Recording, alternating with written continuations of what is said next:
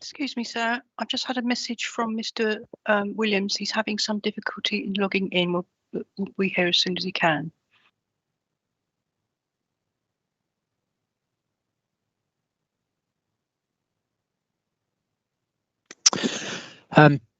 Good morning. Time is now 9:30, and obviously I'm due to resume the inquiry. I just heard a message. I think probably, Mr. Williams, are you now with us? I am, sir. Apologies, I was having a little bit of trouble logging in, but I think I'm here and I can be heard now. Okay, thank you.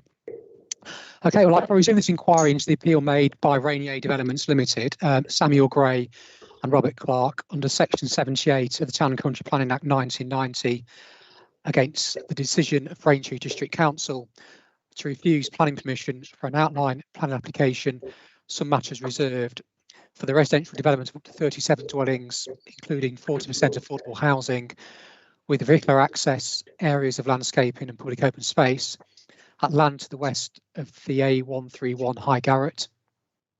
This is the fourth day of the inquiry. Again, please first can mobiles and desk phones be turned off or on silent. On the third day, I heard from continued to hear from the council's planning witness, and I then heard from the appellant's transport and accessibility services witness. And then today I will hear from the appellant's landscape witness and then the planning witness. There should be an attendance sheet circulating for today. So again, please add your details, even if you've not been previously, even if you have been previously present at the inquiry. Okay, in terms of outstanding matters since the inquiry was adjourned last week, in terms of what I've received since, firstly, I've received from the Council a Court of Appeal judgments, which I understand that Mr. Williams will refer to in closing.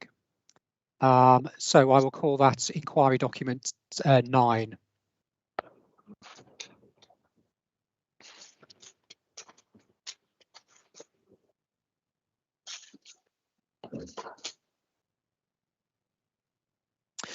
And similarly, I've received a from the appellant a High Court judgment, which I understand Mr. Easton will refer to in closing.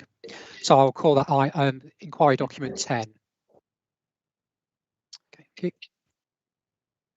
In terms of what else I've received, I've also received the council submissions on inquiry document 7, the inquiry documents which relate to the Broad Road decision notice and the Section 106 agreements for Broad Road, Panfield Lane and Towerlands, because that followed the remarks I made last week.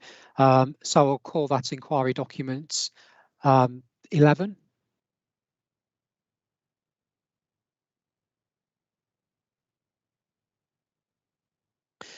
And on a essentially similar basis, I've received a supplementary 5-year housing land supply position now from the appellant as well. So I'll call that document inquiry document 12.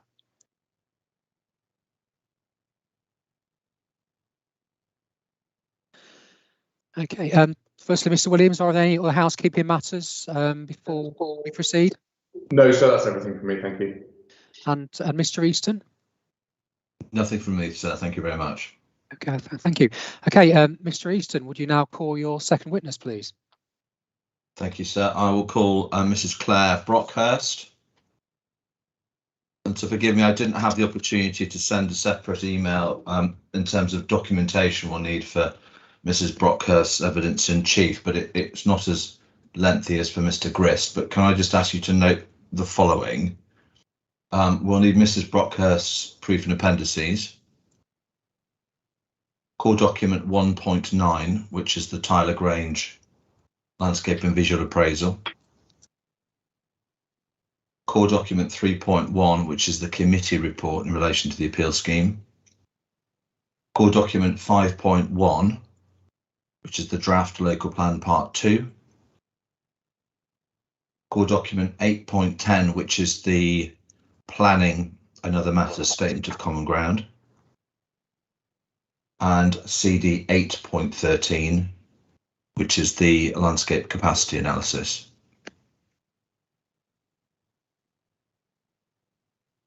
Thank you very much, sir. What I propose to do, first of all, is to introduce Mrs. Brockhurst through page 2 of her main proof of evidence. You're Claire Brockhurst, you're Director of Leighton Place Limited. You've had a career in landscape architecture and landscape planning spanning more than 30 years. Within your area of expertise, you specialise in landscape and visual planning matters and the design of strategic green infrastructure. Are those details correct, Mrs. Brockhurst? Yes, they're correct.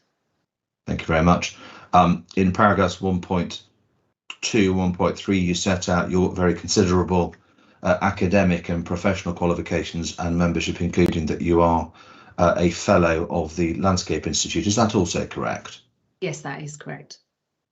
Thank you very much. And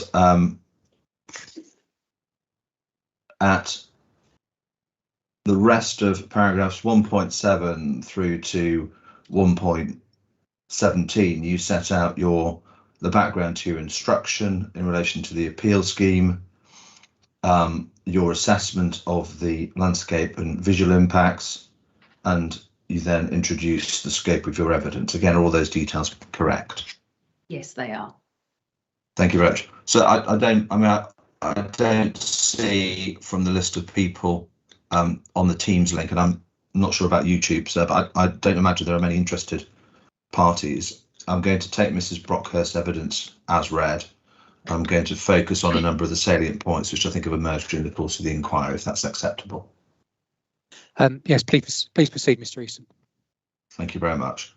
Mrs. Brockhurst, you were here and you heard the evidence of Mrs. Banks and my cross-examination of her, didn't you? Yes, I attended. All right.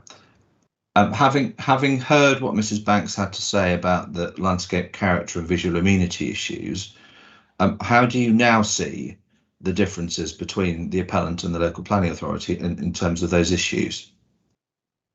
My understanding of the evidence was that the issues between us on landscape matters has narrowed to the issue of the role the site plays on the setting of High Garrett. That seemed to be where we arrived after the cross-examination. Okay, thank you. So that helpfully encapsulates what you consider to be the issues between us. Now, just to tick off a couple of other matters, do you have available to you, please, the overarching statement of common ground, CD 8.10? Yes, I do. And then I think it would be helpful for you to go to internal page number 14. Do you have a paper copy or a... I'm a paper copy girl for some of my documents. Okay.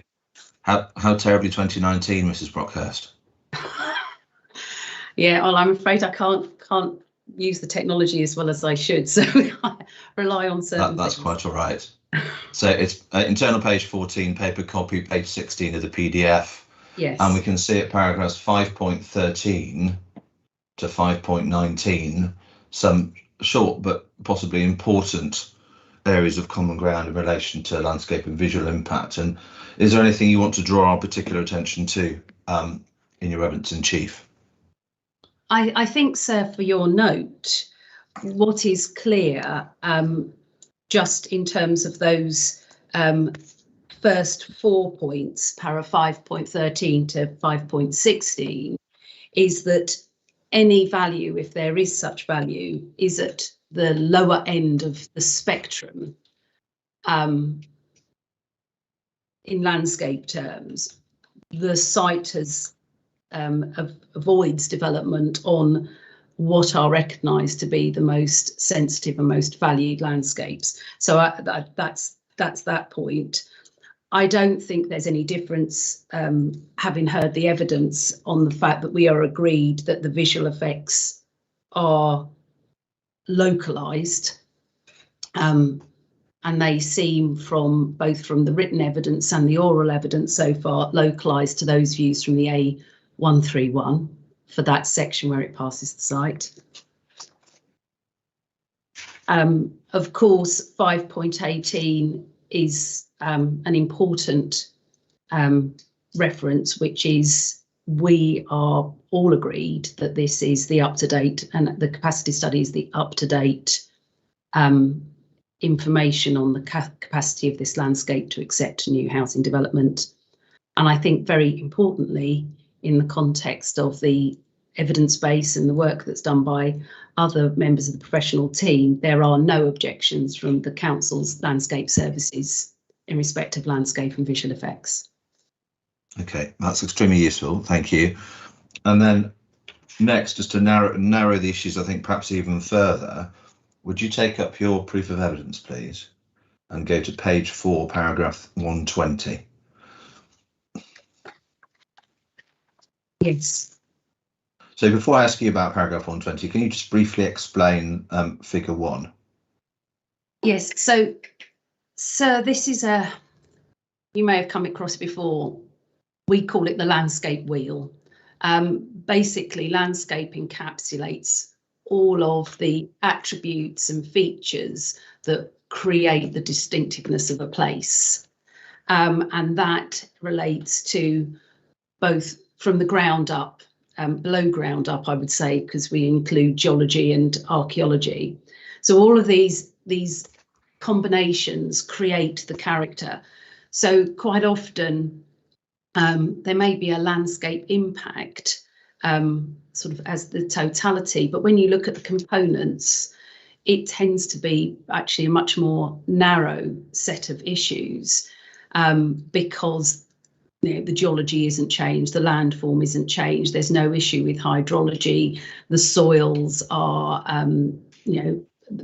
towards a different end on the classification, there's limited time depth, there's no associations with some cultural reference. So the reason for including this is to show that landscape isn't just a on its own a thing. Landscape is the result of a number of attributes that we consider. Okay, thank you. So that helpfully sets the context for paragraph 120, where you explain that having regard to these components, there's no objection set out in the council's reason for refusal in respect of trees, soils and geology, heritage, including built heritage, historic character, archaeology, air quality, hydrology and arboriculture. That's right. Okay, thank you very much.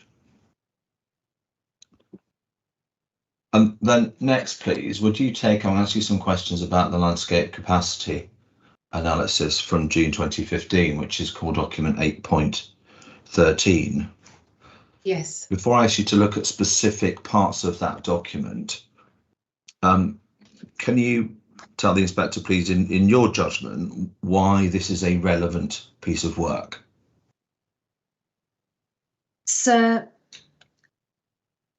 it is always a helpful piece of work when you arrive to look at a site and find that outside of the polarised debate of parties at an appeal, that an independent assessment of capacity has been undertaken. Even more so when that capacity assessment has been undertaken by independent and fully qualified professional members of the Landscape Institute. So what we have is something which didn't seek to argue one side or the other. This is suitably unbiased, independent, and importantly, in the way that it's used as part of the evidence base, undisputed by the council. So whatever position one party or other takes, this is a constant reference point for us because it is not challenged. Okay, thank you. And then would you go into the text itself, please? We have the introduction section starting at the PDF page 7, page 1 of the document itself, if you have it in a hard copy. Yeah. And 1.1, I think, explains the context and the purpose of the study. Yes, that's right. Yeah. And then 1.3, the objectives. Again, Yes. Anything you want to draw attention to in relation to paragraph 1.3? Yes, so, sir, I think it seems to me by reading this part of the purpose and objectives of the report is that you have both the input to the evidence base and the creation of a platform on which site allocations come forward. But importantly, in respect to the second part of paragraph 1.3, you have the reference that this evidence base will also support policy. So it takes it beyond just site identification, but also an informative to the policy when it comes to development control. Okay, thank you. Just on that, keep the capacity analysis close to hand, please, Mrs. Brockhurst, and then take up core document 5.1, which is the draft local plan part 2. Yes, I have that.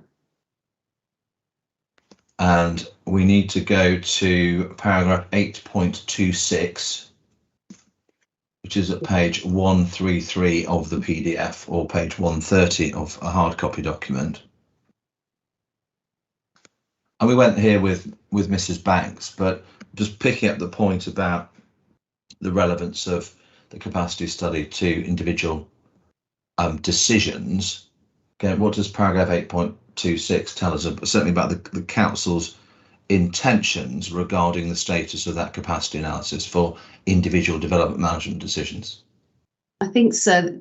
Paragraph 8.26 confirms the position in respect to the development control role of the capacity study, where it says that when considering development proposals, it will be necessary to consider specific details contained in the landscape capacity analysis and landscape character assessment for that particular area. So it is more than simply an informative. It is something that is applied when it comes to considering development. Okay, thank you very much. And then back to the capacity analysis, please. Now, in terms of the detailed description and assessment of the appeal site forms part of a parcel together with the recently dismissed appeal to the immediate to the south, doesn't it? Yes, that's right. Yeah, and together I think they're parcel 13A. That's not controversial. No, that's okay. Fine. Now, if we go in the document itself to PDF page 37, internal page 31, we can see there are 3 fairly full paragraphs of assessment of parcel 13A. Yes. And what would be helpful, just to get your expert view, first of all, on what you say the inspector can draw from the description of the parcel, and secondly, the extent to which you agree with it.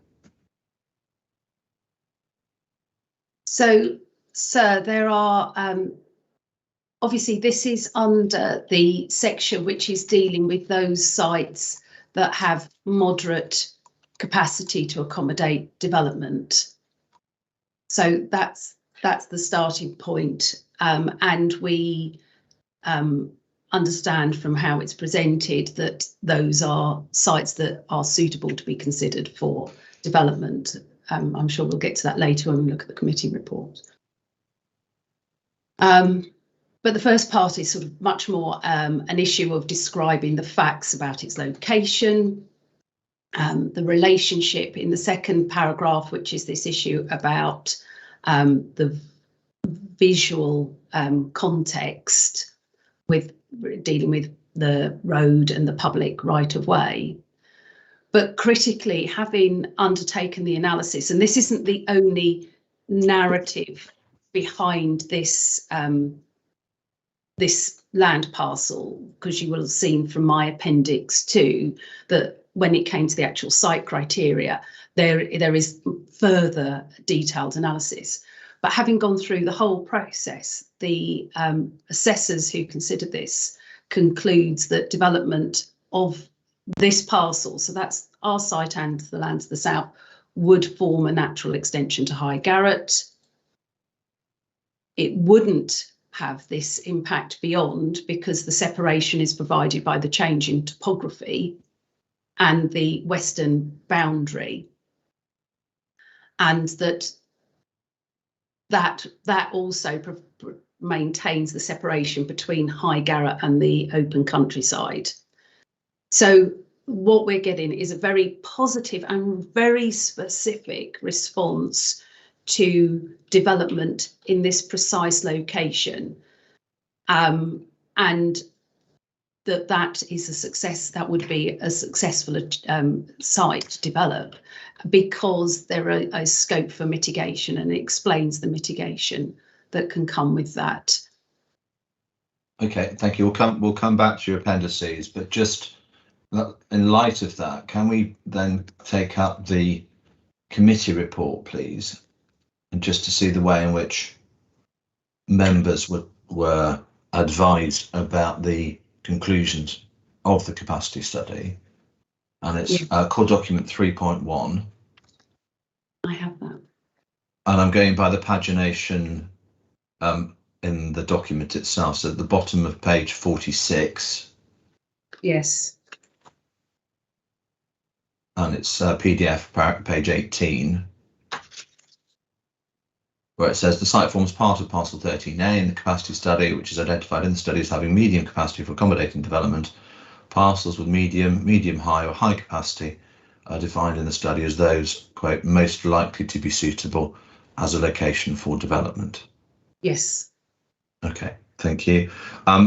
So the second question I asked you in drawing out various points from the capacity study as it relates to parcel 13A is the extent to which you agree with the assessment. I agree fully with the assessment. When I first take on a commission of this type, I undertake my own site view and my own analysis before I get into reading the other documents that have been prepared and have been published. So I go in with fresh eyes to have my opinion based on 30 years of this work, to understand what I think the issues are, and where I think development would be appropriate and how it would work, and whether it would be a good fit, both in terms of the landscape consequences, but also the townscape which it will become a part of. So I had come to a conclusion that this was a sensible location for development. It would be a good fit. There was capacity for development of this type that would complement the contrasting nature of High Garrett. So I was very happy with it. After coming to those conclusions and making my sort of framework of case, that's when I then started reading the other work, and then I read the capacity study afterwards, and I wasn't surprised that they came to the same conclusion. Okay, thank you. The other document which we haven't spoken about yet, and we don't necessarily need to go to it, is the Tyler Grange landscape and visual appraisal. Yes. Now, do they form a different judgment from you or the capacity study? No, again, so obviously, sir, I have a history with Tyler Grange. I used to be a part owner.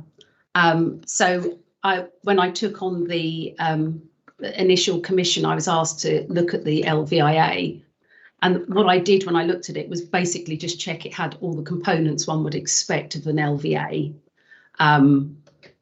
but without going into depth and looking at their conclusions. So again, trying to stay as independent and fresh eyes to the appeal as I could. And having read their document in the drafting of my own evidence, again, no surprise, they reach very similar conclusions as I do, which are consistent with the position of the assessors in the capacity study. And of course, with no objection from the landscape services, also another body who felt that this was an appropriate location without significant issue. Okay, thank you. Now, you explained that there's more detail that sits behind the descriptive analysis in the landscape capacity study itself. And you have provided, haven't you, the analysis forms? Yes. That the landscape partnership produced in your appendices. So can we just go to those, please? So your appendix A, but you've helpfully internally paginated your appendices, for which you get a gold star, Mrs. Brockhurst, page 11. You'd be surprised how few people actually do that. I had one inquiry I turned up when my opposite number had numbered everything without pagination, but numbered everything in Roman numerals all the way up to Appendix 34, which was took some identification. Yes, I'm sure. So page 11, Appendix A. Yes. Can you just take us through how we're supposed to read these assessment sheets, please? So these first two pages, paginated at 11 and 12, these are the blank pro formas which the assessors from the Landscape Partnership used in making sure they had a full record, which would they to be interpreted back in the office and in order to come up with the summary document that we were looking at earlier. And so what they are showing is the two sets of criteria that they were testing, and that is strength of character and condition. And there we have the 6 characteristics that were tested, and it's explained in detail in the text that we were looking at earlier. And then what the issue are on the conditions. So it gives you in the boxes, it tells you what different classifications they can give. So weak is when the landform is insignificant. Strong, you have a prominent, dominant element. So it's really sort of showing you the words and showing the classification. And on the second table, the capacity analysis, we're looking at not just landscape capacity, but also visual capacity. And this comes out of a document that's referred to in the capacity study, which was the topic paper 6 produced by the Countryside Agency on sensitivity and capacity. You don't need to read that. That is now superseded, but that is what informs this type of analysis. So it is about the two aspects of landscape, its visibility and its character. And again, they used a scoring system. A equals 5 down to E equals 1. The score is a starting point, and it gives a sort of, at least gives a consistent, in what is, we all know, a very subjective topic. It gives some sort of objectivity to it. The scores are one thing, but I think when you come to landscape, it is reading the narrative that explains what those scores mean and the specifics related to a parcel of land. So that's what those two tables deal with. And then Appendix B, which I've copied at 13 and 14, you will see that gives you your full scoring system.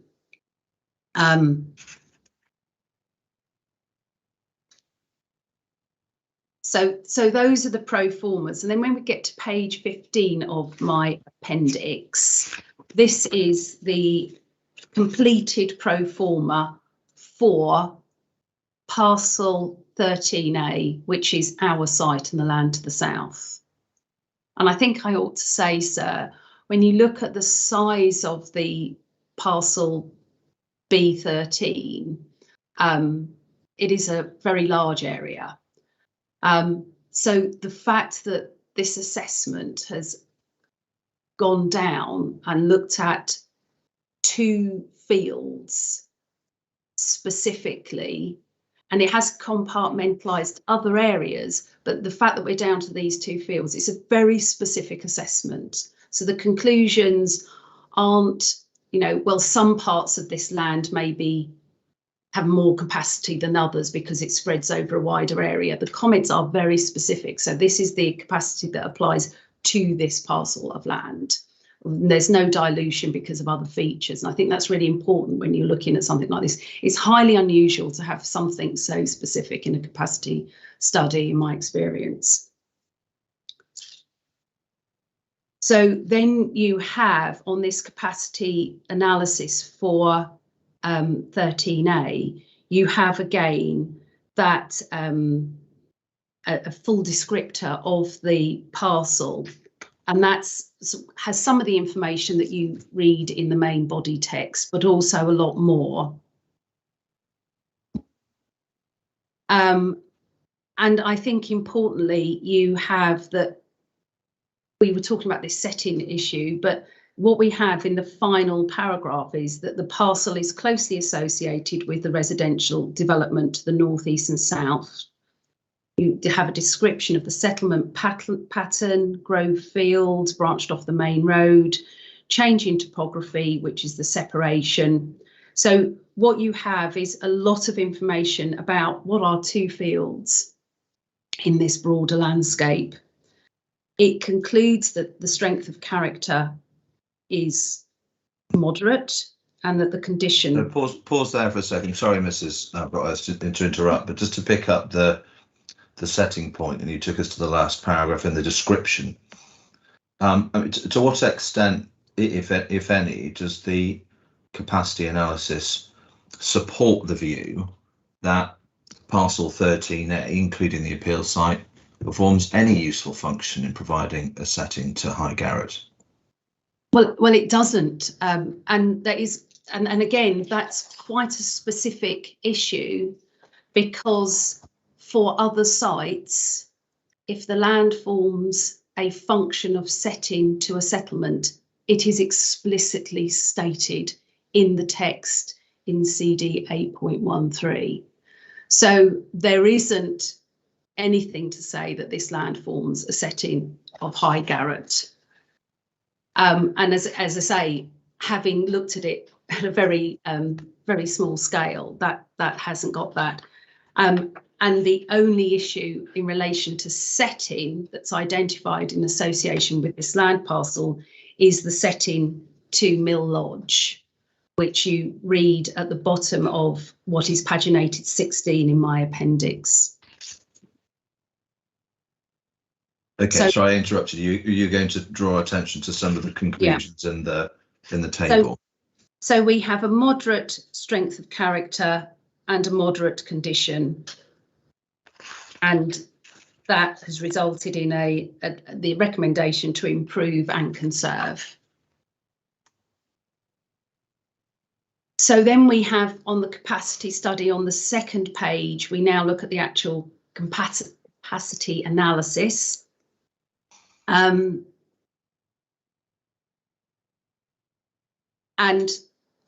I don't want to take you through all of these, but sir, when you look at where the letter is recorded, so for example, condition, it's given a C, which has a number associated with it, but the text that is associated with that is weak character in good condition. And again, the reason this analysis is very specific is that we have under visual features prevention of coalescence, which is the matter that I believe is no longer at issue. But obviously that concluded A. The definition of A is development would not compromise any separation. So it's important that you don't just look at the numbers, but you look at the narrative text that supports that assessment. Okay, thank you. Then we read this table and we see there's an overall capacity of medium, and we understand the view that you take about that and the way in which members were advised in the officer's report. But then we have a series of guidelines for development and mitigation measures. I mean, do they emerge from a detailed analysis, not simply in terms of the numbers, but a detailed assessment of the qualities of the parcel that's being considered? These are the qualities of the parcel that's being considered. These are the defining landscape issues that need to be considered in developing this land parcel. So the reinforcement of the vegetation on the western boundary, and that is to screen views but maintain that separation that currently exists to maintain it. And that's the separation between High Garrett and the open countryside. So it is that separation that we're dealing with. And obviously, sir, you will see from the illustrative master plan that is and can be accommodated. with the provision of the housing. The setting of Mill Lodge, well, what we do know is that the council does not take an issue on the setting of Mill Lodge. And as you will see again from the illustrative master plan, there is capacity within the development because of the number of units to accommodate offset and appropriate landscape treatment to the space around Mill Lodge. And then also that the development should reflect the settlement pattern and scale and features of the neighbouring development in High Garrett. Now, from my proof, you'll see that there are, I think High Garrett has two different distinctive qualities, and certainly development of the appeal site would be consistent with the pattern and treatment of development to the west of the A131, which is the appropriate design response in this context. Okay, and just this is an outline scheme, so to the extent that the council wished to ensure that the development would reflect the settlement pattern, scale and vernacular features of neighbouring developments in High Garrett, is that a matter that's within their control at reserve matter stage? Absolutely, totally within their control. Okay, thank you very much. Now we can put your appendices to one side, and I have I think 4 other topics I just want to cover with you. The first one is a spatial consideration. Now, this first question presupposes that in some form or other, the appeal site is a gap. Now, what would be the consequences of developing this gap in spatial terms? Well, in spatial terms, this is an area of land within High Garrett. So the development in terms of a gap is relating to a gap in the street scene of High Garrett, not between one or other settlements. This is not the land that forms the separation to Braintree and High Garrett. And sir, may I just take you to CD 8.13, paragraph 4.77. I'm going to try and get you a more precise number. So it's PDF page 45, internal page 39. Yes. It's the one that says further parcels contribute to maintaining separation between the village settlements. Is that the paragraph you're looking for? Yes. Thank you. So what you'll see, and you have the extract map is in the other 8.13. So 8.13 paginate PDF 8. I don't know if you're able to open both of those at the same time, sir, but you can just cross-reference. But in this paragraph, what we read here is that the parcel 14A, i.e. not our site, is significant in maintaining separation between Bocking Church Street and High Garrett. So that's 14A, that's where that separation is dealt with. And parcel 12A separates development along High Garrett from the development extending north from Braintree. So the areas of land that separate the settlements are not our site, in simple terms, and you'll see from the map where those two land parcels are. So we're not talking about a separation role of settlements as a result of our development of our site. Okay, thank you. Just whilst we're on that, I think for the inspector's note, you've helpfully extracted at page 20 of your proof the plan of the various parcels that were considered in the capacity study. So if we need a ready reckoner, and from that we can see parcel 14A, which is one of the parcels that you've mentioned and which, according to the capacity study, performs a significant role in maintaining separation between Bocking Church Street and High Garrett.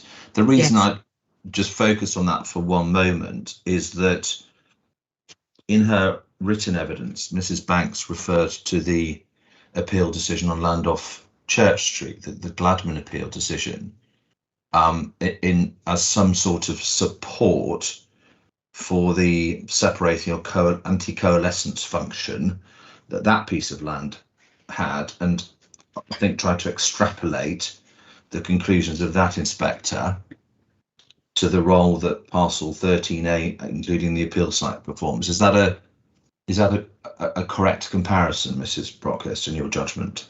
No, it's not, and it isn't, because geographically the appeal site does not lie between those two settlements. So 14A, the land just north of it on the junction, is the land that was being discussed at the Gladman appeal. So it is that land between those two settlements, and our site is not in that geographic relationship between the settlements. Okay, thank you very much. Next topic, functional. We've touched on the question of setting of High Garrett, you've confirmed your view that there's nothing in the capacity study which supports the conclusion that the appeal site forms an important setting function. That's right. Do you need to explain that any further based on your own analysis? I would just say that the use of the term setting is usually taken to, in some form, elevate the role of the open landscape. I don't dispute that this is open landscape adjacent to the settlement edge, but setting is typically understood as something that adds value, adds to the appreciation, understanding of the settlement. And when you're exploring High Garrett, because of the nature of the way it's developed, the infilling, the approach to growth at High Garrett is it doesn't have a formalised setting. It doesn't have a focus. It doesn't have land from which you understand the settlement better from. That you understand High Garrett by travelling through it, not by looking at it from outside and what the land does in the foreground. So I don't think it has a setting role. And also I would say the capacity study did look at land which did have a setting role, and therefore specifically mentions when land or parcels performed a setting role. And it doesn't surprise me that it is silent in respect of setting and parcel 13A. Okay, thank you. Penultimate topic, visual effects. And I think in order to explore this topic, I'll do it relatively briefly. The inspector's done a site visit. It's not going to assist him in any way, shape or form to tell him what he can and can't see. But just to illustrate this point a little bit, can you take up, please, excuse me, Mrs. Banks's appendices. So it's a document I didn't ask you to have to hand, but it's Appendix 11. And this really is in response to Mrs. Banks's argument that there are views from the A131 and to the east of the site, across the site through to the open countryside to the west. Yes. Now, my simple point is this, is to what extent do any of the photographs in Appendix 11 to Mrs. Banks's evidence support that proposition? They don't support that, and that's unsurprising because the landscape partnership analysis also found that the tree belt has this performs this role in separating the settlement from the countryside. So you have views of the site, but you don't have views of the wider countryside. And I think that was also borne out in terms of cross-examination of Ms. Banks when she accepted that the intervisibility, by looking back the other way, was very limited, as shown in the photo montages. Okay, thank you. Finally, please, can you just assist the inspector with what your professional judgment is in relation to the overall effects of development, both in relation to landscape effects and visual effects? I think in terms of landscape effects, I accept there will be a change, But actually, when you look at the context of the character of the settlement and how different the west is to the east and the capacity for mitigation measures, I do think the degree of change is towards the lower end of the scale. It would be a good fit.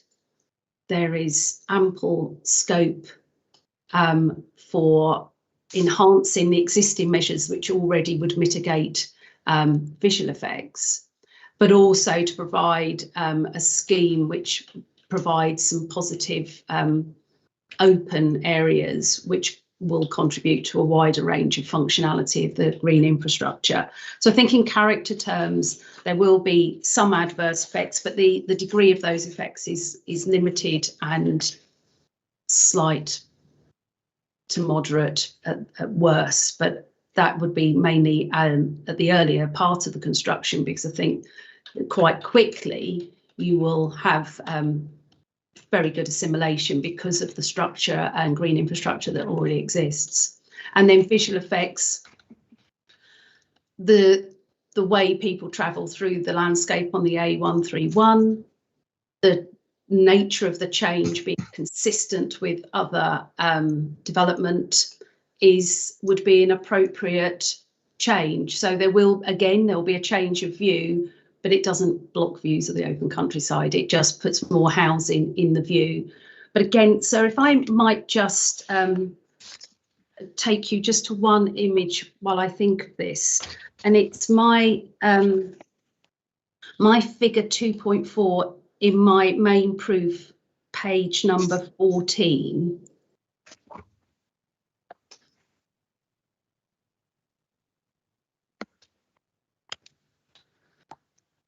If you have that, sir, what you'll see is where the last car travelling north is the entrance to Grove Field. And you will be aware from your site visit that immediately to the left of that, there is a property pretty much on the road frontage. But because of the retained vegetation and the enhancement of that vegetation, you don't have a prominence of housing along there. So I know from there on the development is set further back into the site, but where there is housing on the edge of the road, because the western edge of the A131 is heavily vegetated in contrast to the open hardscape that sits to the east, the change will be very much consistent with what you have and can be well mitigated because you have such a strong framework of vegetation that lies alongside the road. Okay, Mr. Brockhurst, thank you very much indeed. Those are all the questions I have for you. No doubt be asking questions now by Mr. Williams. Thank you very much. Thank you. Thank you, Mr. Easton.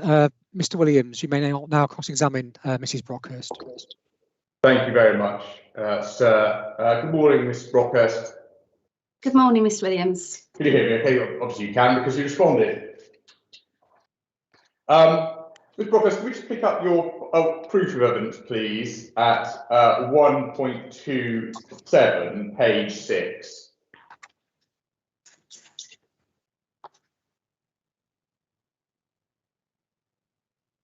You refer there to the Tyler Grange LVA, and you explain in your proof that you don't duplicate the work that was undertaken by Tyler Grange. And as I understand it, your analysis, at least in part, relies on, and you say it's consistent with the analysis in the LVA. Is my understanding correct? That's right, it's consistent with, as I say, I started the process by drawing my own conclusions and then looked at the Tyler Grange, and I didn't need to, in effect, do another analysis because I could use their LVA. Yeah, absolutely understood. And no part of your proof suggests that you disagree with the analysis in that document. That's right. And then you also make reference in your proof of evidence to obviously the design and access statement, which was produced by Urban Box Design, don't you? Yes, that's correct. And again, no part of your proof suggests that you disagree with the analysis in that document. No, that's right. Now, what I want to do before I consider the detail is to understand that I properly understood your overall assessment on landscape and visual effects, to see what is between the parties. And you helpfully summarised at the end your case, but I just want to drill down into that a little bit further. Can we start, please, your proof, page 29, paragraph 5.3.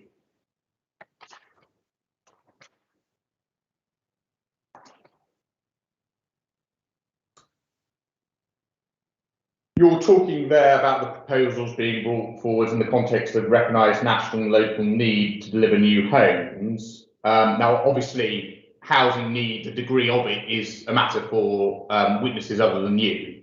Yes, correct. What you go on to say midway through that paragraph, there is, in your view, no in principle objection that can be held to any inevitable harm that arises from the loss of open land to development. That's your position. And we are dealing, aren't we, with a parcel of land that is undeveloped? Yes. It's arable land at the moment. Yes. Well, yeah. And the proposal is to build up to 37 residential units on the land. Yes, that's correct. And you accept, and you said very clearly in your evidence then, that the proposal is going to result in some degree of harm in both landscape and visual terms. Yes. And that is consistent with the way in which Mr. Easton opened the case when he agreed that there would be some adverse effect on landscape character from the appeal scheme. Yes. So, and that is also consistent with the conclusions of the LBA. If we could just take that up, please. First of all, CD 1.9.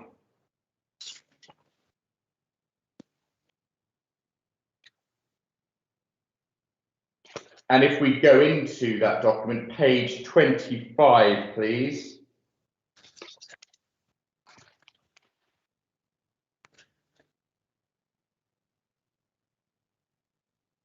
This is, there is a discussion of page 25 with the heading visual conclusions in the blue box. Do you see that? Yes, that's right. It's talking about the visual effects being localised and small in number. And yes. It says that few visual receptors would be negatively effective, and then it identifies those would be negatively effective. Mostly those who travel along the Braintree and Bocking footpath 17, so that's the one that runs within the site to the north. Yes. Residents that directly abut the site. Yes. Yes, sorry. And then it goes on to say others, and I've read this, and tell me if I've read it wrongly, others that would be negatively effective are less sensitive less sensitive receptors, including road users of the A131. Yes. And that's consistent with your view as to where the negative effects in visual terms will be felt. Yes. And in terms of landscape implications, consistent with your view, if we turn on page 28 of the LDA,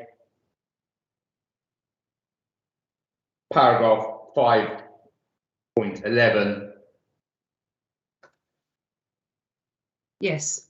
They conclude, I think consistent with you, while the loss of the fuel parcel would be an adverse effect, given the scale of the wide agricultural landscape and the potential delivery could fit with the receiving landscape, this would be a local adverse effect. So that's your view in landscape terms. It's a local adverse effect. So it's fair to say, isn't it, that the difference between the parties is not whether landscape and visual harm would be caused by the development, but the degree of that harm.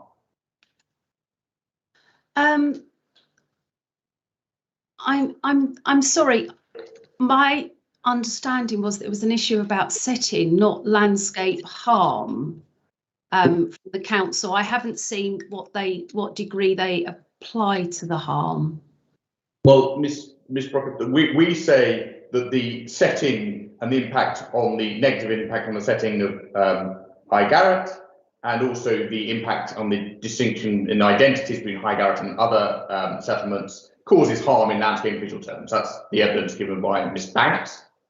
You disagree with that, we'll come on to that. But quite clear, isn't it, that the difference between the parties is not whether landscape and visual harm would be caused, but the degree of that harm that would be caused. I think the reason I struggle with this is because there's a conflating of a setting functionality, landscape character and visual effects. And so there is a difference in terms of what we believe the effects are. But I don't recall what degree of harm that your witness actually states there will be. Well, so, my position is there will be a lower degree of harm. Yes, that's what I understood the case to be. And if we look in your proof, please, at paragraph 17, sorry, page 17, paragraphs 3.9 onwards.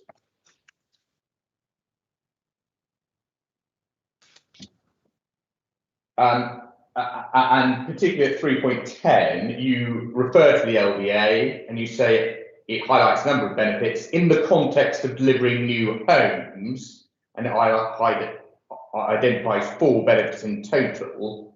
And then at 3.11, you say the matter should be given positive weight in the planning balance. But just to be clear, you're not saying that the proposal would result in net beneficial effects in landscape and visual terms. You're concluding, as you've agreed with me, that there would be a net adverse effect in both regards? You don't tend to round them up. I think the measures of benefits are beneficial in landscape character terms. The loss of the land, the open and undeveloped land to development, is an adverse consequence. Overall, it would be most probably judged to be a negative effect, but at very low end because of the benefits provided, but in line with the recommendations of the capacity study to enhance the landscape elements. I'm happy with that, but I understand your position in relation to that. And then finally, and I think this is maybe the point that you were lighting on earlier, if we turn in your proof to page 18, please, and 4.1. Yes. You deal there with 2 propositions which you've understood to underpin the decision reached by the council in landscape and visual terms. Yes. The first, in short, is the setting point. Yes. And the second is the separate identities point. Yes. Now, you come on to reject both, as we've heard, both propositions. Yes, yes, that's correct. So it follows, doesn't it, that your conclusion that there would be limited adverse effects in landscape and visual terms is predicated on both of these propositions being wrong? Yes. So if the inspector disagrees with you in relation to either of those propositions, it stands to reason, doesn't it, that the degree of adverse impact in landscape and visual terms would be greater than you'd assess? No. The assessment of landscape and visual effects is as stated in the LVA, which I've just discussed with. The effect on the functionality in terms of coalescence and setting are different aspects of a landscape consideration. So the character and visual effects are not, you don't conflate them. You don't say, well, if you have an adverse setting effect, you therefore must have an adverse landscape. They are separate parts of the process, so you can't conflate those. Say, well, if you're wrong on one, you're wrong on all of them, because they're different aspects. That's interesting, Mr. Brocker. So your position, just so I can understand it, it's helpful for me so I know how to close on it. Your position is that, let's take setting for example. Our position is that this appeal site and the open nature of it contributes to the rural or semi-rural setting of High Garrett. Okay, you Yes. understand that, and Yes. that its development would adversely affect that character. Are you saying that when you've undertaken your analysis, you haven't, when undertaking your analysis on the impact of landscape or townscape, you haven't had regard to the impact of setting as a component part of that analysis? Setting isn't a component part of that analysis. So I'm going to take you back, sir, to my my page 4 and figure 1, which is the landscape wheel.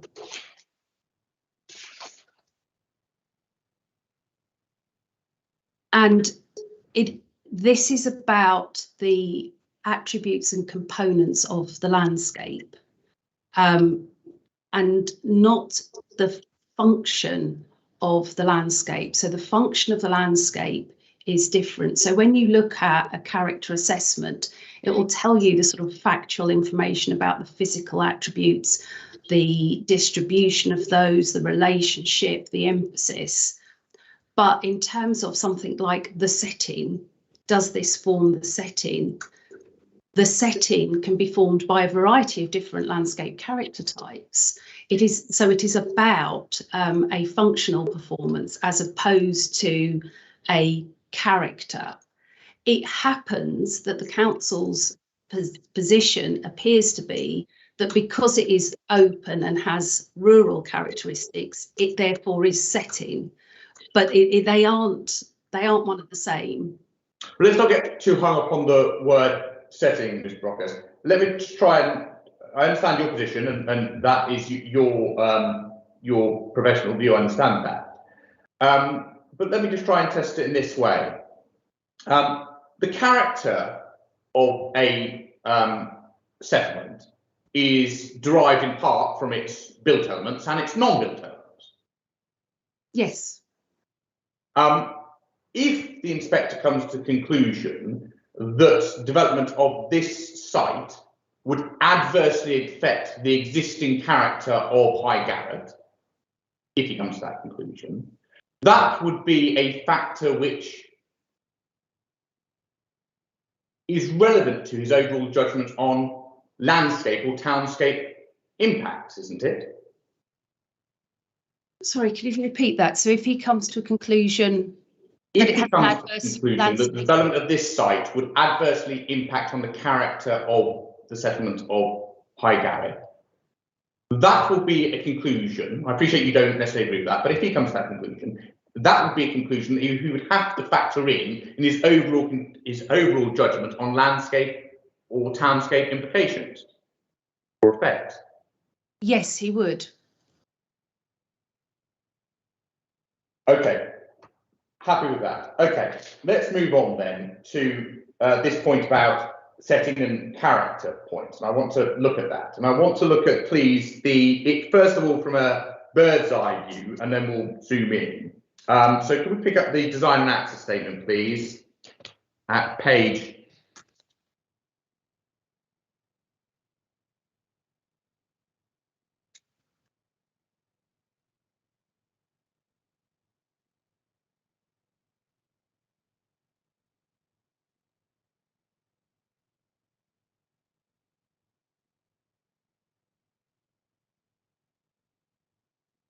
Sorry, you've gone on to mute, yeah. so I haven't Muted I haven't yourself. heard anything, Mr. Williams. I apologise about that. Sorry, I was. You asked me to go to the DAS, and then I did ask you to go to silent. the DAS, CD 1.3, Whereabouts? page 9, the aerial photograph, and I appreciate, Ms. Brockenhurst, the limitations of aerial photographs. I'm using this as an A memoir, not as an absolute, as it were. But just to give us the context of the site. Tell me when you're there. I'm there. Now we see, don't we, the eastern side of the A131 is made up of predominantly linear housing development. Yes. And it runs almost continuously from the development north of the appeal site in High Garrett, right down to beyond Church Road towards Braintree to the south. Yes. On the western side, to the north of the appeal site, there is some sporadic irregular development in High Garrett itself. Yes. Then we've got, working south, the appeal site itself, which we've agreed is an undeveloped arable field, and immediately to the south of that, another undeveloped arable field. Yes. And that's the field in which the proposal for 30 homes was refused on appeal a couple of months ago. Yes. Then we have Grove Field and its related housing developments. Yes. And then we have the south of Grove Field is the single field before you get to Church Road. And that's the field which is not being developed as part of the Gladman development because, and we'll come on to it, the Church Street inspector found that for whatever reason, we'll come on to it, it was not appropriate to develop that part of the site. Yes. Now let's agree, if we can, some propositions. On the eastern side of the A131 in this location, there is a limited, if any, relief from built development. That's quite right, and exacerbated really by the nature of the frontages of those properties, which is very much a hard, car dominant, unvegetated street scene. So yeah, it is a continuous line. Yeah. Now we agree also, don't we, that in contrast, there is currently relief from built development on the western side of the A131. Yes, and interestingly, and I think this is where the contrast is that because of the nature of how the development to the west has evolved, even where there is development, it is read sort of within or behind this much more wooded frontage. So it has a softer edge to the west where there is development. So even where there is development, you know, Grove Farm is the most obvious, but where you have development there, it works successfully because it has a different character to the townscape to the east. Yeah, and entirely agree with you on that for what it's worth. But the relief in part from the built development on the in this vicinity on the west is provided by undeveloped arable fields. I hear what you've got to say about the nature of the built development, but it's also the relief provided by the undeveloped arable fields. Well, I don't think so. I think it's actually quite an odd experience travelling through there because of the density to the east, the land to the west doesn't play an enhanced role. It really just fragments the legibility of the settlement. So it sort of breaks up the pattern. So there's a lack of rhythm on the street scene because there is this gap. I don't see it as a relief that's even necessary. I think it just feels like, where's the rest of High Garrett? Oh, here it is. So it's not quite for me, oh, that's a relief from the street scene. It would be better if the eastern edge were broken up rather than, because the eastern edge feels very different from the western edge. So that's my reading of it, is that it's not the western edge compensates for the linearity of the eastern edge. Try again on that. I understand that. I understand and agree with your proposition that the eastern edge feels very different from the western edge. But it is fair to say that the difference in character of the eastern edge and the western edge in part is provided because it isn't all developed, and it isn't all developed because some of the western edges are still undeveloped arable fields. I don't think it is that. I think that the biggest difference is the contrast in hard urban car hungry east and the softer the tree lines, the dense areas of woodland that abut the western road. So it's not sort of break in having something, the type of containment, because it's basically contained. it is the fact that the vegetation that does that, rather than just having a gap. I see. I think I know where you're getting at. I understand. If we look at your figure 2.4 that you took us to in your proof of evidence, we can go there, page 14. Yes. I understand from that viewpoint, what you're saying there is the western side, that it's, I think you say somewhere, it's enclosed by the tree line with built development behind. And the eastern side, you've got harsh built development, which you talked about. Yeah, so, sir, if you turn the page, go back one page on figure 2.3, you'll see the difference, which is the eastern side. So when you're travelling through High Garrett, it is an enclosed settlement, and it is consistently enclosed by something. And it is the nature of what forms the primary enclosure that defines the character as you travel through it, not whether it's open or not, but what lies alongside the road. It's helpful to understand that that's the basis on which you've undertaken your analysis, because if we look, please, at what actually applies when you get to the appeal side, if we pick up, please, the LBA again, and that's CD 1.9, and please could go to page 10 of that.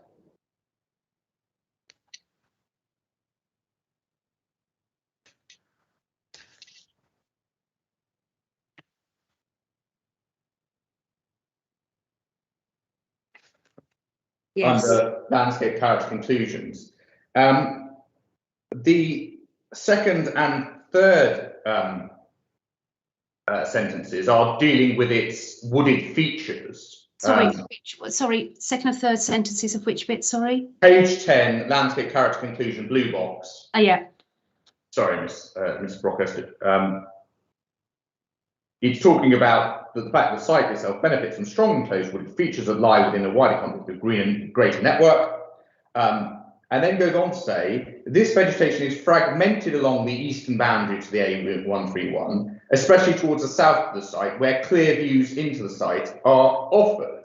And that is an accurate description of the vegetation on the eastern boundary, isn't it? It is fragmented, and there are clear views which are offered, particularly to the south.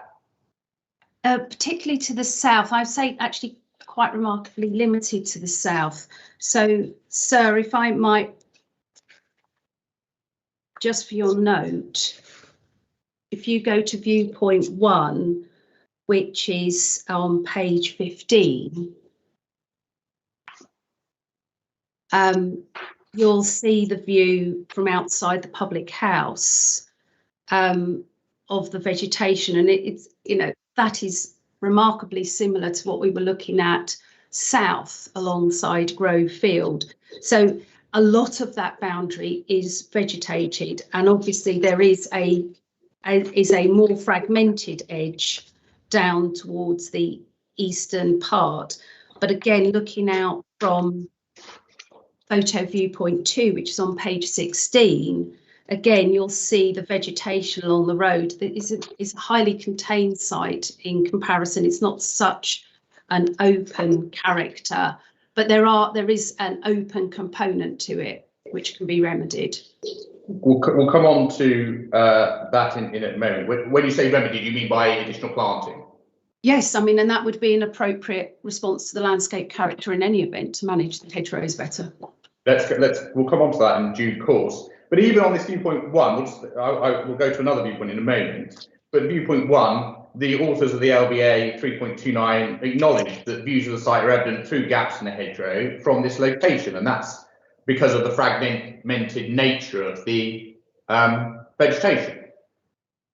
Yes, but I mean, they're not open views. There are some filtered views would be possible, but you don't get a real sense of openness there. Certainly when you're travelling through, you have a sense that you're driving through an enclosed street scene, and enclosed either by buildings or by vegetation. Well, let's, if I may, we've seen what the LBI says about clear views into the site are offered. And if we look, please, at if we take up the design and access statement,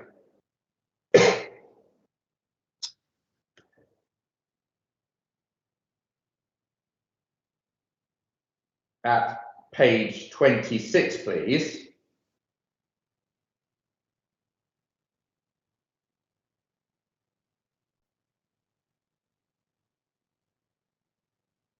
Yes, I have that. And this here shows a view looking along the A131 towards the proposed site, in particular the site access. Yes, that's correct. And this is one of the viewpoints, isn't it, where the authors of the LVIA were correct to say that clear views of the site are offered. Yes, at the end, the southern portion of the site. And what you can see at the moment clearly is the undeveloped arable character of the appeal site. Yes. Okay. And here, users of the, let's start with the users of the footpath, whether walking north or south, would be aware that the field itself is currently undeveloped. Yes, they would. And have you driven, I presume you've driven this route in a car? I've driven it and I've walked it. So when you drive it as well, you're aware from this view, as well as the land to the south, that both the land to the south and this field is undeveloped. You appreciate that? You fleetingly appreciate it, but you're very quickly going from enclosure, less enclosure, and back to enclosure. So you're experiencing not what you see, but how that relates to your context. So you still move quite quickly from one area enclosed on both sides to another area, and there's a piece of open land. And I'm not saying you can't see the site, but it is a fleeting part of the experience. But in terms of its appreciation of the townscape, it doesn't do anything more than just open up and then send you back into the typically and characteristically enclosed street scene. But this is a relief from that enclosed street scene. I don't know if it's a relief, it's a change. Okay, happy with change. Of course, this being the area where the entrance is located, in order to ensure that there are sight lines, you wouldn't be proposing significant amount of tree planting or vegetation planting in this location, because you'd need to maintain the, well, first of all, you'd have to have the access itself, and then you'd need to maintain the sight lines.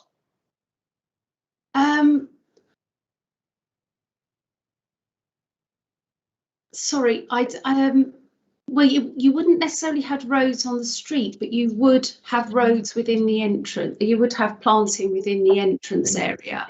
So in the same way as you experienced when you walked along the road and saw the Grove field development, you would have seen that there's vegetation that sort of comes into the site along the edge, which in effect sort of screens the building. So yes, you can see housing beyond, but you have vegetation in front of you, so it isn't just a sort of an open view of the housing. So you will see some housing, which is consistent with what happens at Grove Field, but there is capacity within the site entrance outside of the visibility space to accommodate tree planting. What you won't see, Ms. Brockhurst, is an undeveloped arable field. No, you won't. Thank you. I then want to pick up, if I can, as to the character of High Garrett. Could we pick up the DAS page 27? Sorry, apologise. I will start at page 43.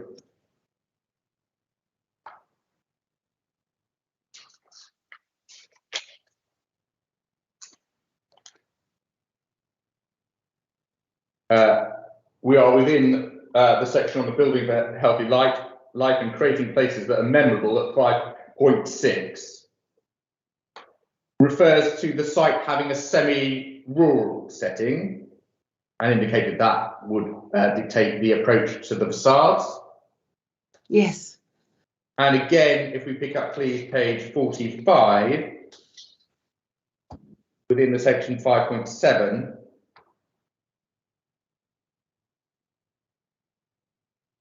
we're talking here about the well-defined streets and spaces, and the designer here is saying the block structure, this is the final sentence of 5.71, the block structure is an informal approach which is appropriate for the semi-rural setting of the site they're talking about.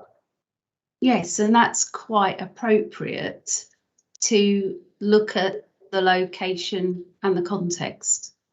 But I understand that. But what the DS was saying, I think you agree with this, we'll come on to how you describe the site differently, but you agree that the setting of the site is of a semi-rural nature.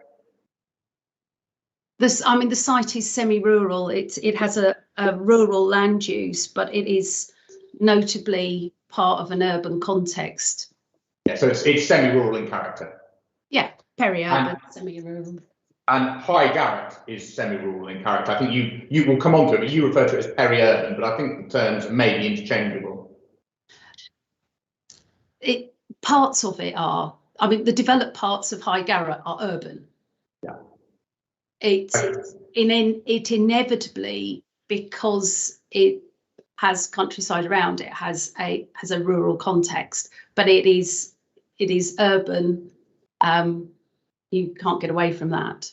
We'll come on to that maybe in a moment in terms of character. Parts of it are semi-rural, fine. If we look at back in the DAS, please, at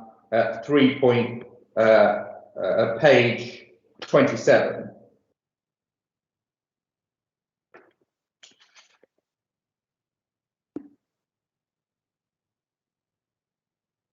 It's talking here about the tree, the arboriculture, and particularly identifies the tree line boundary. And at 3.33, it's talking about the best trees on the site being the mature stock on the western boundary, and that provides a visually prominent and valued tree backdrop to the edge of the site. You see that? Yes. If it's a backdrop, it's implicit that it's considering views from the east, because that's what it is a backdrop to.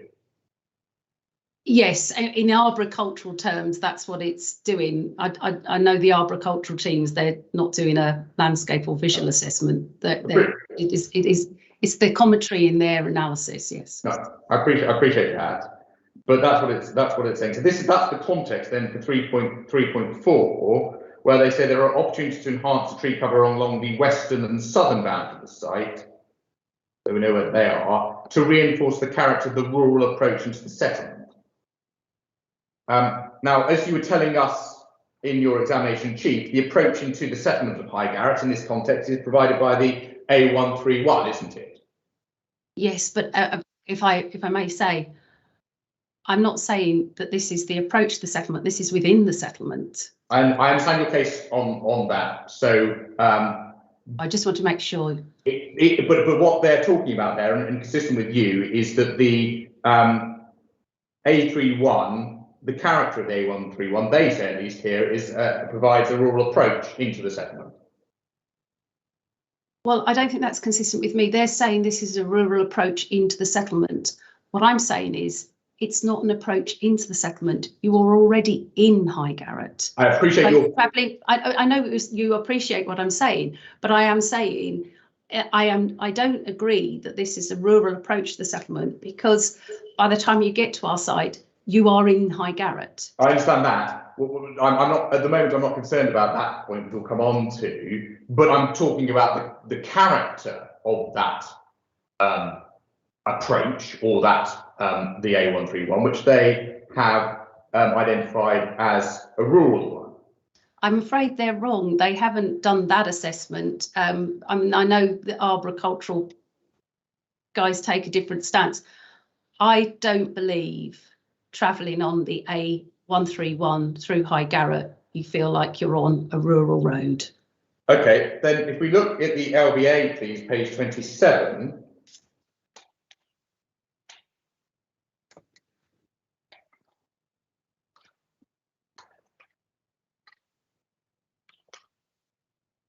just to be fair to the arboricultural team, they don't say that you're on a rural road, do they? They say that it would reinforce the character of the rural approach into the settlement. So what they're saying is that at least their understanding was that the character of the approach was a rural one.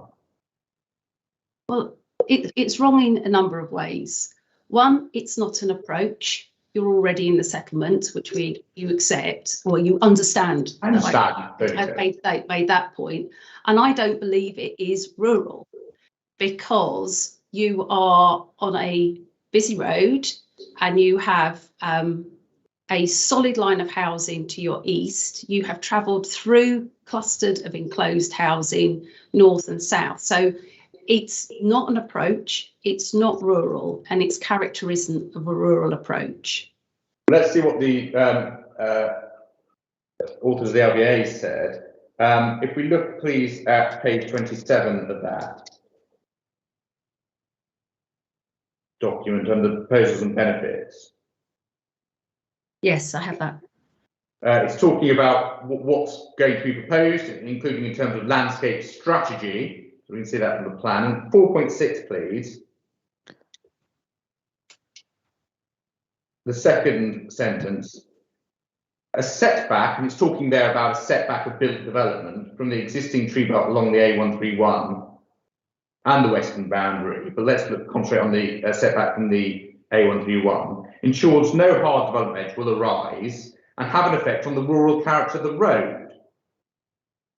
So the authors of the LVIA were also of the view that the road, at least in this part, and looking towards the appeal site, had a rural character, and that setting development back would ensure that that isn't adversely affected. Well, I think there's two things. There's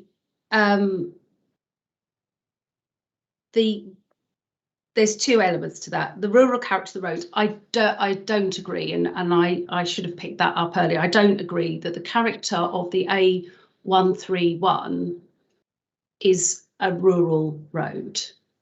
And so if you had driven round other parts of the area before you got to the A131, you would have seen rural roads. So if you go to the east of High Garrett and go down the lanes there, they are rural roads in my view, and that would be my reference point from that perspective.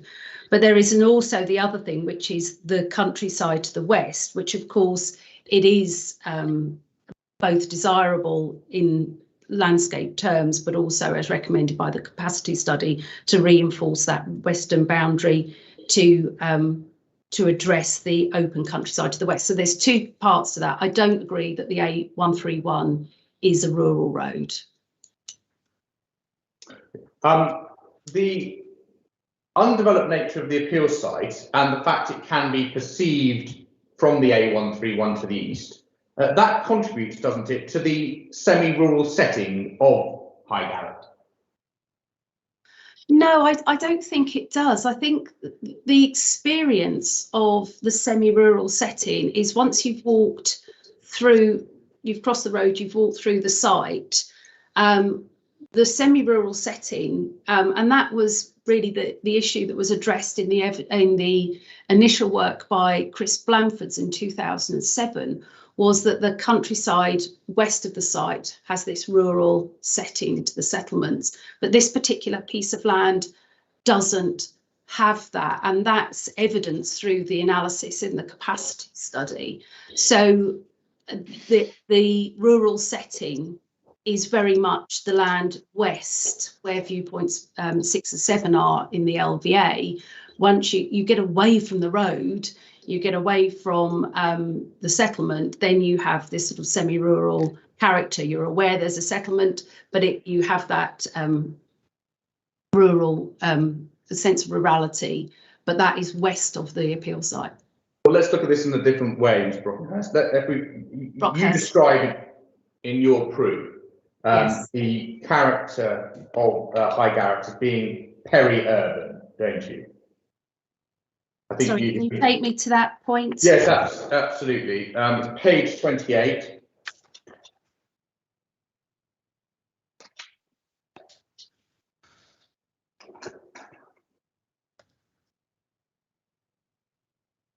(440). You say the last sentence, the appeal site is within a transitional peri-urban landscape. It's not countryside. Yes. And as I understand it, you don't define peri-urban, but as I understand it, that means a rural-urban transition where there are elements which are urban and elements which are rural. It is. Well, it's about a sense of place. So peri-urban is when you know that you're not in the countryside. You have a sense of being on the edge of a settlement, within the influence of that settlement. So it is very much having a sense of place which is related to the settlement and not to the countryside. Okay, but it's not urban and it's not countryside, which is why it's peri-urban. So there are elements of urbanity about it and elements of rurality about it. Yes, there is a sort of a capture of those two. And so there may be nuanced differences, but it's why in substance it's the same as the authors of the DAS were saying, that Garrett had a semi-rural character. A peri-urban and semi-rural character are, in broad terms, synonymous. They tend not to. I tend not to see them as same. I think it's that if you're using the word peri-urban, it's because the urban influence is greater.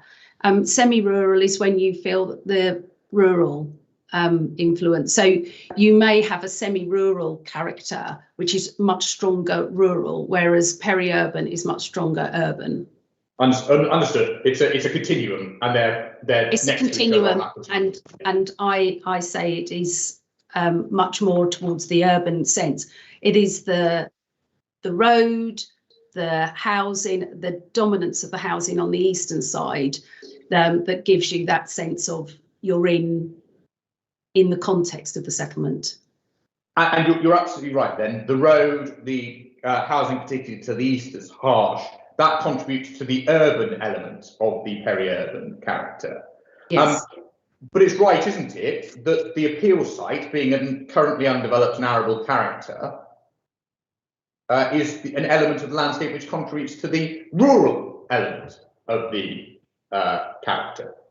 I think its features certainly give it a connection to the rural, but because those features are integral to the townscape, to the west, north and south, then they are also features of the urban framework as well. So they are not in and of themselves an indicator of rural, because you see them alongside housing elsewhere in the townscape. I understand the context, but if just looking at this concept of peri-urban, we've got contributors to the character which are urban contributors, and we agree what they are. We must have some contributors to the character which are rural characters, non-urban characters. And one of the contributors is the undeveloped arable field which forms the subject of this appeal. Yes. And if development is permitted for 37 homes on this appeal site, the balance will shift in terms of character from the rural to the urban to a degree. Absolutely. I haven't yet found a site which has been developed that hasn't done that. And that will have an adverse effect on the semi-rural character of High Garrett, won't it? It will have an adverse impact on the site, but of course the other component of considering the effect of that is it consistent with the townscape with which it becomes a component of? So in and of itself, yes, there is an adverse consequence of building the housing on the land, and that's recognised in the LVA. I recognise that. I haven't yet found a decision that doesn't recognise that happens. But is it of the place? Would it still be read as High Garrett Is it an addition to the settlement and character of High Garrett? And that is where I say yes, it is, and that's why you look at how that fits with development west of the A131. Let's break that down, Brockenhurst. If this development is allowed, on that continuum that we're talking about, High Garrett will become more urban than it currently is. The character of High Garrett will. I don't think it'll become more urban. No, I mean, it is strongly urban where it is developed.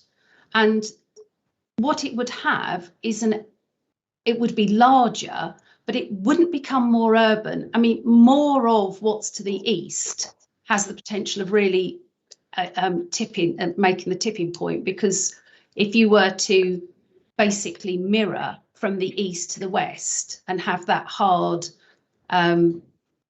car heavy unvegetated edge, I would say it would appear more urban. But I think actually the design approach means that it would appear an expansion of High Garrett, but it wouldn't make it a more urban settlement. It would be a slightly larger settlement. Visual impact, very briefly, I concur with my learned friend here in respect to seeing the sites, walk around the viewpoints. I'm not going to spend a long time on these, but we have looked, first of all, at, just go back to the page 26 of the DAS, please, the viewing to the south of the site. Yes. And you have agreed with me that this is where the engineering operations for the access would be needed. We know that there's going to be footpaths proposed on either side. Yes, sorry, yes. Yeah, you agree with me that the views which the LVIA said were clear views of the site would not be of an arable field, but of a housing estate. That's correct. You'll see housing, but And you would also, sorry, you would also see that behind the new landscape infrastructure that will be planted as well. So it would be filtered views of housing, unlike what you see to the east, which is unfiltered. But it would not be entirely filtered. It certainly wouldn't be filtered where the entrance is, for instance, because it couldn't be filtered where the actual physical entrance had to be located. No, and so I would direct you to recall from your site visit how that is addressed at Grove Field, because that has an entrance to it. And the users on foot would perceive the appeal site as being a housing estate. I think I understand what you're saying. I think the users of the footpath would perceive this being part of High Garrett, settled, but part of High Garrett. And they would perceive, therefore, built development on both sides of the road in this location. Yes, there's no difference to where they are when they're stood further south. It's you have settlement. And those using the road in vehicles, although travelling at higher speeds, they, as you accept, are currently aware of the agricultural field, and they would be aware, albeit relatively fleetingly, of the housing development once it had taken place. Yes, and to emphasise that fleeting, so you see where on that view on page 26 of the DAS, you see where the street light is and the telegraph pole. The vegetation starts there, so it is that short section, and then you move into the more wooded frontage, which would be reinforced, which is opposite the Hare and Hounds, which is viewpoint 1 of in the LVA. So yes, it's that fleeting because it is just that section that is open. Yes, let's go to the then viewpoint 1, please, in the LVA. That's CD 1.9, page 15.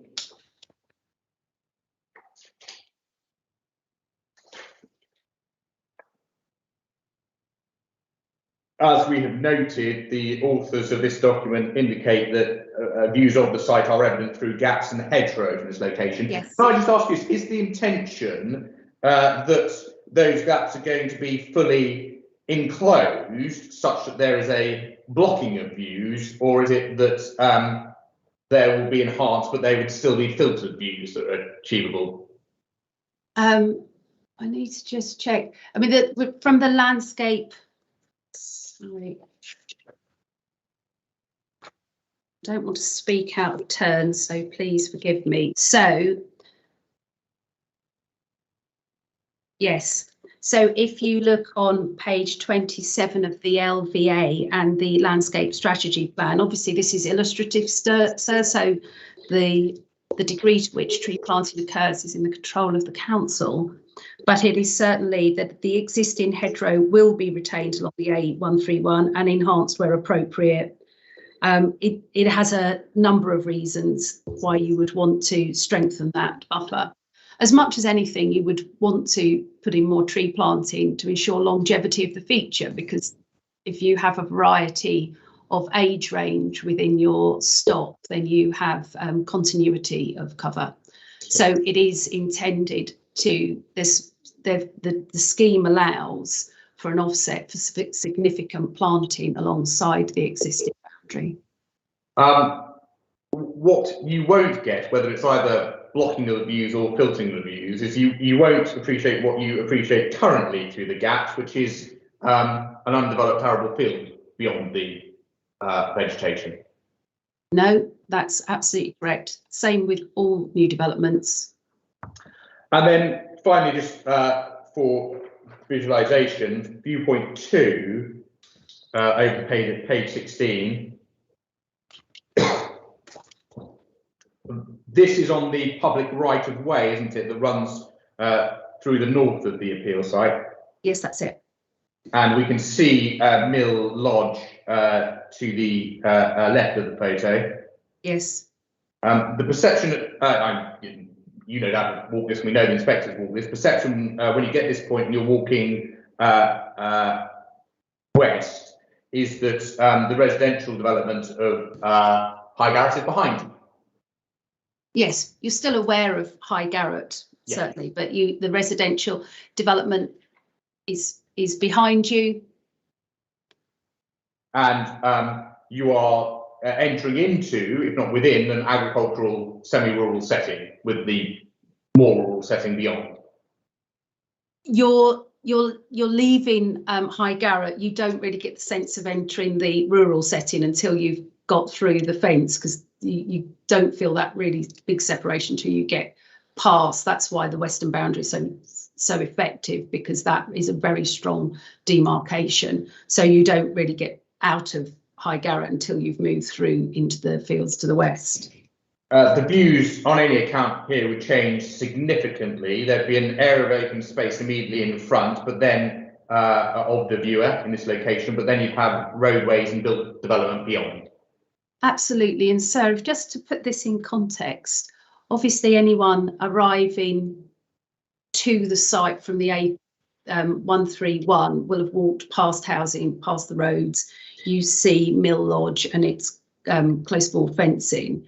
So to see more housing on your way out to the countryside would not be a bad thing. I mean, I walk past housing all the time. It doesn't isn't necessarily a despoiler of the experience. But what we have is a scope as shown on the illustrative layout, which is you have frontages onto the open space, so you don't end up with a line of close boarded fencing. I think even then, with the design iteration, you're wanting to provide the best relationship between the viewer and what they're looking at. And again, there is more than enough scope within the open space to further filter those. And as you're returning, you are returning in order to get to the A131 and look at the housing along that road. So it is a different view on that footpath, but it isn't an incongruent experience based on what you're leaving and what you're arriving to. There would be an appreciable magnitude if you were assessing this in LVIA terms, and I appreciate you haven't done a formal LVIA assessment, but there would be an appreciable magnitude of change in this viewpoint. Yes, again, but it still wouldn't be at the highest end of a scale. It would be somewhere in the middle, but simply because the components and the composition are a consistent fit and complement the townscape to which they relate, and to which the person walking through would expect to experience that. So there would be an effect, but it wouldn't be of the highest order. So your case would be and I'm asking you this on the hoof, but let's see if I can, moderate adverse magnitude of change, and then the receptors are sensitive receptors, presumably because they're on a public footpath.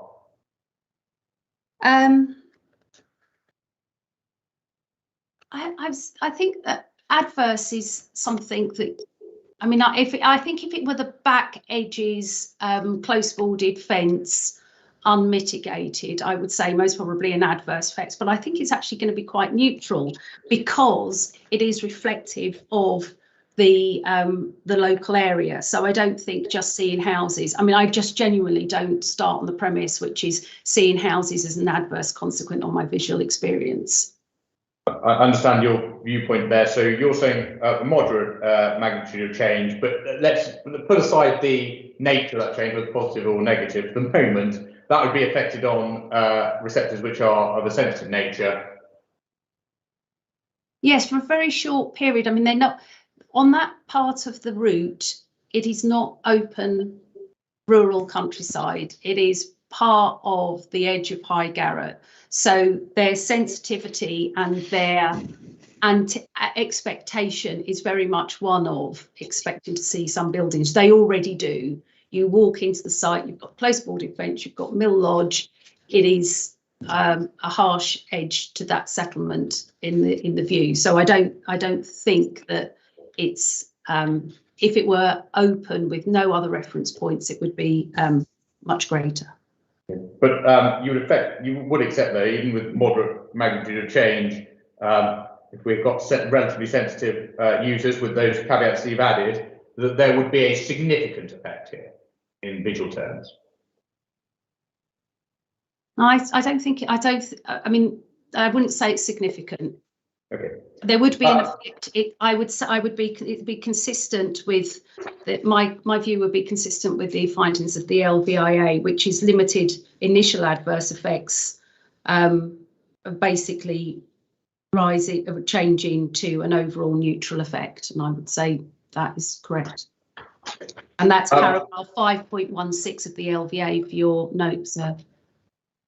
On to last topic, the different identities of settlements. Now, High Garrett we have discussed. Your view has a peri-urban character. The views of the DAS has a semi-rural character. We know that where they sit on the contendium. Braintree doesn't have the same character, does it? The centre of Braintree at least has an urban character. Yes, absolutely. And Bocking, I mean, you've been through and probably walked through Bocking and driven through Bocking itself. That is more built up than High Garrett. For example, it's got development for the vast majority of Bocking on both sides of Church Street. Yes. And apart from the corner of Church Street and A131, and we'll come on to that, there are no arable fields which abut Church Street in the same way that the appeal site abuts the A131. You don't have that feature. And Bocking, therefore, on that compendium, has a more of a suburban character. Yes. So if you're travelling north to south into Braintree via Bocking, you've got countryside. Sorry. Proper. North to south via, is this on the A31, you're saying via Bocking? Yeah, if you then turn off on Church Street via Bocking again, if you were heading to west Braintree. Right, sorry, yes, thank you. North of High Garrett, you have the countryside proper. North of High Garrett. High Garrett's quite unusual really, because you start it doesn't have a sort of start and end point, so you sort of peter into development, and so the identification of where you say north of High Garrett is countryside never feels fully countryside. And most because of the nature of the road. You come in, you then have the peri-urban or semi-rural, however you want to describe it, character of High Garrett. Well, High Garrett itself is urban. Well, Sorry, you've indicated it might help. peri-urban. Sorry, I know you're sort of registering things in your hands. It might help me if I understood, if we had a plan that we could look at. So you. Well, let's go back to the DAS. Thank you. Page 9. I think that's the probably best viewpoint we've got. It doesn't cover the entirety of this exercise, unfortunately.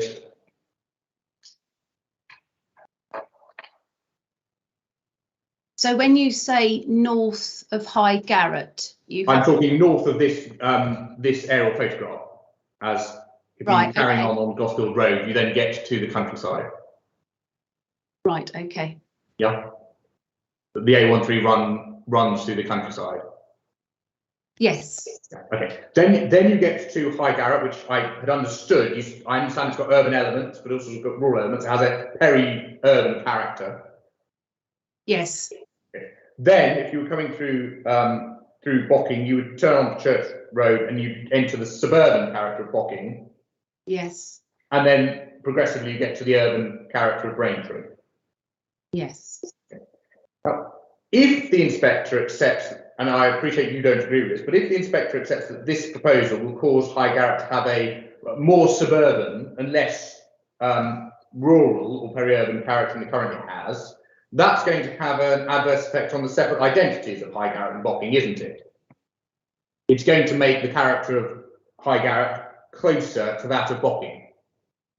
Well, I don't agree, because if you design an outcome which is very much of High Garrett, which is what we're proposing, then you pass through High Garrett, you reach the southern edge of Grove, the development around Grove Fields, and then you are in the gap which defines where that transition happens. So the identity or the change only happens if you treat the appeal site and make it look like Bocking, but otherwise you are doing what you currently do, which is driving through High Garrett, driving past the open field, turning into Church Street, and then you drive past the fields and then you're into Bocking. So the identity is about how you treat it, not just where it is. So I don't believe that if you developed out our appeal site, that would affect the character of Bocking or the character of the experience as you move through Bocking, because you would still be in High Garrett and you would leave High Garrett, you would travel through the undeveloped gap, and then you would arrive in Bocking. Sorry, just to be clear, your part of the answer there was that the identity of assessment is not simply its location, but how you treat it, not where it is. Yes, absolutely. Okay. So happy with that. Thank you. So that is why you have someone like Urban Design Box working with you, because you're looking at creating something which fits with the place it's located in, rather than just simply putting housing. Yeah, okay, I understand that point. Finally, just in relation to the Church Street appeal decision, you addressed this at your proof at page 23 of your proof, paragraph 430. Yes. And you cite there, come see it, all of paragraph 36 and some of paragraph 37. Yes. Okay. Can we just pick up the decision, please, 6.1?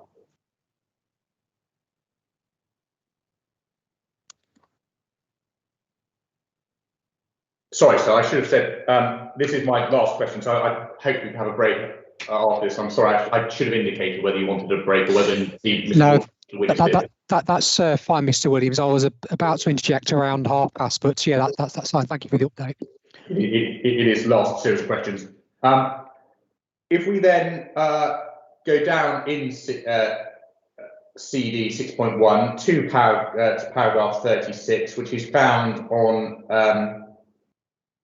page 10 of the PDF, page 8 of the decision letter. I have the hard copy, yes. So page 8, paragraph 36.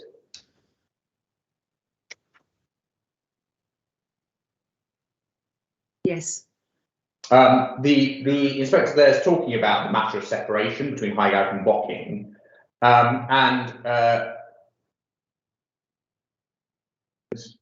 Easton will tell me whether she, Zoe Hill, if we look back at 36, she says in the penultimate sentence, she makes reference to a map in the pre-penultimate sentence, and then the penultimate sentence she says, other than that, the map, any seeking of separation would be a visual impact matter, given the lack of any clear adopted policy basis of the prevention of the coalescence between these two areas. And so she was considering the issue of separation not from a policy perspective, but from a visual perspective, wasn't she? Yes. And then 30, so you do cite that, then 37, what you don't cite is the penultimate and last sentences. The penultimate sentence, she says, the use of the existing parcel of land at the junction of Church Street and High Garrett, and pause there, we know what that field is, don't we? Yes. Yes. To create a community orchard, result in continuing sense of space and separation at this point, such I do not consider there will be a significant impact on the character and appearance of the locality and public views from this area. And she's talking there, isn't she, about the 265 unit scheme? Yes, smaller scheme. Yeah. Yes. And then she says, well, I'll deal with the 300 unit scheme. And then we go on to paragraph 40, where then she comes on to deal with the 300 unit scheme, which again, you don't explicitly reference. And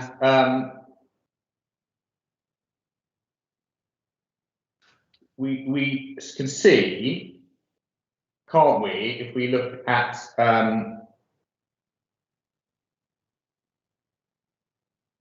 third sentence, sorry, the larger scheme, so that's the 300 unit scheme, includes development of the area of the land currently used for pony paddocks in the High Garrett Bocking Junction area. And we know that land that was being proposed for development but wasn't ultimately allowed. Yes. Yes. And we then go on to paragraph 42 of this, please.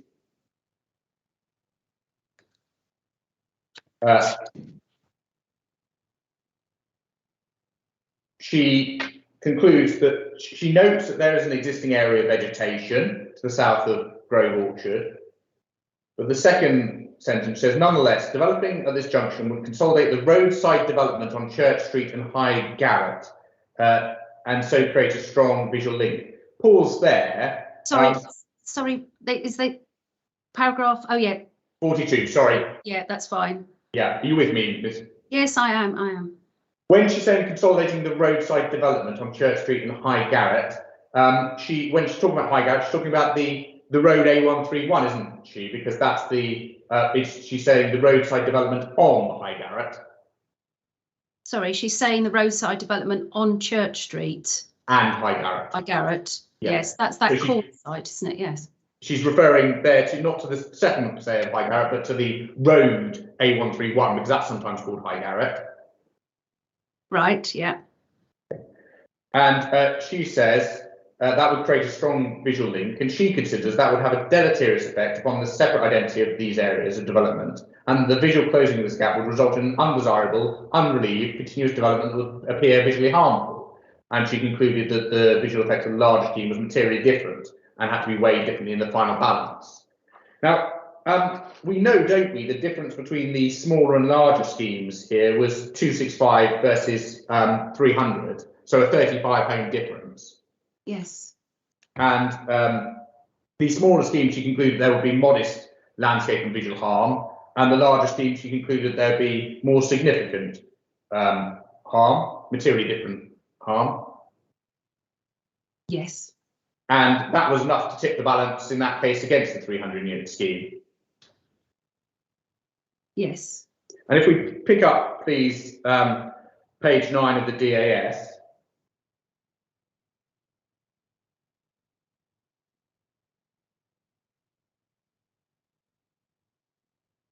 The field with which he was concerned is one of 3 fields on the western side of A131, which is currently free from development and provides a relief to the otherwise continuous development on the western side of A131. Sorry, 3 fields. Can you? Yes, we've got, so if we're looking at north of Church Road, we've got the field that was part of that proposal, which ultimately isn't going to be developed. Yeah. We've got the field to the south of the appeal site, which was refused permission a couple of months ago. Yes. And then we've got the appeal site. So you're saying the inspector was referencing the appeal site, the Thistle Road site, and that one? No, I'm not saying the inspector was, but no, she wasn't. She clearly wasn't. I appreciate that, but the inspector thought it important, or thought that the consolidation of the roadside development on Church Street and High Garrett would have a deleterious effect upon the separate identity of these areas of development, and the visual closing of this gap would result in undesirable, unrelieved, continuous development that would appear visually harmful. She's looking at a completely different part of the landscape, and I would go back to the reference I made in my evidence in chief in respect of the identification of what is perceived in the capacity study as providing the separation and the buffer between the settlements, and it is the land south of Grove Field, and it isn't. So you can't simply say, well, that was said about a different geographic location with a different interrelationship between the settlements, and then say, so we can apply that here. That simply hasn't been determined in the capacity study as a linked separation function, and it wasn't what the inspector was looking at then. It was very specific about a piece of land which was, visually would have connected the 2 settlements. And we are, as accepted by Mrs. Banks, we are within High Garrett. We're not between the settlements. And I understood in the answers that there wasn't an issue any longer with coalescence because we aren't between the settlements. And it's certainly not what the capacity study says either. The proposal would consolidate roadside development on the western side of the A131, wouldn't it? It would add to the development on the west of the road, but that doesn't necessarily mean it consolidates a gap. Consolidates the connection between settlements. It consolidates the presence of High Garrett, and it is of High Garrett, but it doesn't have an impact on Bocking. It is of relevance, isn't it, that the inspector in that case found that the continuous development, the unrelieved continuous development, would appear visually harmful, and it is the council's case that the consolidation of the roadside development from the A131 would similarly be visually harmful. Well, but that was because she was looking at an issue about settlements and the joining of settlements. So that visual change wasn't just will you be able to see housing, but it was what it did to the functionality of the gap. And so if I might just take you to my figure 4.3, my proof of evidence.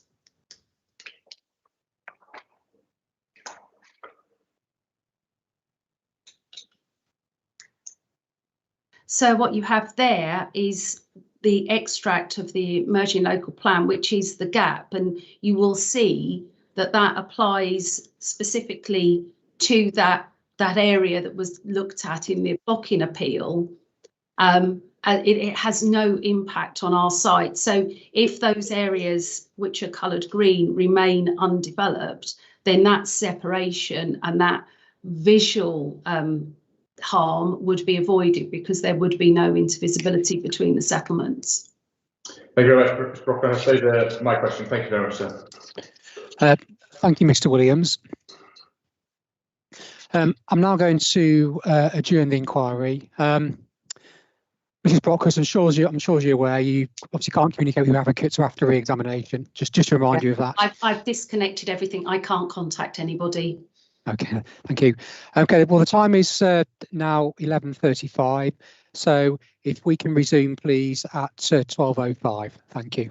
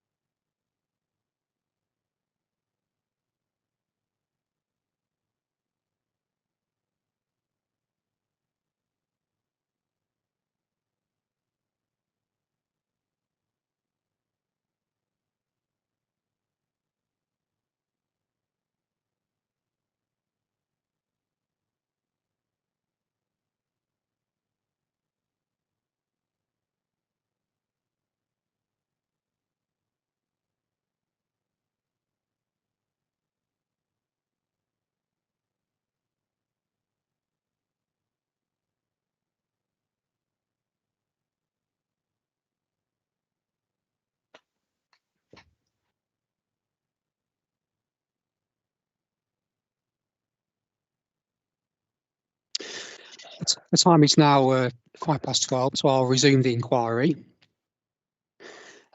Firstly, are there any questions from interested parties who object to the development who may wish to put those questions to Mrs. Brockhurst?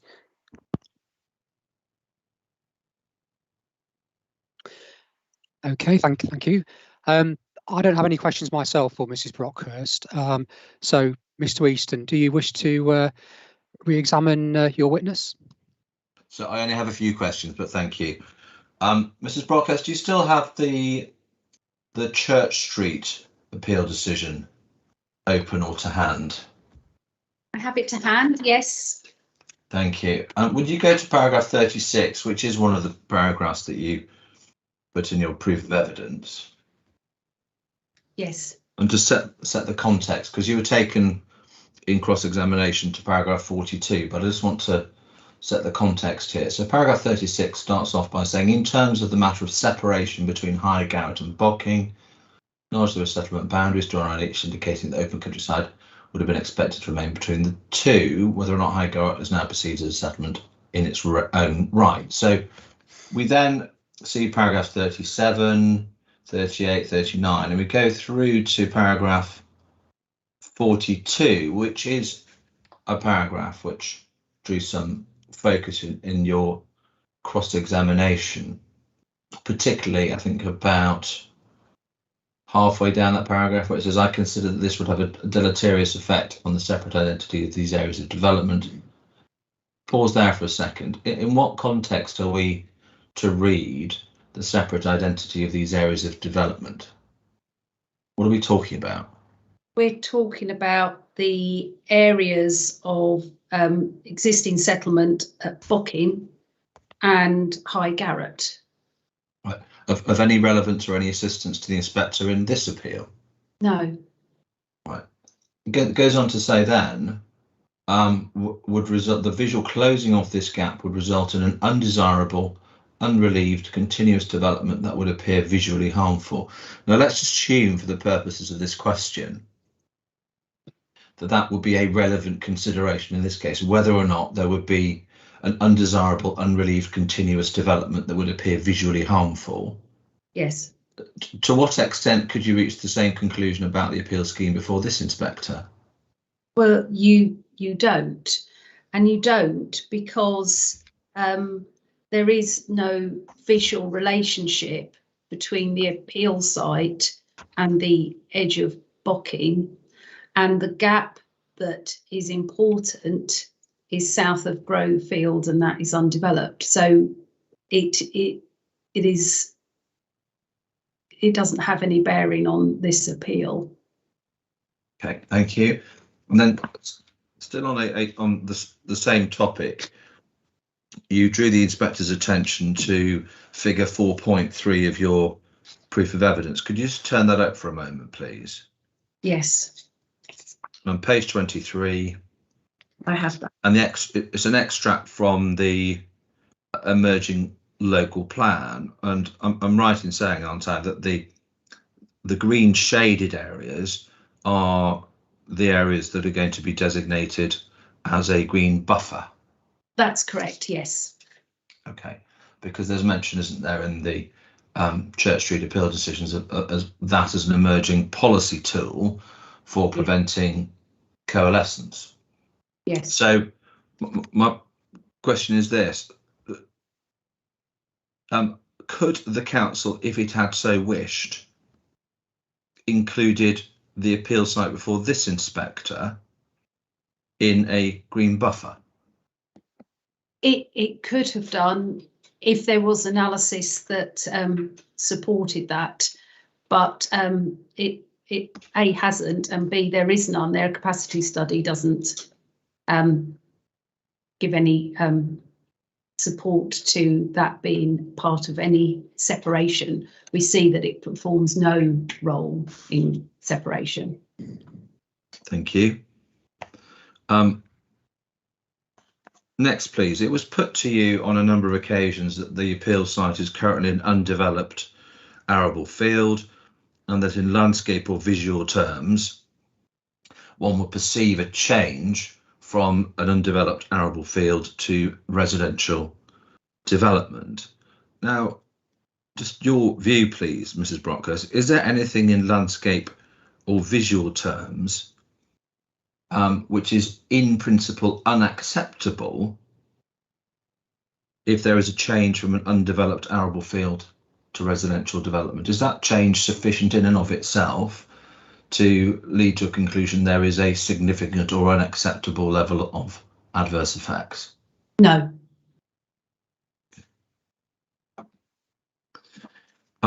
Another topic to which my learned friend returned on a number of occasions was the semi-rural setting of High Garrett.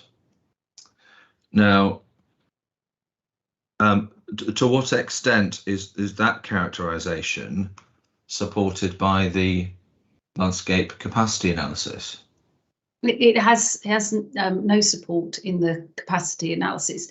The capacity analysis does address landscapes which do perform a setting function to settlements. So it was a consideration if you read the narrative of the text, but it didn't find anything on which to comment in respect of this land parcel. So okay, it just simply would have been identified if it had formed that setting role, and it hasn't. Thank you. Another point you asked a number of questions about is that the role that the appeal site performs in providing relief as one is going up and down the A131, presumably relief from built development. Yes. But is a relieving function a concept that is commonly or ever incorporated into a landscape assessment such that the value of the land you're considering is somehow elevated or made more valuable? No, that isn't an issue in terms of any analysis. Okay, thank you. And then finally, you were taken in the design and access statement to the section on arboriculture. Now, I'm just going to ask you a general question arising out of cross-examination on that section. Is to the extent that there is any inconsistency between an arboriculturalist assessment of the landscape qualities of an individual site and a landscape professional suitably qualified, how would you invite the inspector to treat that apparent inconsistency? I would say that the evidence to be relied on is that by the professional landscape assessor rather than the arboricultural consultant. Okay. It's really the same question in relation to the design and access statement, which I do appreciate has inputs from a number of different professionals, but to the extent that there is any inconsistencies in terms of judging landscape character, visual amenity and impact thereon, same question, how would you ask the inspector to treat any inconsistency between those judgments and the judgments of a professional landscape witness? It would be that you would place the weight on the judgment of the professional assessment, particularly as design and access statements tend to summarise other people's technical work, and there is a full and unchallenged LVA in front of the inspector. Okay. Mr. Brockhurst, that is all I have for you by way of re-examination. Thank you very much indeed, sir. Thank you, Mrs. Brockhurst. Thank you. Okay, thank you, Mr. Easton. Would you like, please, now to call your last witness? I will say, I'll call David Murray Cox.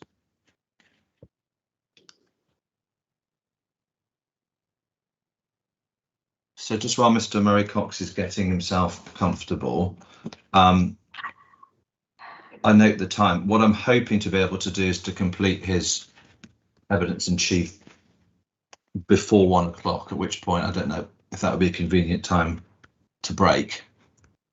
I'm trying to think about milestones throughout the day. Absolutely. I was going to see how we got on with the examination in chief, but yes, if that would be the case, yes, I would then break for lunch after the examination in chief, and we will deal with cross-examination and re-examination in the third session this afternoon. Thank you very much, sir. So I'll introduce Mr. Murray Cox through page 6 of his main proof of evidence. You're David Murray Cox, you're director at Turley. You've got a Bachelor of Arts with honours in Town and Country Planning and a Master's also in Town and Country Planning, both from the University of West of England, Bristol. You're a member of the RTPI. You're a Chartered Town Planner. You've got 15 years post-qualification experience.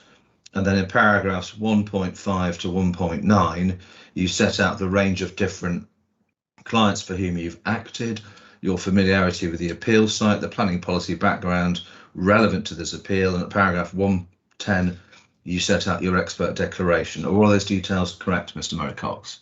Yes, all correct. Thank you very much. Again, as with the other witness, sir, I'm going to take Mr. Murray Cox's written evidence as read, and I'm going to focus for the purposes of evidence in chief on a number of points. Can we start off, please, Mr. Murray Cox, with the development plan? So policies RLP2 of the local plan and CS5 of the core strategy state that development outside town boundaries and village envelopes should be restricted to that which requires a countryside use. Is it the appellant's position that the appeal scheme does not comply with those requirements? We have never claimed, and I have never claimed in my evidence that it does comply. Okay, thank you. A couple of follow-up questions to that, though. Are the boundaries established by RLP2 and carried forward into CS5 able to accommodate current levels of identified housing need? No, they're not. And as a useful reference point in response to that question, I would just draw the inspector's attention to paragraph 54 of the Gilder Terrace decision, which is in the core documents, which explains how they date back to the 2001 structure plan. And for the record, that paragraph also then goes on to explain how the council itself in that appeal acknowledged that its housing land supply case, in that case, relied on contributions made outside of those boundaries. Thank you very much. Well, I think we'll come back to Gilder Terrace in a few moments. Next, please. Have the local planning authority accepted that the boundaries, which are essentially protected by RLP2 and CS5, in need of being updated? Yes, I believe that they have. Okay. And so, just to be clear, are those proposed changes to the settlement boundaries simply to accommodate new allocations in the emerging local plan part 2? No, there's all sorts of various different factors. It could be allocations, but it could be physical changes that have occurred on the ground or factual inaccuracies, for example. Okay, so help me with this. So the fact that the local planning authority have accepted that boundaries will need to be updated for a variety of reasons has what bearing on this appeal, particularly in relation to the weight that you would invite the inspector to attach to RLP2 and CS5? I think, bearing in mind my response just a moment ago about the ability of those boundaries to accommodate growth and identified needs, and the fact that the council has themselves accepted that they need to be updated, I think that the combination of all the different factors in play renders those out of date. Okay. Thank you. Next, please. We don't need to take it up, but in various parts of Mrs. Banks's proof of evidence for the inspector's note, paragraph 7.2 and 7.3 are two particularly relevant policies, and they're related to protecting the countryside and restricting development. To what extent does protecting the countryside and restricting development in the countryside obtain its support from up-to-date national policy? Before I deal with that, can I just add a further point that I did mean to make in response to the last question. The point that I wanted to add, and bearing in mind you said in relation to this case, whichever policies map we're looking at, whether it's the emerging plan policies map or we're using that associated with the local plan review or the core strategy, it's plain that this site sits for the purposes of SP3 adjoining that boundary. I hope that's a useful clarification to that answer. But just to return, if you're ready for me to do so, Inspector, to Mr. Easton's question there, I think you were asking me about the relevance of protecting the countryside in the context of the framework. Yes.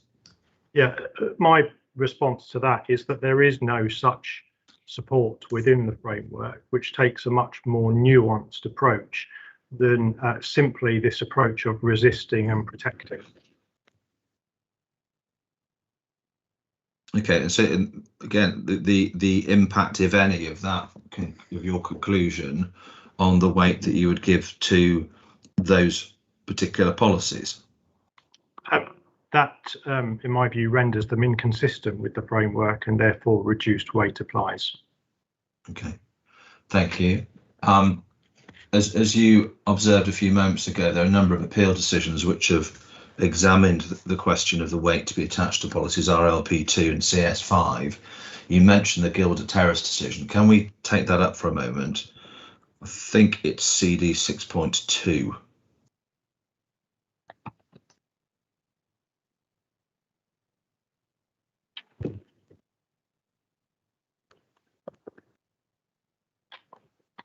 Sorry, I have a very large folder that's overfilled.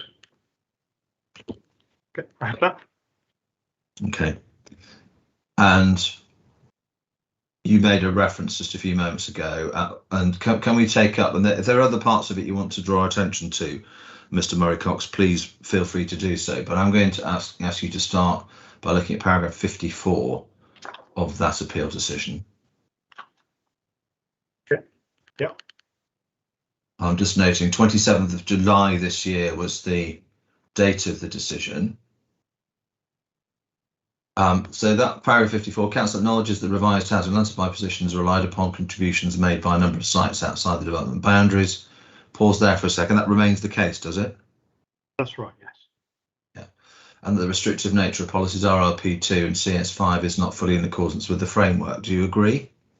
I do agree. Yeah. These development boundaries were evidently predicated upon much earlier levels of housing need, dating back to the 2001 replacement structure plan and conceived many years prior to the publication of the original 2012 framework. The conflict with RLP2 and CS5 over the site falling outside the settlement boundary is therefore given limited weight, with a finding of a corresponding degree of limited harm. Could you agree with that?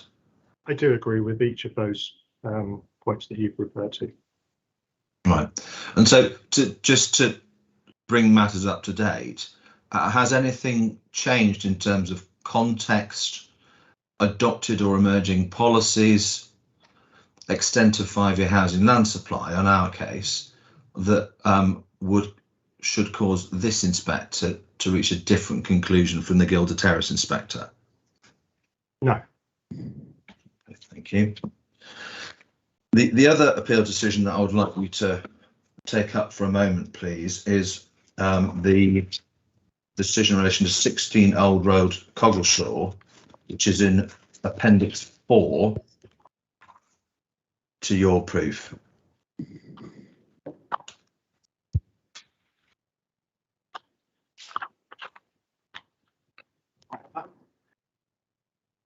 Thank you. And we could just remind ourselves as to the date of that decision, just a month before Gilder Terrace, 23rd of June 2021.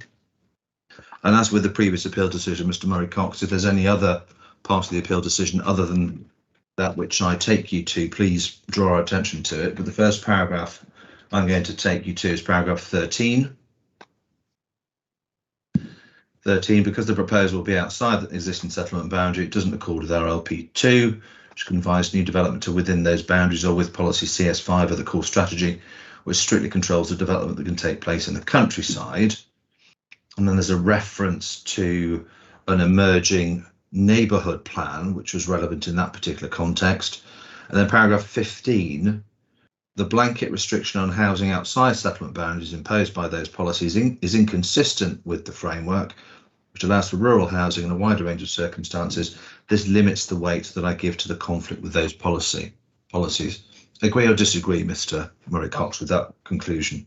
I agree with those conclusions, and I just draw the inspector's attention to paragraph 23, where the inspector in that case, in the third sentence down, starting notwithstanding this position, I found that policies RLP2 of the LP and CS5 of the CS are inconsistent with the framework and out of date on this basis. Yeah, the notwithstanding is potentially of some relevance, Mr. Murray-Cox, and notwithstanding, if we can see from the first two sentences, when planning permission was refused for that particular scheme, the council could not demonstrate a 5-year supply. By the time of the appeal decision, it could. Notwithstanding the identification of a deliverable supply, the inspector still concluded that those policies were inconsistent with the framework and out of date on that basis. Indeed, yes. Yeah, okay, thank you very much.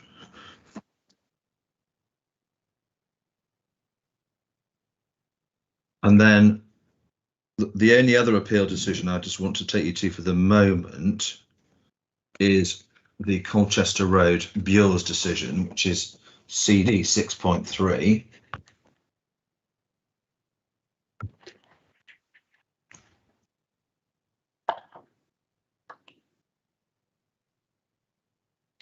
That was 27th of March 2019.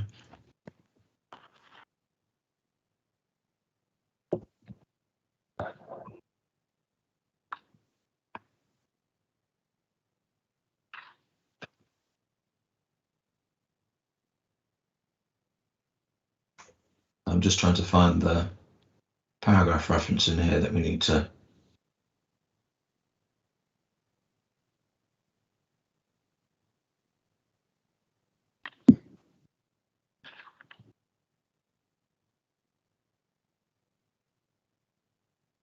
Yes, paragraph 73 and 74, I think, are the references we need to go to, Mr. Murray-Cox.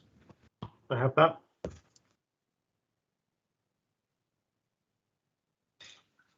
So the inspector concluded in paragraph 73, the proposal would contravene adopted development policies for controlled development in the countryside outside development boundaries, would also be conflict with policies to protect the character and appearance of the area, specifically policy CS 8 in respect of landscape and visual effects. That conflict here outweighs compliance with some of the other development policies, such that there'll be an overall conflict with the development plan. However, paragraph 74, the apparent lack of a deliverable 5-year housing supply means that at least some of the other most important development plan policies for determining the application are out of date, in as much as they would not provide for a sufficient supply. In particular, CS5 and RLP2 development boundaries out of date as there's a lack of evidence that sufficient housing to meet the identified local need could be provided within the adopted boundaries. A limited weight can yet be afforded to the emerging local plan as development boundaries which are not yet part of the development plan and which may change prior to adoption. That and the supply shortfall necessarily triggers the application of paragraph 11 of the framework. Indeed. Yeah, agree. Good. Thank you very much. The inspector in the Bureau's decision makes reference to the at least some of the other most important development plan policies are out of date, but then concludes that the tilted balance was triggered in any event. What's your evidence to the inspector about the most important policies for determining this appeal? In my opinion, those are RLP2 and CS5. Very much. Next, please. So that's RLP2 and CS5. Can we next go on, please, to consider what is probably the most relevant policy in the local plan part 1, which is policy SP3. And I think to explore this particular topic, we need to take up the local plan part 1, which is CD 4.3.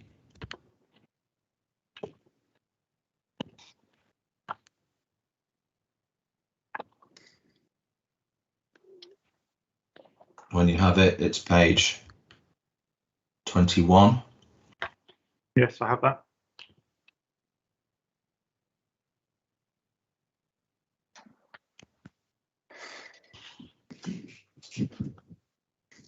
So are you okay to carry on, Mr. Williams?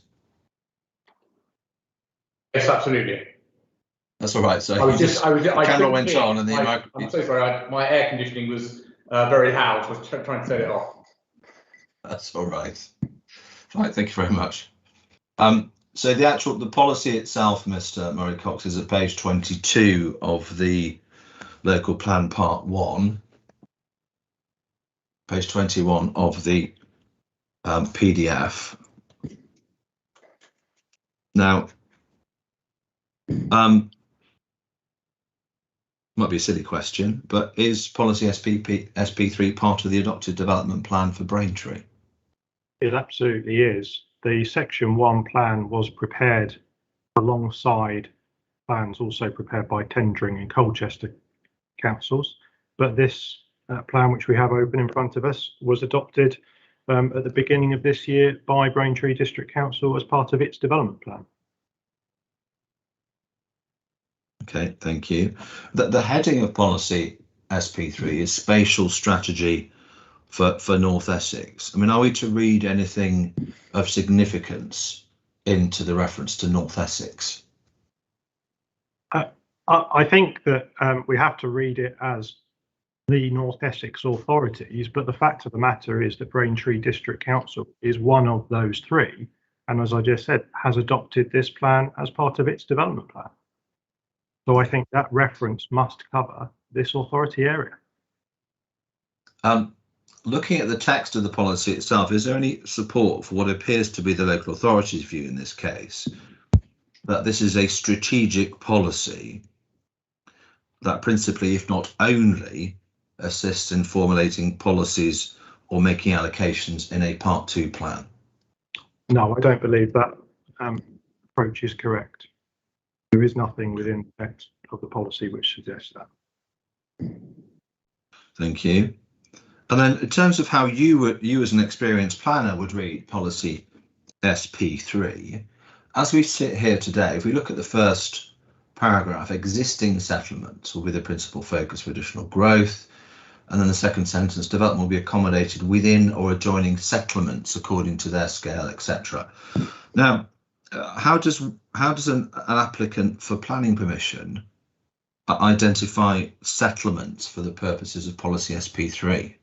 The only reasonable approach, in my view, would be to refer to the adopted policies map or the policies map for the emerging plan as well, and identify the boundary.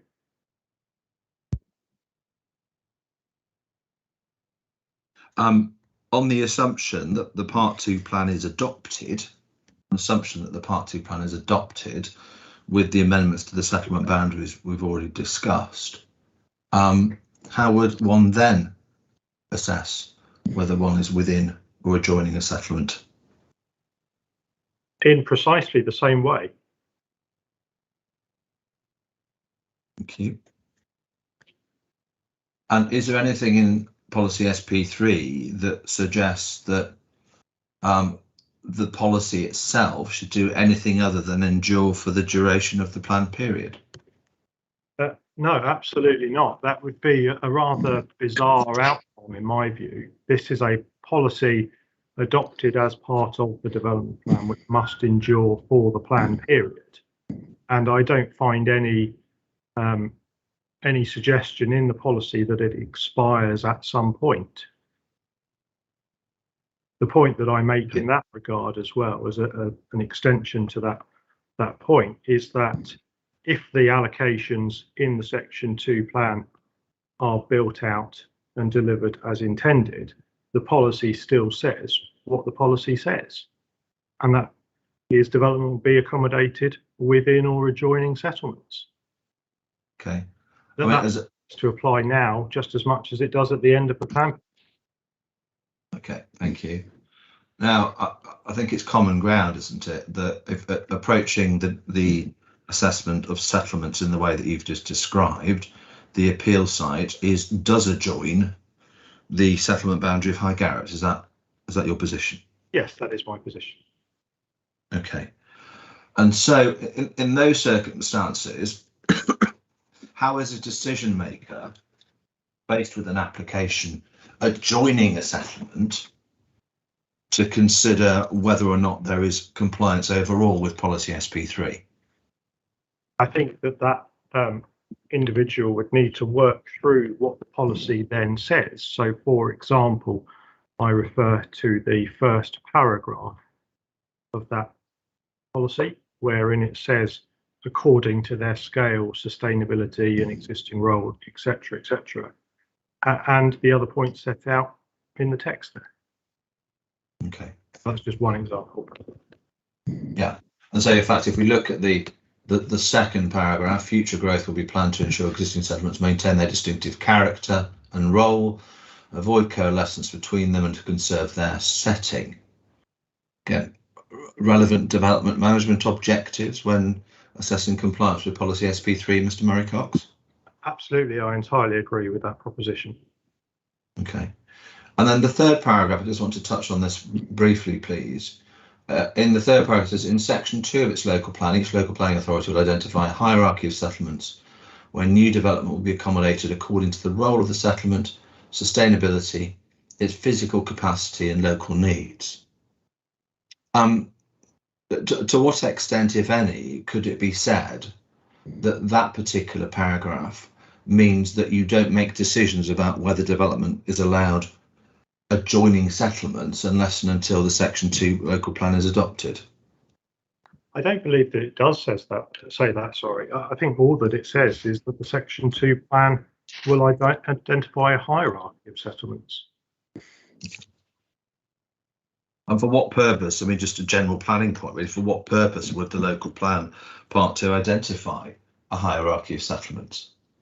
For the purposes of development management decisions over the location of new development. Okay, thank you. And then can we go back a page, because this is something that Mrs. Banks did refer to in her evidence in chief. Paragraph 3.2 of the explanatory text under the broad heading spatial context. So paragraph 3.2 says, the majority of settlements, these issues, i.e. scale, sustainability, role, etc., are addressed in the second section of the local plan dealing with each authority's area. However, it's relevant here to set out the spatial context of the North Essex area as it relates to the main settlements and strategic scale new development. And then paragraphs 3.3 down to 3.6 then go on to explain the spatial context of the North Essex area. To what extent does paragraph 3.2 and the following paragraphs support any conclusion that the policy itself, SP3, is limited in its application to main settlements or strategic scale new development? I don't believe that approach can be correct. That text is not then found within the policy. I think my starting point for addressing this question is the first line of the policy text, existing settlements. There's no qualification within that point. Okay, thank you. And we looked, but for a different purpose, earlier on at the Gilder Terrace appeal decision. Can we return to that for a moment, please? I think 6.2. Yes, CD 6.2.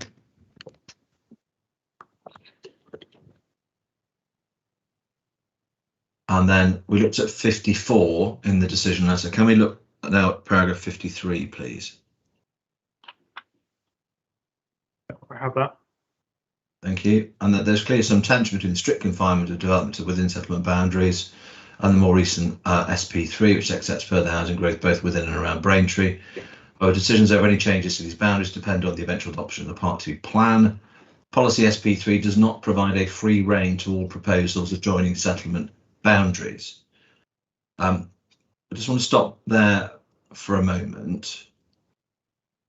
Having gone through some of the development management objectives in Policy SP3, coalescence, setting, scale, sustainability and the like, is the inspector correct to note that Policy SP3 does not provide a free rein to all proposals adjoining settlement boundaries? Yes, my approach is aligned with the inspector in that case. Okay. Thank you. And then just to complete that paragraph, the appeal site falls outside of the currently adopted development boundary where policies prioritise the protection and enhancement of the rural landscape character. Whilst other policies may weigh in favour, the proposal remains in conflict with the development plan taken as a whole. So in circumstances contrary to our case at this inquiry, if the inspector were to conclude there was conflict with policies that seek to maintain and enhance landscape character and visual amenity, could there be compliance in your view with policy SP3? Sorry, could you repeat that question? Yeah. Right, I'll flip it the other way around. If the inspector in this case agreed with us that although there are some adverse landscape character and visual amenity effects, they do not breach policies designed to protect those areas, would there be compliance or conflict with policy SP3 in relation to that issue? In my opinion, there would be compliance with policy SP3. Okay. Thank you. Now, to the extent that there may be conflict, and the inspector and the Gilded Terrace decision referred to clearly some tension, to the extent that there is conflict between policy SP3, which we've just discussed, and policies RLP2 and CS5, how should we resolve that conflict, Mr. Murray-Cox? As I say in my evidence, in favour of the recently adopted SP3.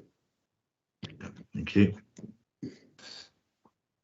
Can we take up, please, Mrs. Banks's proof of evidence?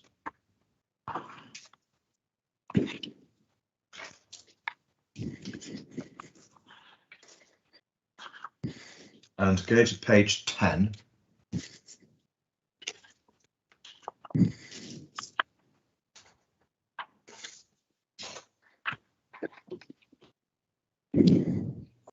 And at paragraph 319, she offers her view on as to the relevance of the Gilded Terrace decision. Probably about 2/3 of the way down, do you see a sentence that starts with the word thirdly? I do. So she says, thirdly, policy LPP1, pause there for a second, that's a policy we've heard about at this inquiry. It's a draft policy in the Emerging Local Plan Part 2. Policy LPP1, in effect, seeks to replicate the restrictions found in policies RLP2 and CS5. And in my view, having such a development boundary policy is, as a matter of principle, not inconsistent with the framework. Now, there are a couple of points just to pick out of that observation. First, if policy LPP1 is adopted and its effect is to replicate the restrictions found in policies RLP2 and CS5, to what extent would it be consistent with national policy? I think that the only reasonable conclusion would be that it would be inconsistent with national policy. I don't see how you could have a situation where a set of adopted policies now, currently, are said to be inconsistent with the framework, and then post-adoption of LPP1, if that then replicates those restrictions, that it's not infected to the same degree. Thank you. So there's a couple of things to unpick there. The second thing to unpick is that having such a development boundary policy is, as a matter of principle, not inconsistent with the MPPF. And I think we need to be clear on this, Mr. Murray-Cox. Is it the appellant's case that having a settlement boundary policy is, as a matter of principle, inconsistent with the framework? No, it's not. Right. And so we've looked at the consistency of such a policy in terms of its protection of the countryside. I mean, I suppose just to assist the inspector more than anybody else, in circumstances where, as a matter of principle, it would be acceptable to have a settlement boundary policy, what is the appellant's principal concern about the settlement boundary policies in Braintree, both existing and emerging? So my position on the settlement boundary policy is that it can be used to mark the edge of a place or the edge of a settlement. I've never suggested that the principle of such a policy is inherently wrong. I think what then follows is what you do with the policy. And as I've set out in my evidence, that approach of protection and resisting development, it has consistently been found, well, poor choice of words there, it's regularly been found to be inconsistent with the framework. That's in relation to the adopted policies. My understanding of the local authorities case is that the LPP1 policy, as we've just discussed, follows those same principles, and therefore, as the phrase I just used was, is infected to the same degree. But I think in this case, we have SP3, which does reflect the more nuanced approach required by the framework. And so therefore, any policy that which relates to those boundaries has got to be seen in that context as well. Thank you. Still on policy LPP1, we can put Mrs. Banks's proof to one side now. And the policy in the framework, the policy approach in the framework, which identifies where decision takers can give weight to policies and emerging plans, I think is well known to everybody. But could just have your view, please, about the, setting aside for one moment your point that if policy LPP1 were adopted, it would be infected with inconsistency in the same way that RLP 2 and CS5 are. Given the stage that the Local Plan Part 2 and LPP1 in particular have reached, what observations do you have to make about the weight to be attached to that policy?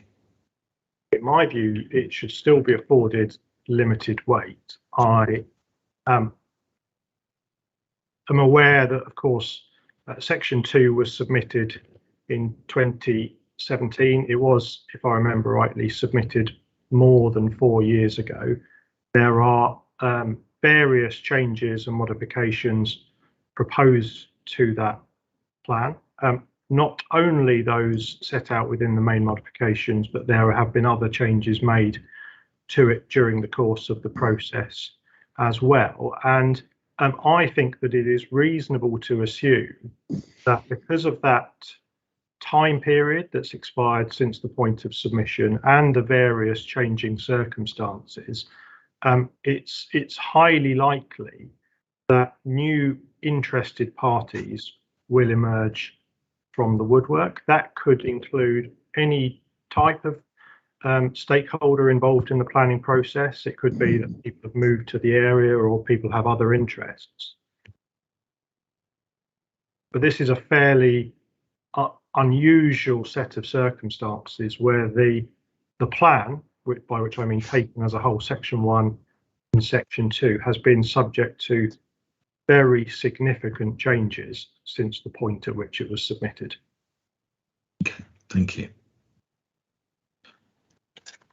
Mary Costa, so that's the policy framework, and I'm not going to ask you questions about accessibility or landscape and visual impact or housing land supply. All those matters have been dealt with by other witnesses. So The final broad topic I want to cover with you today, please, is benefits.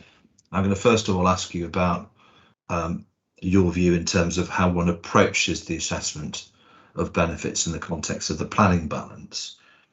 And the starting question really is this. Mrs. Banks says in her proof of evidence at paragraph 721, having noted the benefits, she considers these are all benefits which are common to any proposed residential scheme of this size, which do not justify the harm that would result from this proposal. Can I just have your response to that? So the question really is this: should the weight to the benefits, whatever they may be tempered because they are, unquote, common to any proposed residential scheme of this size? No, they should not.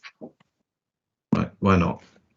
I would go on to say that the benefits, particularly those that I put forward in relation to housing considerations, but also economic considerations as well, they're all well-established principles. And the fact is that this scheme and its size may deliver benefits as a consequence. It's likely that it's capable of being easily and quickly delivered, and due to its scale, it's also likely to appeal to smaller and medium-sized developers rather than volume house builders, for example.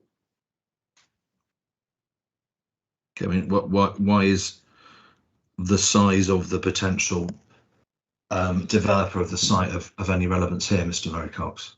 Because that's a matter which the NPPF national policy seeks to encourage, the diversification of the housing market through that means.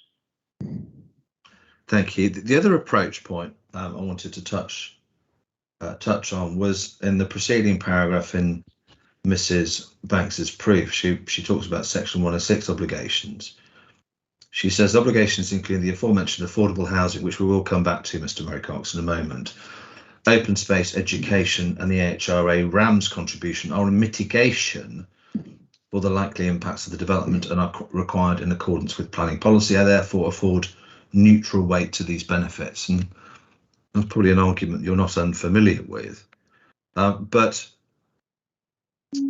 would it be right, as a matter of principle, to ascribe only neutral weight to measures delivered either through a section 106 obligation or through conditions which are required at least in part as mitigation for a proposal? No, I don't think that they should just be ignored or given neutral weight. I think that you can separate them out into different categories. So, for example, I'm not going to claim that any financial contribution towards the RAMS mitigation is a material benefit of this proposal. What I think you can give weight to, and which I do, is to give weight to matters such as the provision of open space, biodiversity net gain, the pedestrian measures which Mr. Grist referred to earlier in this inquiry. Because those are, those are not simply matters which mitigate, but they do offer some appreciable wider impact as well. I really interrupted you because that was the very question I was going to ask you, Mr. Murray Cox. Okay, and I think just for the inspector's note, I think you helpfully summarised, don't you, the benefits that were relied upon by the appellant in paragraph 810 of your proof of evidence, which is in your conclusions and summary section, page 43, paragraph 8.10. That's correct. Okay, now that's approach to benefits. I'm going to deal next with a number of individual benefits. I've got the note of where you list them all and provide your assessment. That housing delivery. Now there is a housing requirement in the adopted local plan part 2. Is the housing requirement a minimum figure? It is, yes. Would there be any harm? Would there be any harm as a matter of principle of that requirement being exceeded? Not in my opinion, no. Right. And so far as market housing is concerned, even if, contrary to our case, there were a 5-year housing land supply, does it follow that no weight is attached to the delivery of market housing? It does not. Why not?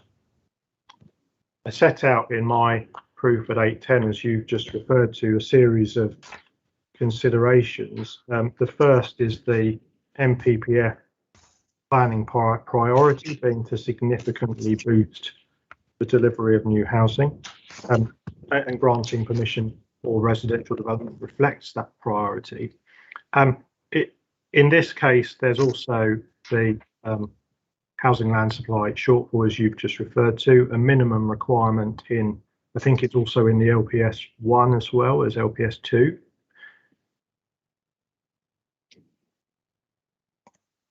Okay, thank you.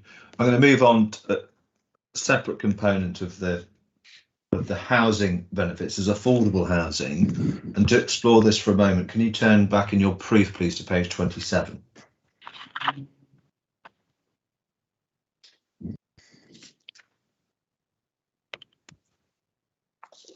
And we should find there under paragraph 445 a table which sets out the annual requirement for affordable housing from the base date of the plan 2013, the delivery and the accumulated shortfall or surplus. Yeah. I mean, what we can see there that the shortfall up to 2020, 2021, which I don't think is disputed by the local planning authority here, the shortfall is 587 affordable dwellings.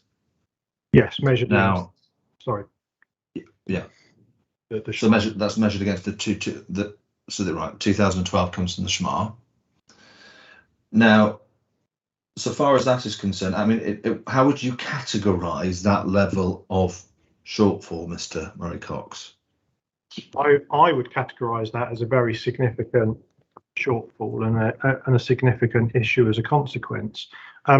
My maths suggests that a shortfall of 587 affordable dwellings against that requirement of 212 per annum is already an accrued shortfall, which is equivalent to around about 80% of the overall housing requirement in a single year.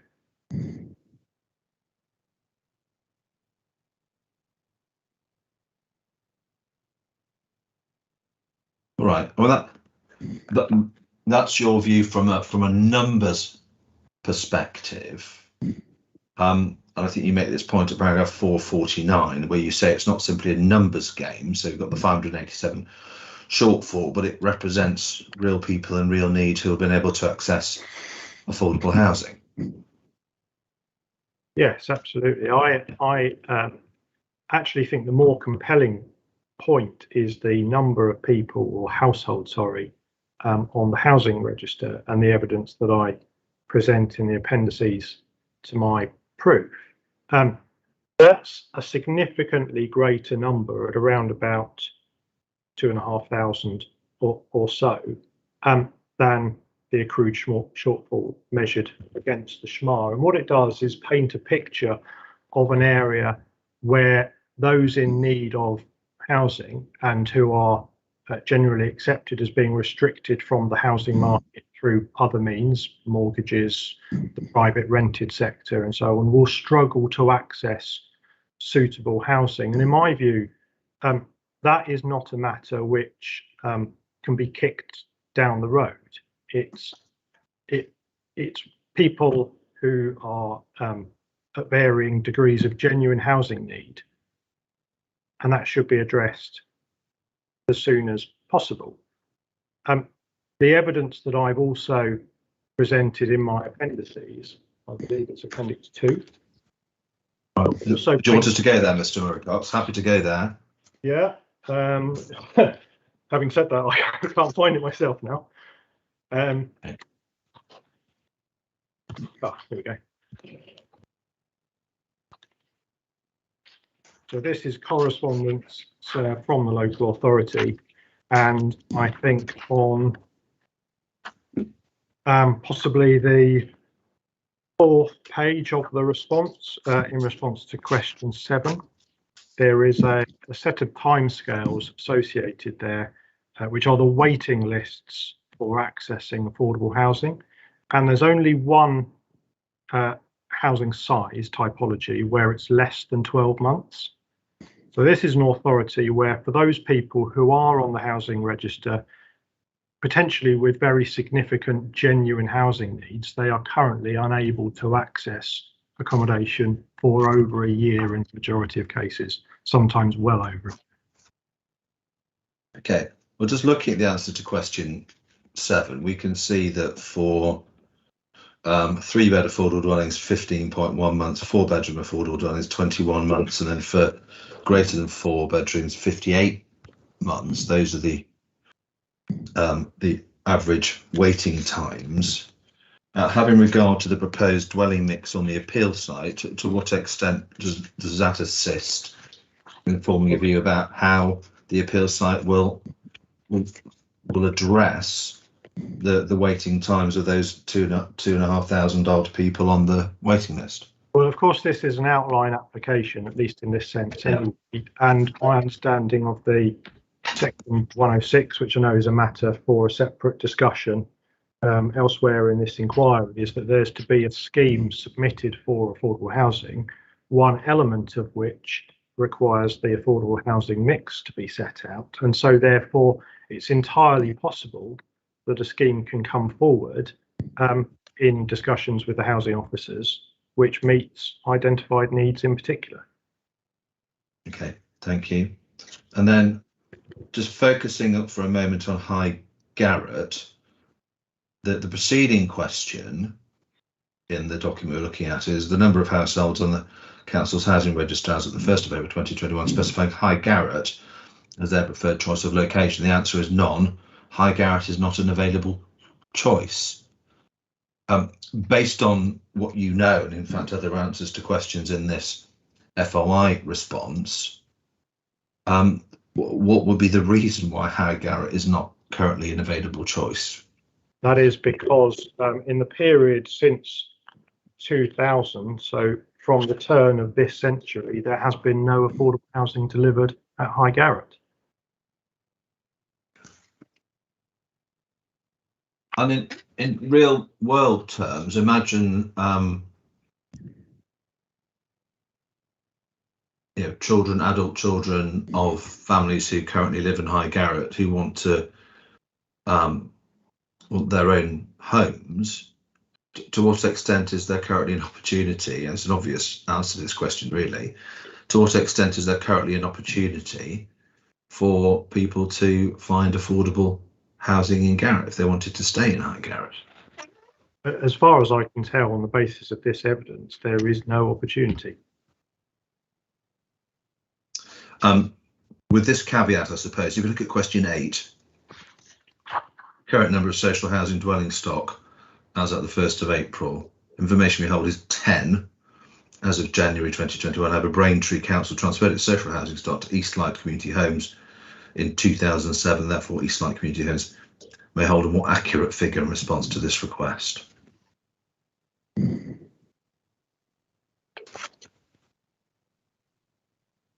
Okay, so it's on the assumption that there remain 10 affordable houses in High Garrett owned by Eastlight Community Homes, that it would appear is the extent of the affordable housing available in High Garrett at the moment. It does appear that, with none delivered in this century. Okay, I'm so sorry, Mr. Williams, for some reason, although you unmuted yourself again earlier and then very skillfully muted yourself, you've unmuted. Thank you. It's all right. Okay, the two final questions in relation to affordable housing I want to ask you. We heard an evidence from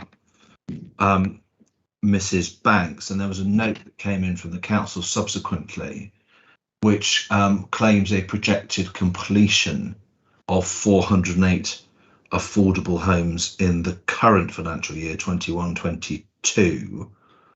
I would like to ask you two questions about that. Firstly, just to comment on the extent to which we can give weight to the predicted completions, and secondly, whether, even assuming it's right, does that affect the weight you attach to affordable housing? So first of all, the extent to which we can rely on projected completions.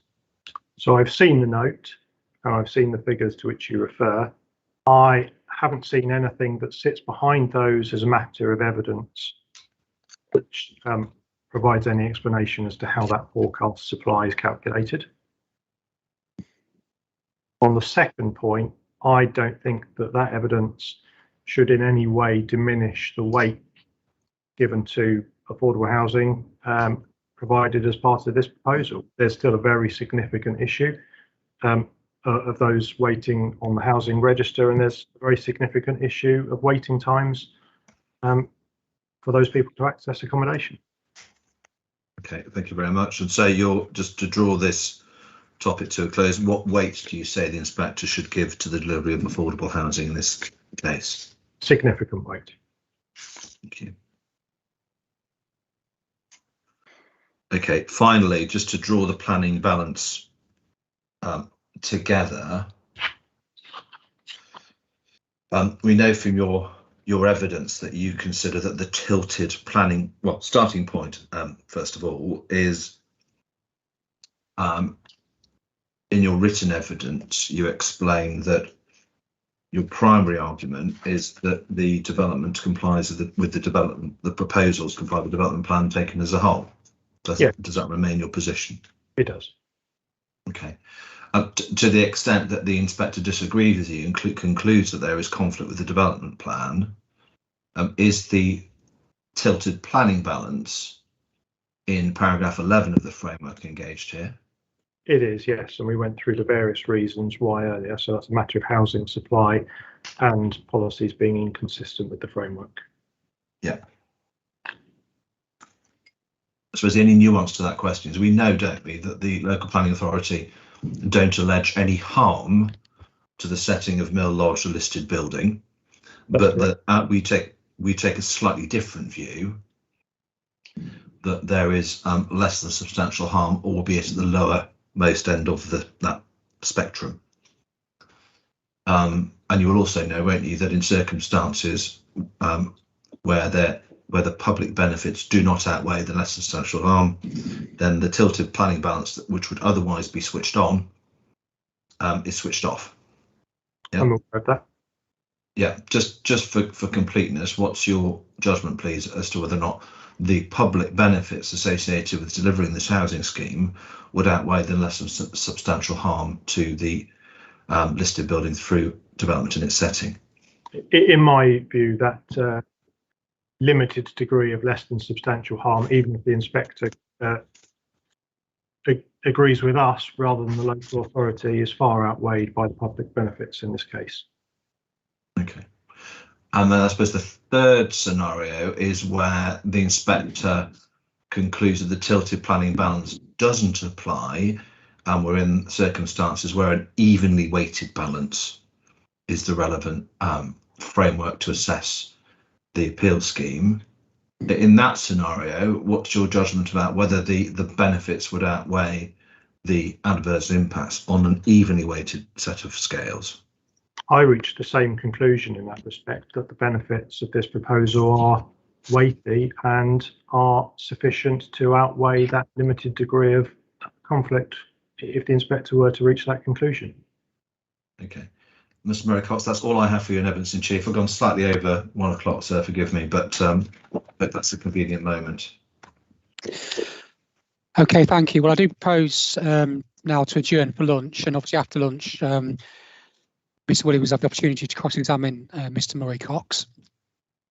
Okay, the time now is 10 minutes past 1.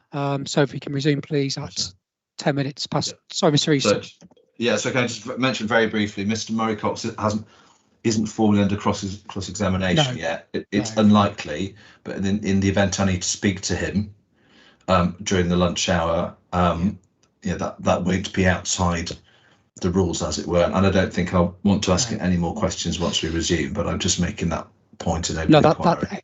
that's fine, Misha. Absolutely. Obviously, cross-examination's not started yet, so that kind of scenario does not yet apply. So, so yes. Okay, thank you. Very much. Thank you. Well, we'll resume at 10 minutes past 2. Thank you. Thank you, sir.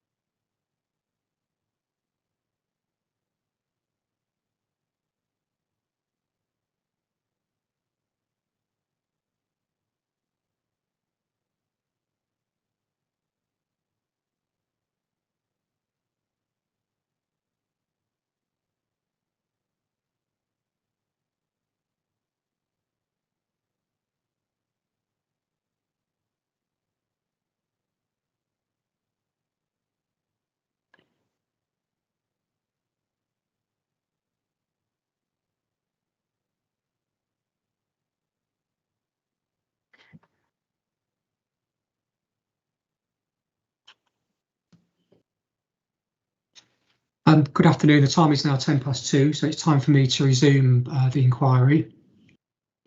Mr. Williams, you may now cross-examine Mr. Murray-Cox. Thank you very much, Inspector. Good afternoon, Mr. Murray-Cox. Good afternoon. Mrs. Banks, oh yes, okay, she's gone now. Mr. Murray-Cox, I want to start with the settlement boundary policies, and we agree, don't we, that the existing development plan contains what might be described as settlement boundary policies, RLP2 of the adopted local plan and CS5 of the core strategy. We do. And we'll look at the detail in a moment, but in general terms, they operate so that they are generally permissive of development within a settlement boundary and generally restrictive of development outside that boundary, with particular exceptions. Yes. Mrs. Banks, you've just appeared on the screen.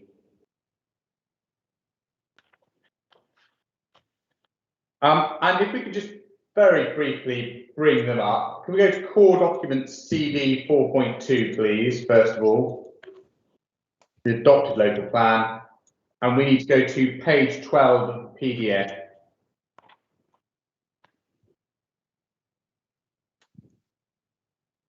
Okay, I have that. It tells us that new development will be confined to the areas within town development boundaries and village envelopes. Outside these areas, countryside policies will apply. Those countryside policies are then listed later in the local plan, aren't they? For instance, RLP 15, 16 and the like. Yes. You agree in this case there's conflict with that policy and none of the countryside policies do apply to this particular proposal? Yes. And then CS5, please. So we need to go to CD 4.1 and page 67 of that document. That's PDF 67, hard copy 65. A policy entitled The Countryside, and development outside of the boundaries will be strictly controlled to uses appropriate to the countryside. Unlike RLP2, it doesn't provide a closed list of exceptions. Rather, it's a matter of judgment as to what a use appropriate to the countryside is. Yes. And you agree, in this case, there's a conflict with this policy, and in particular, you haven't sought to argue that this proposal is appropriate to the countryside. I have not sought to agree that it's, or argue, sorry, that it's within the scope of CS5. Yeah, and it follows from that, you haven't sought to argue that the proposal is a use appropriate to the countryside for the purposes of CS5. That's correct. Thank you. Now, the emerging plan, section 2, also includes a species of settlement boundary policies, LPP2. Can we pick that up, please? That's CD 5.1.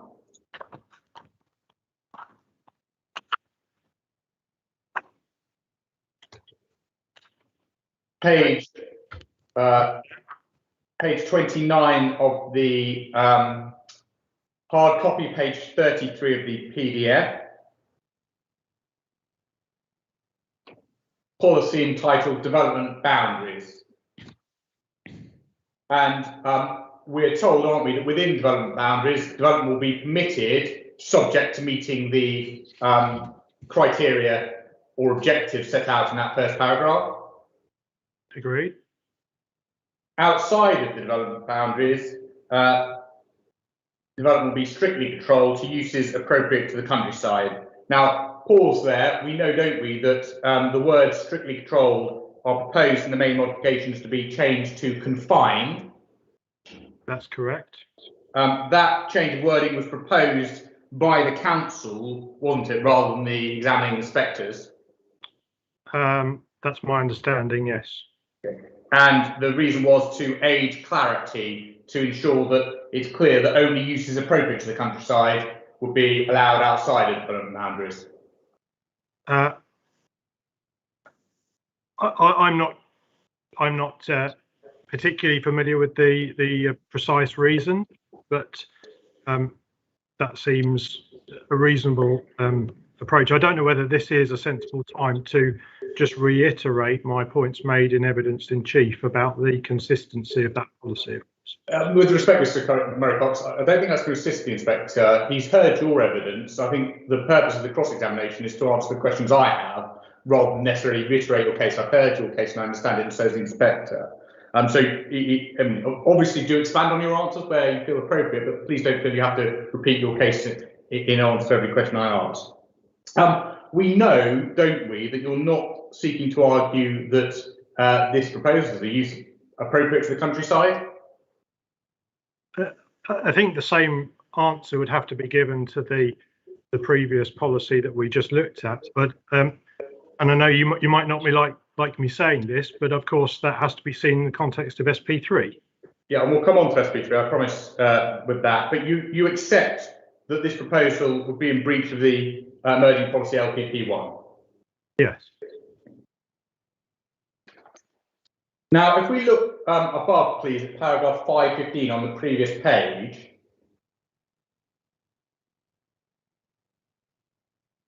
the supporting text to LPP1 tells us that development boundaries provide a guide to where the council believes new growth should be directed. Yes? Yes. And if we look on down within that paragraph, the council at least considered that principle and that approach was consistent with the NPPF, and we're talking there about the 2012 version of the NPPF, and in particular the principles that was outlined in paragraph 17. That's what it says. And if we then pick up, please, CD 5.8, which is the main matter 2 paper. Ms. Banks, you've appeared again. Ms. Banks,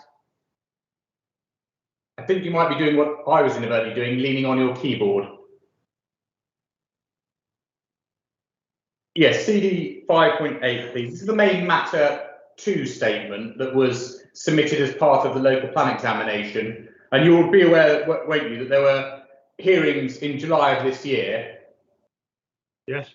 2 weeks worth of hearings. That sounds about right. Yeah. I had a slight advantage. I was counsel for the local authority in those, so I'll try not to give evidence in relation to it, but I think it's uncontroversial over 2 weeks. What we need to do, please, if you go to page 6 of that document,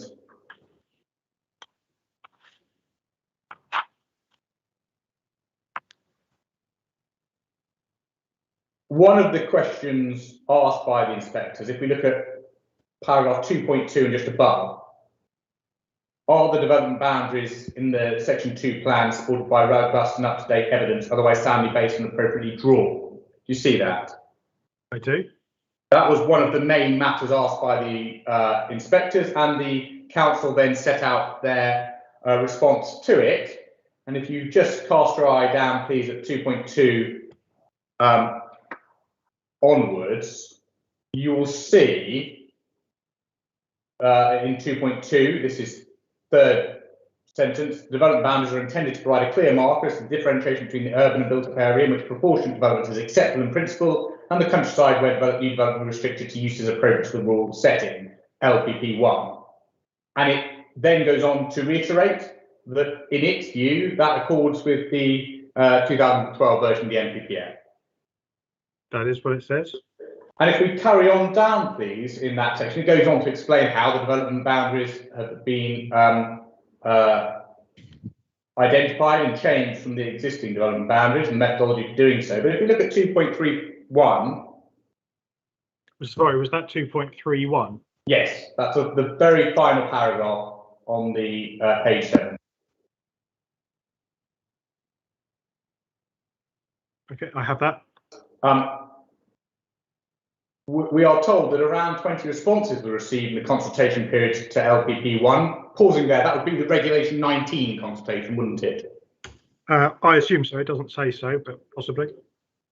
Well, that would make sense, wouldn't it? Because these main matters will be coming after the Regulation 19. That's correct. And they were primarily from agents and landowners seeking to add individual sites into development boundaries rather than attacking the development boundary methodology per se. Yeah, agreed. And then it goes on to say, however, following a recent High Court judgment, the Council is proposing clarification of the wording of the policy. So again, picks up the point that it was the council that proposed the changes, but also we know, don't we, that the number of responses that were received in relation to LPP1 and what those responses were seeking to do. They were seeking to add individual sites into the development boundaries, not attacking the methodology per se. Agreed. Now we know, don't we, that the inspectors examining the local plan part 2 have approved the main modifications for consultation. Yes. And as a matter of fact, they have not recommended as a main modification the removal of LPP1. That's my understanding, yes. One of the tests of soundness, you'll know, both under the 2012 NPPF and the current NPPF, is a consistency with national policy. Correct. If the examining inspectors had concluded that LPP1 was inconsistent with national policy, they would have proposed its removal as a main modification, wouldn't they? I agree with that as a matter of principle, but what I can't see is any analysis within the statements submitted or the main modifications consultation or anywhere else where the inspectors have interrogated that analysis between SP3 and LPP1. I'm not going to fall into the trap of criticising this inspector's colleagues, but I don't think that that has featured as part of the examination process. Well, Mr. Murray-Cox, I'm danger of giving evidence as to whether there was a debate about consistency of SP3 and LPP1, but my question is actually a slightly different one. It's not about SP3, it's about the consistency between LPP1 and the NPPF. If the examining inspectors had taken the view that, contrary to what the council is saying, which is this policy LPP1 is consistent with the NPPF, if they'd taken the view that it was not consistent with the NPPF, they would have been recommending a main modification to either delete it or amend it to make it consistent. I do understand the point that you are putting to me, but I have nothing in front of me to suggest that that interface of policies within the development plan has featured as part of their assessment. You participated in the examination, I didn't. Sorry, Mr. Murray-Cox, I'm not talking at the moment about the interplay between LPP1 and SP3. I'm talking about LPP1's consistency with the NPPF. Yes, as I've said a couple of times, I understand the point that you are saying to me, and I understand where you're coming from about the test of soundness. But all I'm saying is that, as a matter of fact, in the papers on my desk sat around me now, irrespective of that point, this internal interaction between the two policies doesn't appear to have been considered. That's simply the point that I'm saying. No, okay, I take that point, and we'll come on to SP3. But you would accept, wouldn't you, that there is no indication that the examining inspectors took the view that the principle of LPP1 was objectionable because it was contrary to NPPF? No, I agree, but and without going back over what I said this morning, I maintain that point, that irrespective of the examination, those two, LPP1 is infected to the same degree as RLP2 and CS5. And that's not remedied by anything that I've seen so far. Well, let's come on to that point. Let's help me with this, please. You would accept, wouldn't you, that settlement boundary policies of the type found in CS5 and LPP1 in particular, they are regular features of plans which have been found to be sound following the introduction of the NPPF in 2012? Settlement boundaries do feature in post-NPPF decisions. The point that I expanded on earlier, and I'll expand on now, is that if you take the principle that the framework has this more nuanced approach built in, then that more nuanced approach is inherent within policy SP3. That, in my view, is the right approach. Now, there might have been other policies in other plans, but we're not talking about other policies in other plans. We're talking about this plan. Help me with this. Your view, I think, you've expressed it in writing and orally now, is that there is some degree of inconsistency between LPP1 and the 2021 NPPF, because I understand that that's your position. Right.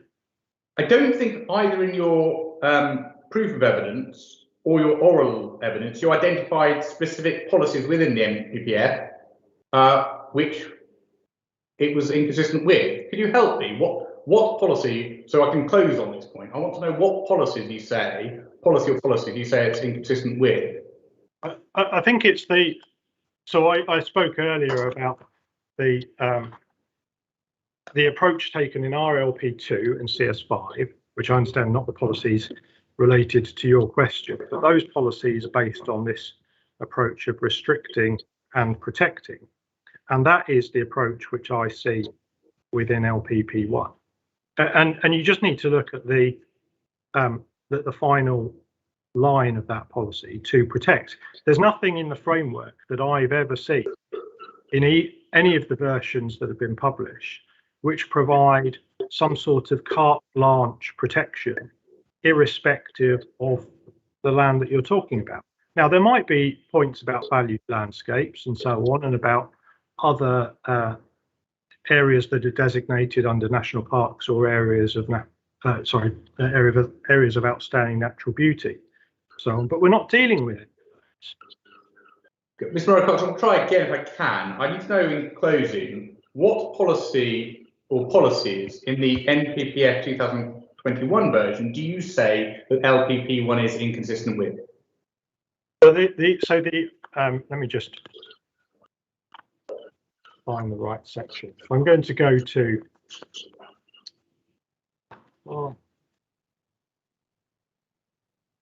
so section 15. Section what, sorry? Section 15 of the framework. Yeah. But a hard copy, so I'm looking at page 50. Yeah. And 174.A, you have the text that I was talking about, protecting and enhancing valued landscapes and so on. The point beneath that is about recognising the intrinsic character and beauty. It's not about protecting. And Mrs. Brockhurst this morning took you through the way in which this scheme has been designed to recognise the character of the countryside. So that's the approach which I believe is consistent with the framework, which is a more nuanced one which recognises and takes into account these factors, rather than simply to say carte blanche, we protect and we restrict. So sorry, just so I can be clear for closings, what you're saying is that the LPP1 is inconsistent with 174B. I understand that to be your case. I would say so. And you will obviously give thought to it. That, just so I know for closings, that's the only policy which you say that the LPP1 is inconsistent with in the NPPF. That's the one I would draw attention to now. Have you given thought when you were writing your proof or preparing this inquiry as to whether it was inconsistent with any other policies in the NPPF? Not in particular, but I think that's a fairly fundamental point. And we are ultimately disagree with you on that, but at least I can know your position there. Can I just be clear with you on this? The objective to recognise intrinsic character and beauty of the country, that was a policy objective which has been found in the NPPF since it was adopted in 2012. It's not new to the 2021 NPPF. I agree.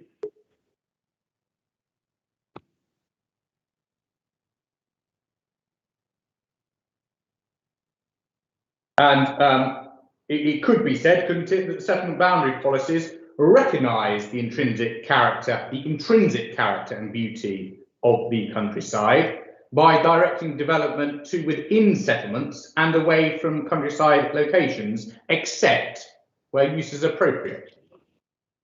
I think that is then essentially the mirror image of restrict and protect. And The more nuanced approach is that which you do see in SP3 and which the appellant's landscape evidence has supported, which takes account of the character of the area rather than simply applying a binary approach.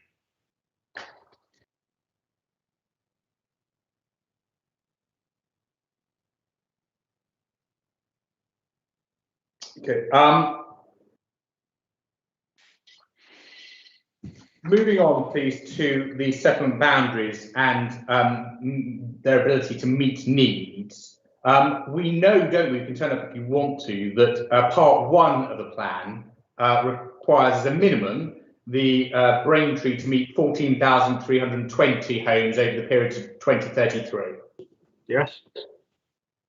And if we could please pick up the topic paper 5.9.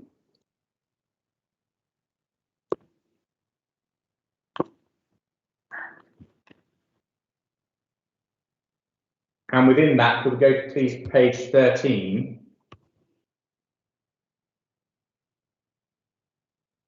This hard copy 13. It's both hard copy and PDF. Thankfully. Are you working totally from hard copy, Mr. Murray Fox? I am, yes. Okay. I'll try and give you the hard copy references. For the time being, unless it turns out I haven't got anything in hard copy, which I'll let you know, of course.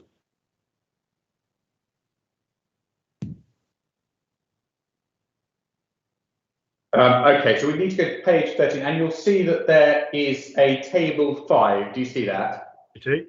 And you'll see that the requirement of 14,320 is set out there as the total plan period target. I do see that, yes. Sorry, I should have introduced this document. We go to the document. This was the housing topic paper that was produced early this year ahead of the examination hearings, and it was updating the examination as to the position in relation to housing supply during the period. And we can see table 5 that the target there is 14,320. We note that that is taken from SP4 of part 1. And we can see that what the table does is look at what had been delivered by March of 2021, so 4,161, and then consider the residual target of 10,159. Do you see that? Yes. And it projected a supply of some 11,611 homes through the delivery of the Part 2 local plan. Yes, that's the council's projected supply. Yeah, I appreciate that's the council's projection. So council setting out its case ahead of the examination hearings, and the council's case that there was a surplus of over 14% above the minimum requirement. Above the residual requirement? Yeah. Rather than the requirement total? Yes, very fair point compared to the residual requirement. And if we just then go up, please, to page 9 of this document, there is a table 3.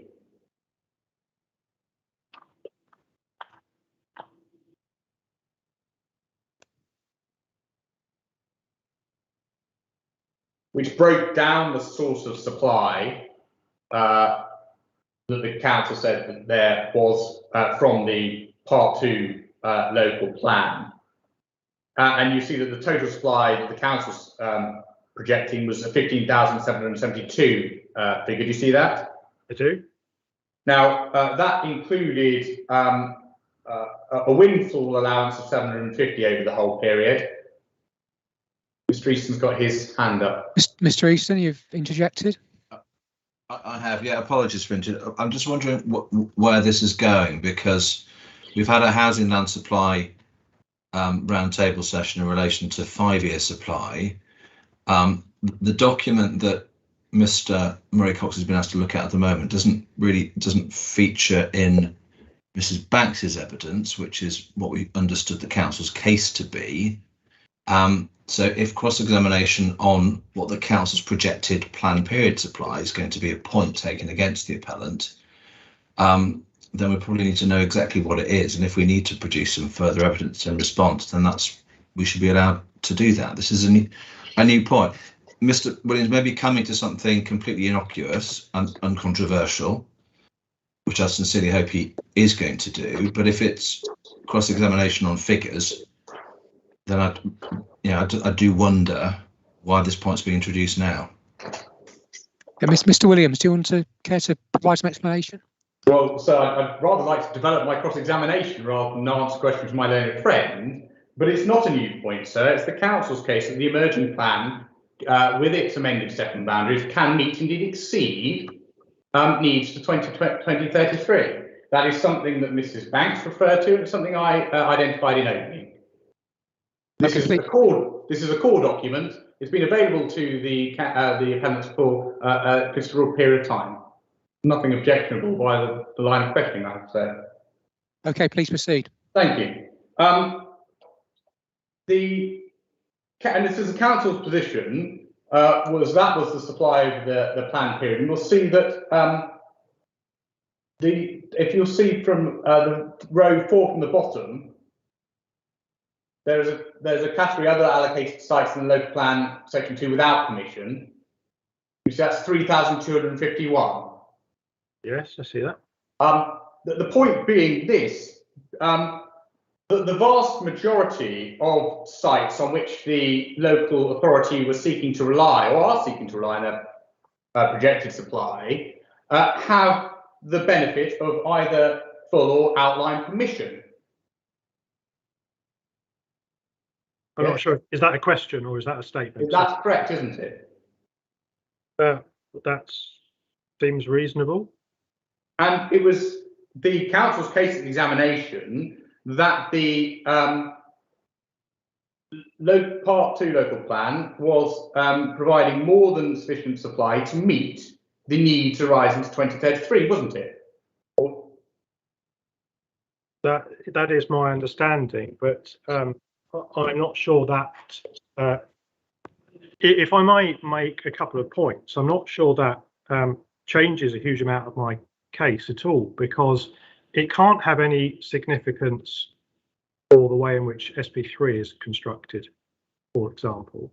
And it doesn't get us away from the fact that, irrespective of what the council may have claimed during the summer about total plan period supply, the appellant's evidence, which I concur with on the basis of my conversations with Mr. Dodd, is that we sit here now without a 5-year supply and with a very compelling case that we need to boost supply to address a significant issue with affordable housing delivery in this authority. So I take your point that these numbers show what they say on the council's basis, but I'm not sure that it changes anything from my perspective. You wouldn't be surprised, would you, Mr. Murray-Cox, to learn that one of the main matters and one of the points of discussion in the examination was whether the council had a sufficient supply to meet its needs identified in the Part 1 local plan. Indeed.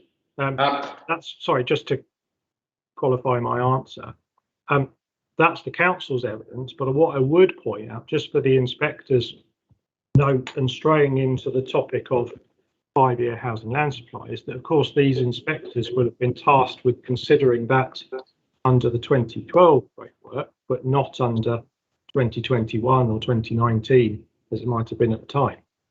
Appreciate that in respect to, and private supply. I'm not talking about private supply at the moment here. I'm talking about supply over the planned period. If the examining inspectors had concluded following that debate that there were insufficient sites to meet housing needs with the requisite buffer, you would have expected, wouldn't you, that rather than approving the main modifications for consultation, they would have written an interim letter concluding as much? I assume so, yes. They didn't do so. They haven't. They'd approved the main modifications for consultation, and we know, don't we, if we pick up CD 5.11, please. Oh, this may be one that I have to go to electronically. Yeah.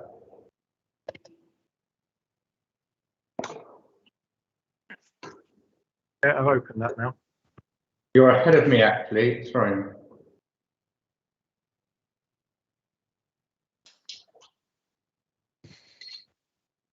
It's that these are the main modifications that have been approved for consultation.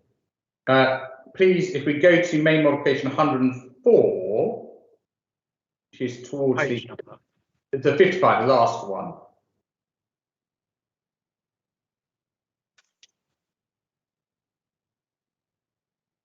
And it's the penultimate main modification. So the main modification recommended by the examining inspectors that the publication draft local plan housing trajectory currently within the submitted plan is to be replaced by the updated trajectory, which is Appendix 1 to the topic paper 2. That's the topic paper that the council are promoting. Sure. It follows, doesn't it, that the examining inspectors, for what it's worth, were persuaded by the council's case that there was sufficient supply coming forward from the Part 2 plan to meet needs running to 2033. That may be the case, but and I'm sure it might be something that parties submit representations on in due course. Well, Mr. Murray-Cox, parties had submitted representations on. We had a full session on whether it would meet supply during the summer, and the reasonable inference from the approval of MM 104 is that the examining inspectors were persuaded by the council's case. Well, it must be reasonable to assume that as these have been published as main modifications for consultation, the authority is therefore inviting representations on them as well. We can't just say, well, the inspectors agreed with it and therefore that's the end of the matter. They've been published for consultation. The normal course of events is that parties will be given the opportunity to respond. And I think we're some time on from the summer. And I think it's entirely reasonable that that will be a matter that's addressed.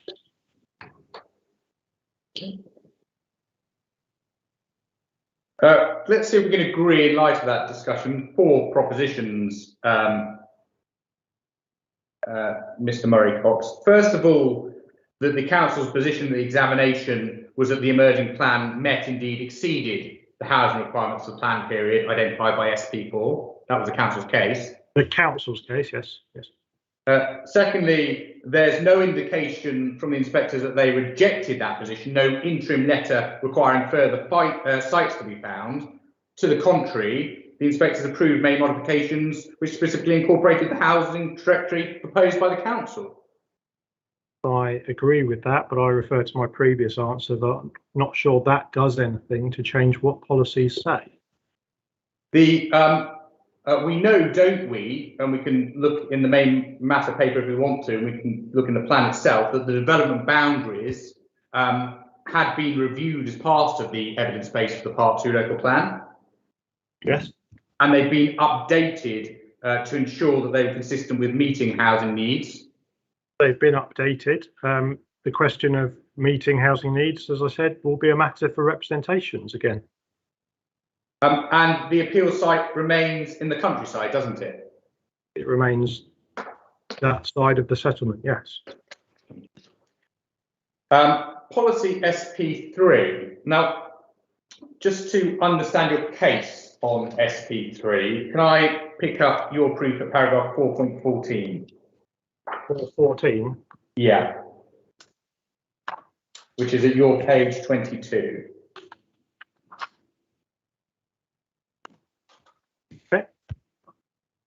Now, just to understand your case, I think I've understood it, but do correct me if I'm wrong. First proposition, you accept at bullet point 1, the site is in breach of RLP2 and CS5.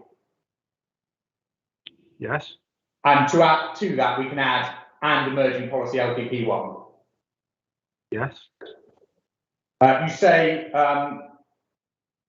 it is adjacent to a boundary, bullet point 2. Of an existing settlement. Yes. And therefore, reliance on the underlined wording with SP3, you say it's consistent with the spatial strategy, with SP3 and therefore the spatial strategy. That's correct. I tried to take a very straightforward analysis to my consideration of these policies, and my starting point for that has been, what does SP3 say as part of a recently adopted plan? And as I went through my evidence in chief this morning with Mr. Easton, we are adjacent to the settlement boundary. I don't think there's any difference between myself and Mrs. Banks, and my understanding of her cross-examination was that there's nothing between us in terms of whether or not this appeal complies with that objective of that policy. Well, I think that's not fairness, Murray Cox. There's nothing between us that the appeal site is adjacent to the settlement boundary. There is something between us as to whether it complies with SP3 or not. But I understand your case. I just want to ask you this question. I don't think you say, do you, that any site which adjoins any existing settlement in Braintree is automatically consistent with SP3. I think your case is that if you are within or adjoin the settlement, decision makers then on a case-by-case basis have to assess whether it's appropriate with regard to the scale, sustainability, and existing role of the settlement. That is what I say, and I find consistency with the approach taken by the inspectors in both the Gilder Terrace appeal decision and the Station Road East Cullen decision as well. Now, the correct interpretation of SP3 is a matter of law, and I'm going to leave that to submissions. Okay, I'm not going to try and persuade you that your interpretation is wrong. It's going to be the inspector's got to make a determination in relation to that. But I want to ask you about two topics. One, what turns on the correct interpretation of SP3, i.e. what ramification it has for your case. And secondly, I want to ask you about factors that might be relevant to that interpretation. Okay, so starting with the first topic, what turns on that interpretation?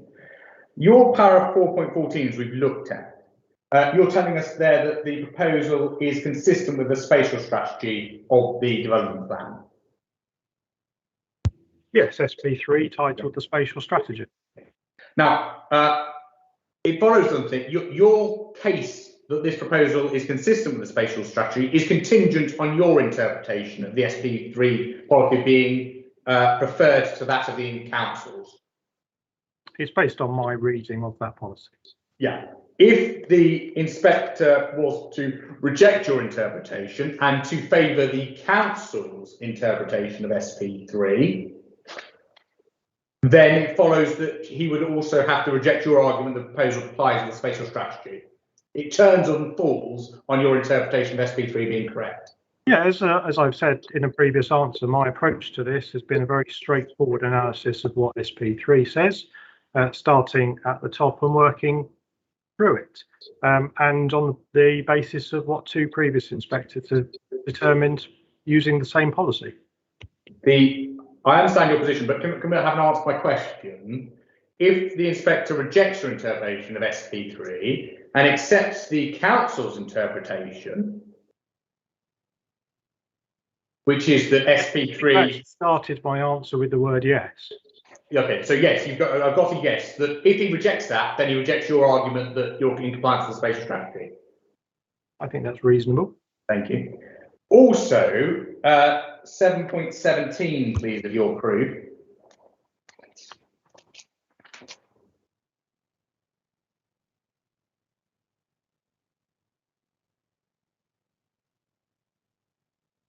From 717 to 720, you tell us why you consider the proposal accords with the development plan as your primary case.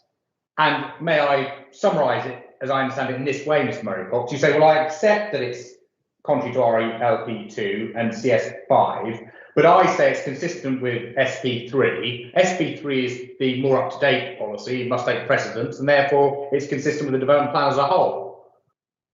That is my position, yes. Yes. Again, that's contingent on your interpretation of SP3 being preferred to that of the council. Yes. And again, it follows if the inspector rejects your interpretation of SP3 and favours the council, he would also reject your argument that the proposal complies with the development plan as a whole. I'm sure that's true. Thank you. Now, let's look at the analysis. If the inspector concludes to the contrary, concludes your interpretation of SP3 is correct, okay, that scenario, that hypothetical. On your own analysis, the inspector wouldn't stop at saying, well, this is a site that's adjacent to or adjoining High Garrett. He would need to go on to consider whether the High Garrett is suitable for this type of development, having regards, amongst other matters, the sustainability of the location. Yes, this is exactly the point that I deal with in my evidence, which is to say that it's not a free rein, and that's exactly the approach that was taken in the Gilder Terrace. I understand that. That's your case. As I say, I'm not going to debate interpretation with you. It's a matter of submissions. I don't debate that with witnesses because it's an objective matter for the inspector and ultimately courts to decide. But I want to see what turns on that. So if he's with you, your interpretation, the inspector then has to ask himself, as part of the exercise in SP3, is this a sustainable location for this type of development? Yes. Okay. And you, in your proof, conclude it is a sustainable location. You look at your 7.3, please, at page 36 of your proof.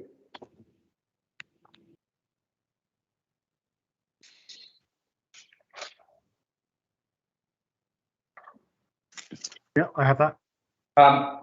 Your first bullet point is you say your conclusion is a sustainable location, and you rely on the evidence of Mr. Grist for that proposition.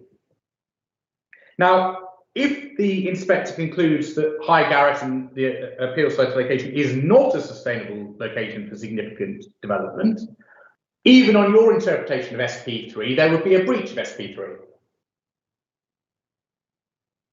Yes.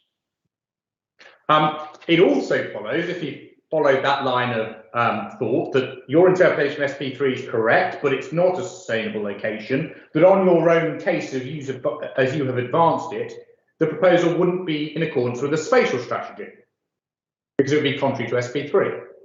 Yeah, SP3 sets out a variety of considerations that the inspector will have to take into account in deciding his overall conclusion.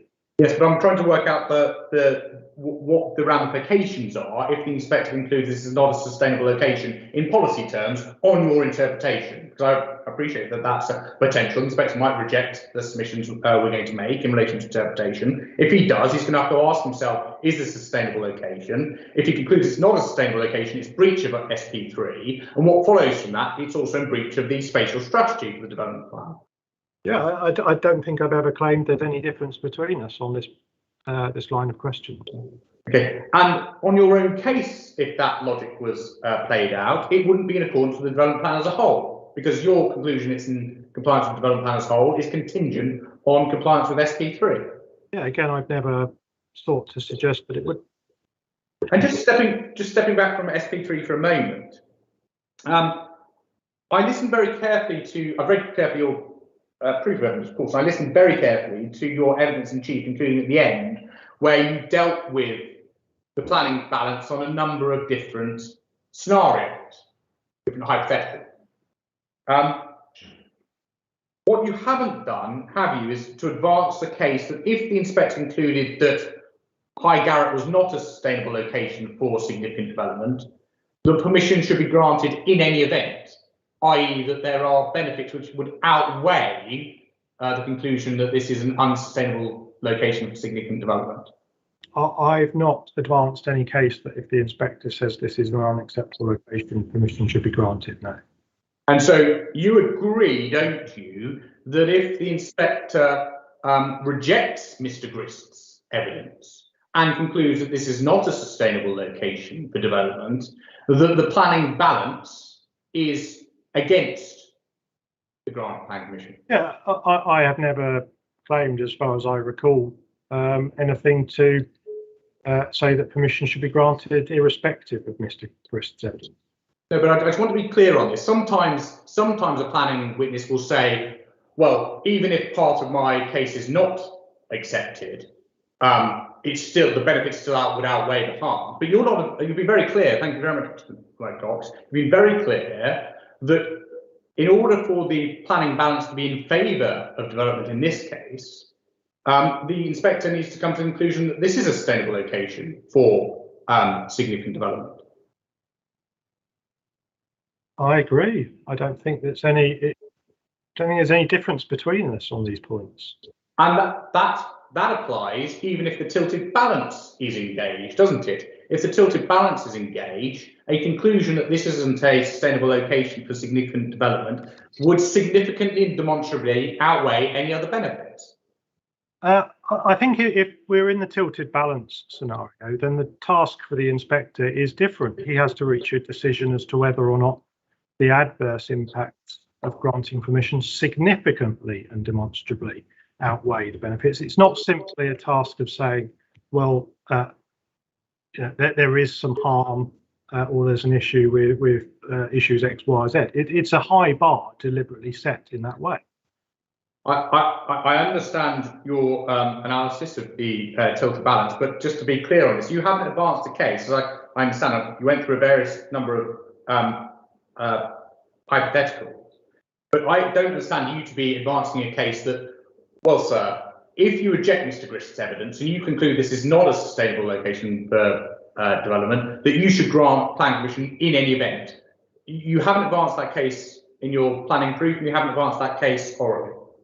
I think it's inevitable that if we're talking about a decision in the context of the tilted balance, then the inspector will have to consider degrees of harm. I don't think it's quite as binary as you're suggesting. Okay.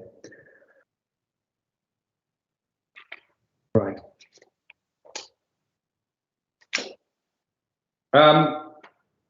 The second point I wanted to look at in relation to SB3 are, again, taking the view that this is a matter of submissions. I just want to agree to what relevant factors could be when interpreting planning policy. And you'll appreciate that when interpreting planning policy, it's necessary, obviously, to have regard to the language of the policy itself. Yes. But it's also relevant to have regard to the context for that policy, which includes the objectives of the policy and the supporting text. I think one might have regard to them and the context, but I think one issue that I have borne in mind in my analysis of this policy is that there's a real risk of some sort of infinite cycle here, that one looks at the wording of the policy, you then look at the text. I have read the text, I've read the text of the policy, and the policy ultimately says what the policy says. And you have to get off that infinite cycle at some point. And the point that I've settled on getting off of it is the wording of the policy itself. And we will look at the wording of the policy itself, but let's have a look at you don't deny, do you, and ultimately it's a matter of law, but you don't deny that when properly construing or interpreting the policy, it's relevant to have regard to the context, including the objectives of the policy and the supporting text. I think I just agreed. And if we look at the, just so we can agree what might be relevant when considering the language of the policy, which we'll come to, if we pick up CD 4.3, please.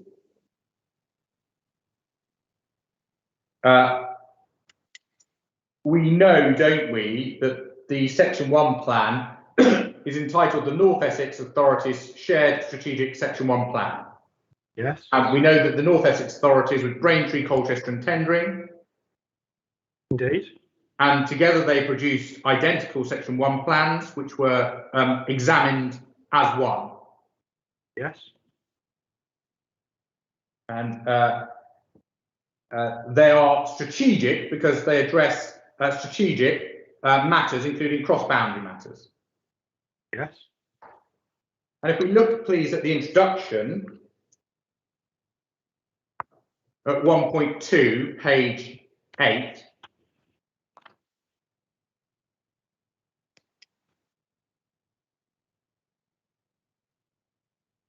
We're told, aren't we, that for the reasons that are set out at 1.1, the three councils have agreed to work together to address strategic planning matters across their areas. Yes? Yes. If we then go on to 1.9,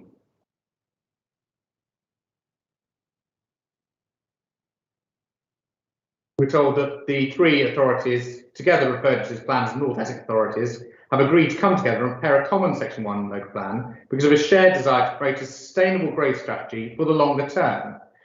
And the particular need to articulate strategic policies within the wider area and how these policies will be addressed. Central to this is the effective delivery of planned strategic growth, particularly housing. A number of points about there. The objective articulated was to address strategic policies within the wider area. Yes. And central to that was the delivery of planned strategic growth. That is what it refers to in relation to strategic growth, yes. And that is what Section 1 is concerned with, isn't it? The planned strategic growth of the area. I think we are quite a way apart on this. As I understand it, the authority is seemingly trying to distance itself in some way from this plan, which is a rather strange approach in my view, because it's less than 12 months since it adopted the document. It plainly is being used for development management purposes, and I don't see anything in the policies that we've looked at that says, and this is completely irrelevant to the determination of planning applications, irrespective of the fact that it's a shared document. It's been adopted individually by the three. Okay, it might deal with strategic matters, but the fact is it's part of the development plan, and those policies say what they say. I don't think that we can just say, well, it's operating at some sort of higher level. Mr. Murray-Cox, can I make it absolutely clear that the council is not seeking to distance itself from the Part 1 plan?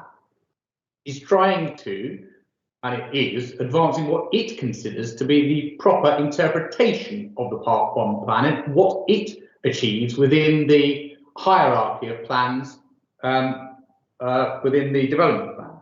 But can we just focus on the questions that I'm asking? What the Part 1, what this tells us, and we'll come on to see further, what this tells us is that the Part 1 plan was about the delivery of planned strategic growth, particularly planned strategic housing growth. And in that sense, it only has any relevance then in two of the three authorities.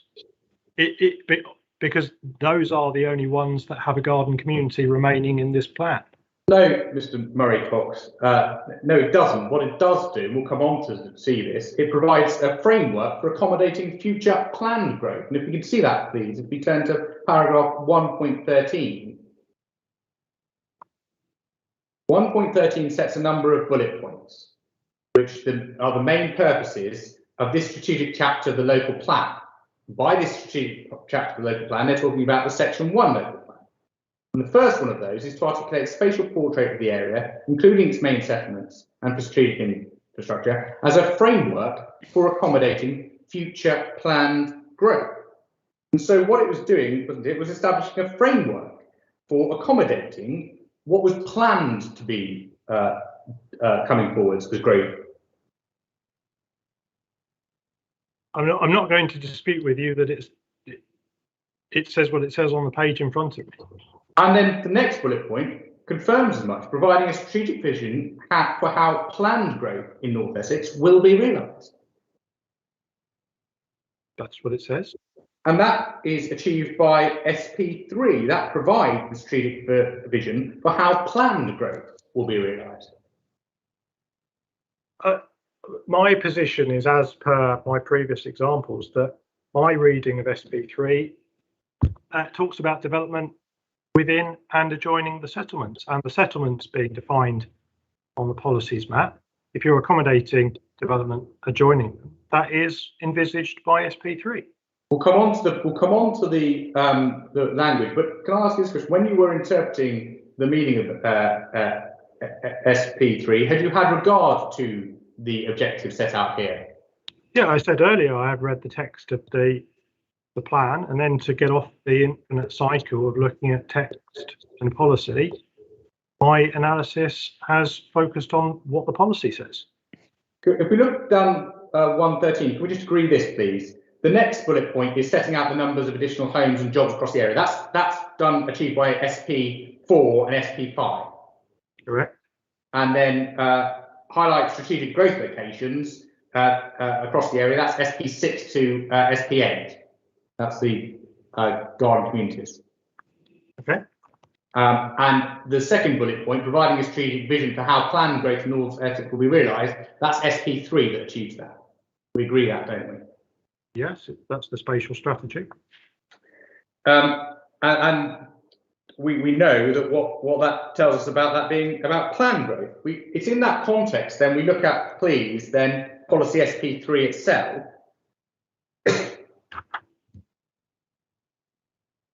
And you focus on the first paragraph of SP3 within your proof of evidence.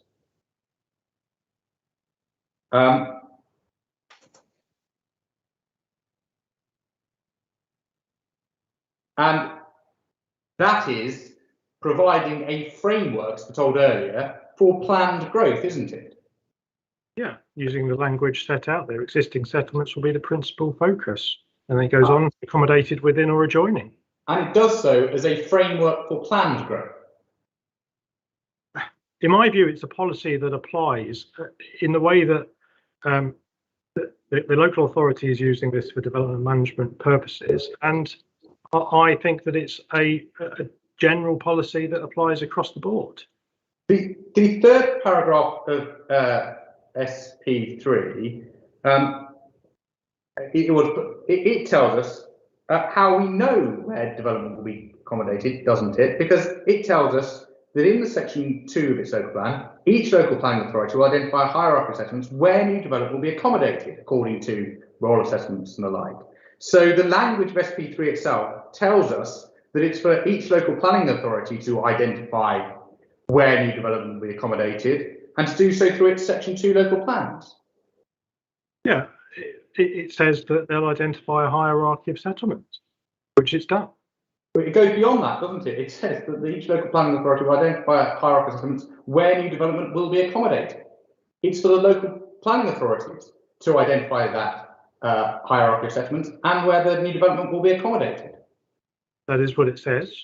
And it is that paragraph 3 which achieves the objective set out in paragraph 1. I'm not entirely sure. I agree. I think we start with the first paragraph. Are we within or adjoining? Yes, we're adjoining. We then have the second paragraph, which has got matters dealt with by Mrs. Brockhurst, and we have the third paragraph, and the local authority has identified its settlement hierarchy. Okay, we can only leave it there because that's as far as we can go before we need to make submissions on it. But just to be absolutely clear, and it may be thought to be a cheat point, but 418 of your proof, page 23.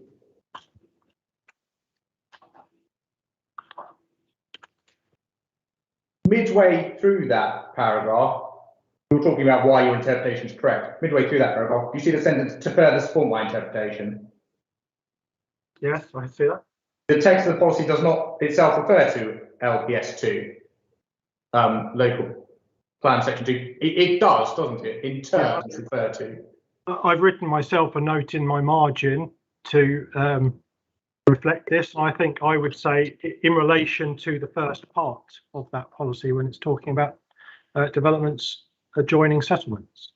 When you were writing your brief, had you had regard to the third paragraph of the SP3? Yes, as you're. Thank you.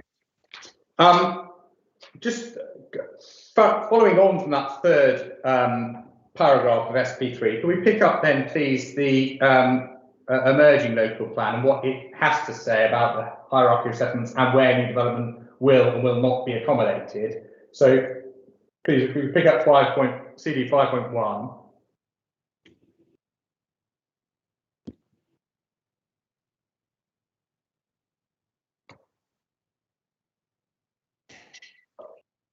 And we need to go to page 28 within it.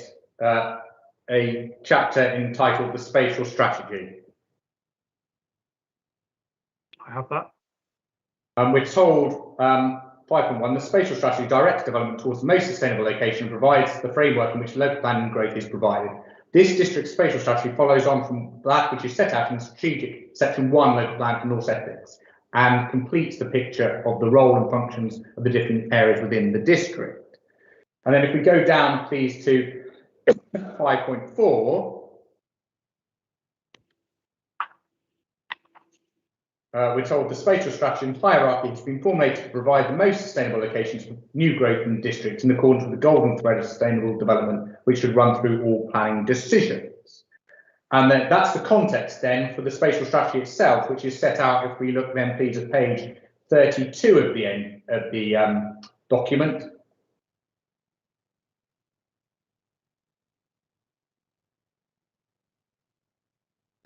Under paragraph 515, you see the grey box which sets out the spatial strategy for the local plan. My 32 is titled A Prosperous District. Sorry, it's 28. It's 32 of the PDF, it's 28 of the hard copy, I'm sorry. Okay. I have a grey box. The grey box, which sets out the spatial strategy for the purposes of the part 2. Yes. But Now, I don't think we can see this as being an exclusive list of everything that's envisaged to happen. I haven't suggested it is. We'll come on to see the spatial hierarchy and how that operates in the mains. In terms of the broad spatial strategy, that should concentrate development on the town of Braintree. The main modifications suggest one modification to this policy. Plan new guard, or this strategy rather, plan new guard communities has been deleted. Okay. But carries on with them in the A2 Great Eastern Main Line corridor in Halstead. With that one modification, the examining inspectors approved that spatial strategy for consultation. That's what I understand. And then if we look at the hierarchy that's above that, there's a table of hierarchy which starts at page 26 of the hard copy, page 30 of the PDF. Okay.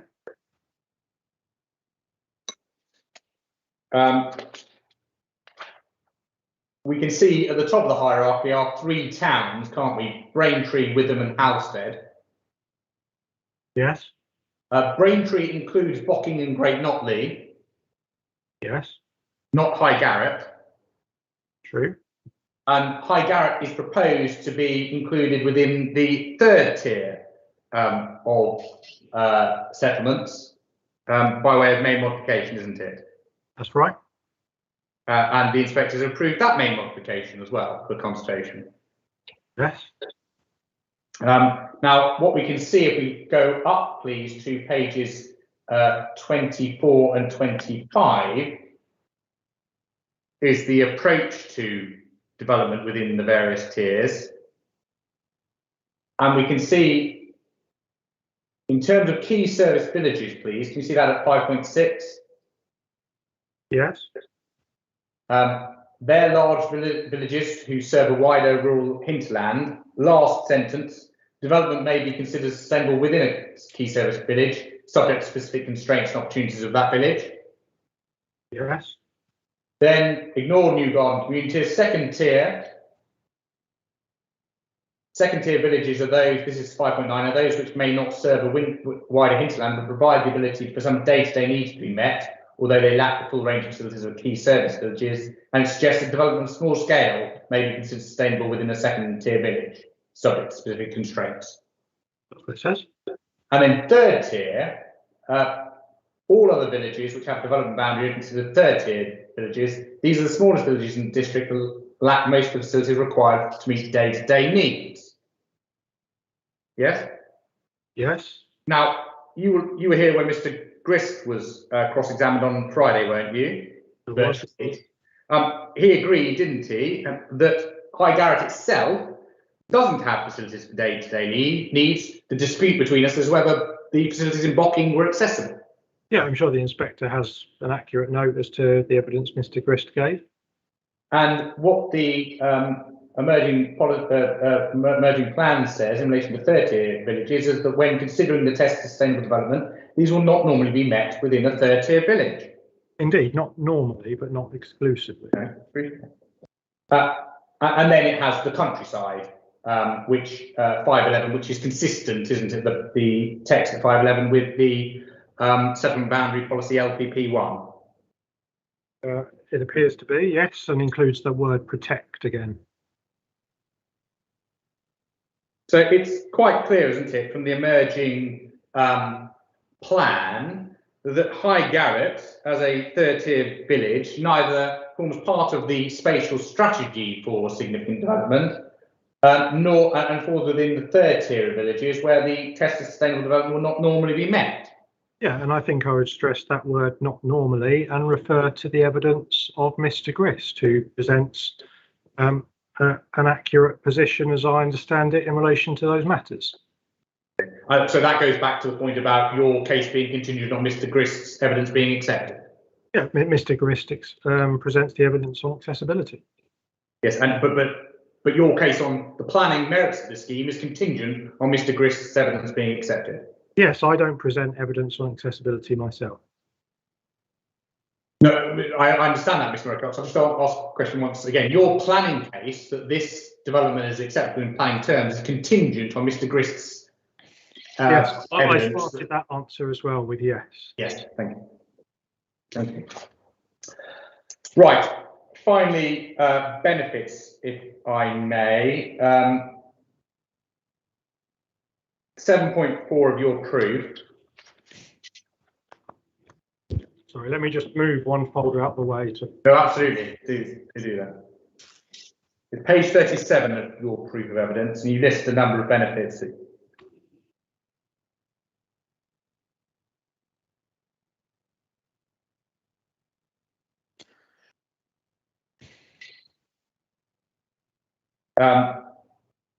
The second one, you characterise the need for market and affordable housing as urgent and substantial.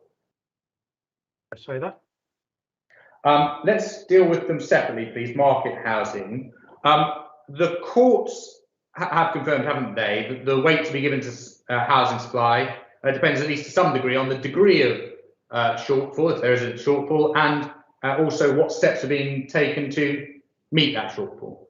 That's my understanding, but I think you have to see those in the context of the other points that I make as well. Appreciate that. I'm just looking at this particular point, but on your case, in relation to 5-year supply, the appellant's case is that the council has a 4.57 year, that's its latest case, I think, of supply. I don't have Mr. Dodd's latest document in front of me, but that sounds. It was approximately a 4.6 supply year. So we're talking about a 0.4 year shortfall in the 5-year supply. In that region, yes. And that 5-year supply requirement, we know, includes the requisite buffer that you have to include. Yes. And it also includes addressing the shortfall on a Sedgefield basis, i.e. over the 5-year period. Yes. Now, you would have given evidence in a number of inquiries where authorities, I first want to make it clear, I don't accept that position, but if the inspector were to accept that it's 4.6 years, you would have given evidence in many planning inquiries, couldn't you, Mr. Murray-Cox, where the 5-year housing and supply position is much worse than 4.6 years. I have. I've also given evidence in inquiries where it's very similar to what we have here, of course. Of course you have. Even if your case is accepted in relation to 5-year supply, it's not properly the case to describe the shortfall as substantial, is it? The 0.4 years. I think you're dealing with two different concepts here. I think your point, your question then was the shortfall, and I would agree with you, it is not a substantial shortfall. It is nevertheless a shortfall. And the point that I say in my proof is there's a substantial need. And the need arises at least in part because of the fact, as Mr. Dodd demonstrates in his evidence, that there is a shortfall to be addressed. Okay, but the shortfall itself, you're not saying is substantial. I've not said that. It's not significant, is it, the shortfall, even on your case? I think it's significant that there is one on my case. But the magnitude of that shortfall? I wouldn't say it was in the realms of being significant. You wouldn't say? No.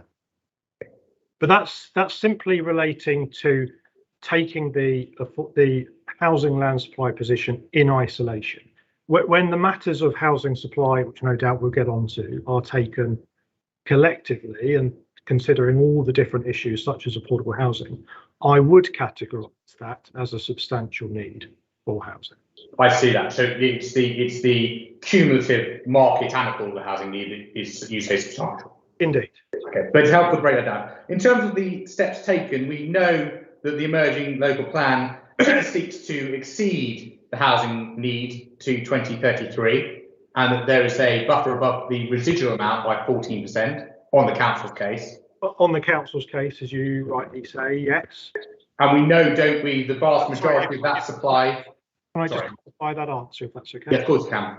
Yeah, what I would say is that doesn't get us over the fact that on the basis of Mr. Dodd's evidence, there is a shortfall now, and on the basis of my evidence, there's this very substantial matter of affordable housing to be dealt with now, in my view. No, we'll come on to affordable housing, but it is a relevant consideration for the inspector when considering what weight to be given to housing, that the council is seeking to meet its housing, indeed exceed its housing needs to 2033, and has a Section 2 local plan that's seeking to do so. Across that plan period, but of course, Mr. Dodd's evidence is dealing with the 5-year supply issue. Was actually another yes, I agree, but subject to my caveat. Yeah. And it's also relevant, isn't it, that as we've seen, the vast majority of that supply has already been, over the period to 2033, benefits from the grant of planning permission. That's my understanding of the council's case. Affordable housing, you set out in your proof, page 27, the requirement of 212 and how the authority has been progressing from the base date of the plan to the current date. Correct. And we can see your overall analysis that there is a shortfall of some 587 to that date. We can see, can't we, that in the final 2 years, last 2 years, there had been well, the requirement had been met, indeed slightly exceeded in both those years. Yes. Okay. And then if we take up, please, inquiry document 8.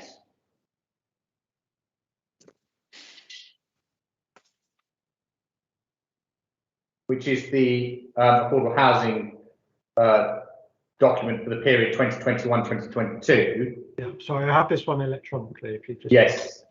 A second. Okay, I have that. We know, don't we, from the spreadsheet that we're midway through the 2021-2022 monitoring year, aren't we? About halfway through that year. Indeed. And we know from that in terms of completions thus far, there have been 216. On the basis of this table taken as read, then yes. No suggestion, are you, that the council is not accurately recording the number of affordable housing completions thus far? I haven't said that. Thank you. So on that basis, the requirement for this year has already been met within the first 6 months. It appears so.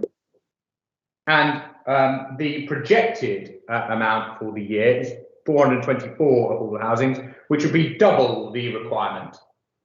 It would if delivered, but I don't see any explanation as to how that's achieved.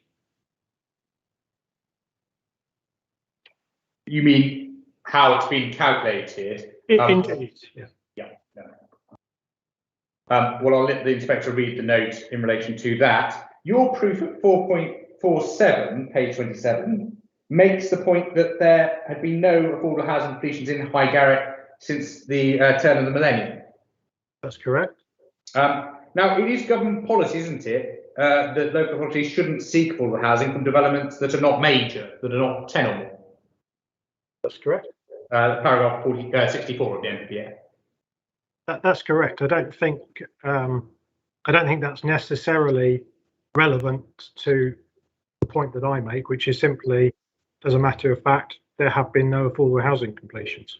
No, but this is relevant, isn't it? Given that the council consider that High Garrett's not a sustainable location for significant development, it's wholly unsurprising that there hasn't been any delivery of affordable housing in High Garrett. I agree with you that it might not be surprising that there's no affordable housing delivered if schemes that are eligible to provide affordable housing have not come forward. I don't think that overcomes my simple observation that there has been no affordable housing completions. The two are separate factors. But let's see what could meet that need, the needs that Mr.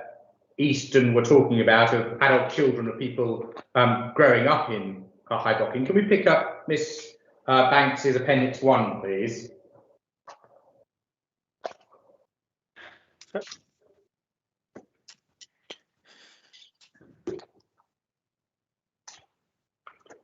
This is a plan, the policies map detailing the allocations, amongst other things, of the emerging local plan.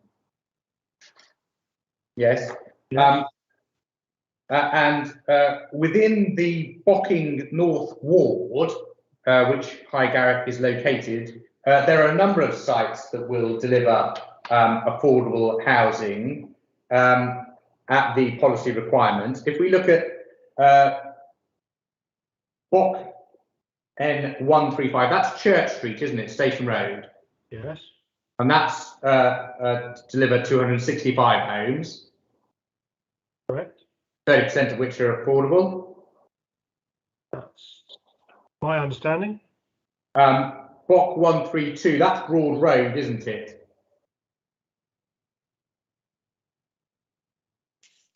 Bock N 132. Can you hit what unfortunately my printed version is rather on the small side. Okay. That's the site. Do you see the A131 running south from where the appeal site is? Yes. And then there's a large roundabout, and then there's a large allocation. 132, yeah. Yes. That's Broad Road, which has blank that's allocated for 1,000 homes. Okay. 30% affordable. Sure. And then if we look at 137, which is to the east of Bocking, sorry, to the west of Bocking. Can you see that, Mr. Murraycock? That's an allocation for 575 homes, 30% of which are affordable. Okay. And all of those developments and their affordable housing would go to meet any local affordable housing need arising in High Garrett. I'm sure that they will contribute to meeting needs which might include a wider area. My point is simply that taking this settlement in isolation, there has been no affordable housing completions here. That's all I say. I don't say that there's nothing else. No, I understand that, Mr. Murraycock. Thank you very much. Thank you very much, Mr. Murraycock. Those are all my questions. Thank you, Mr. Williams.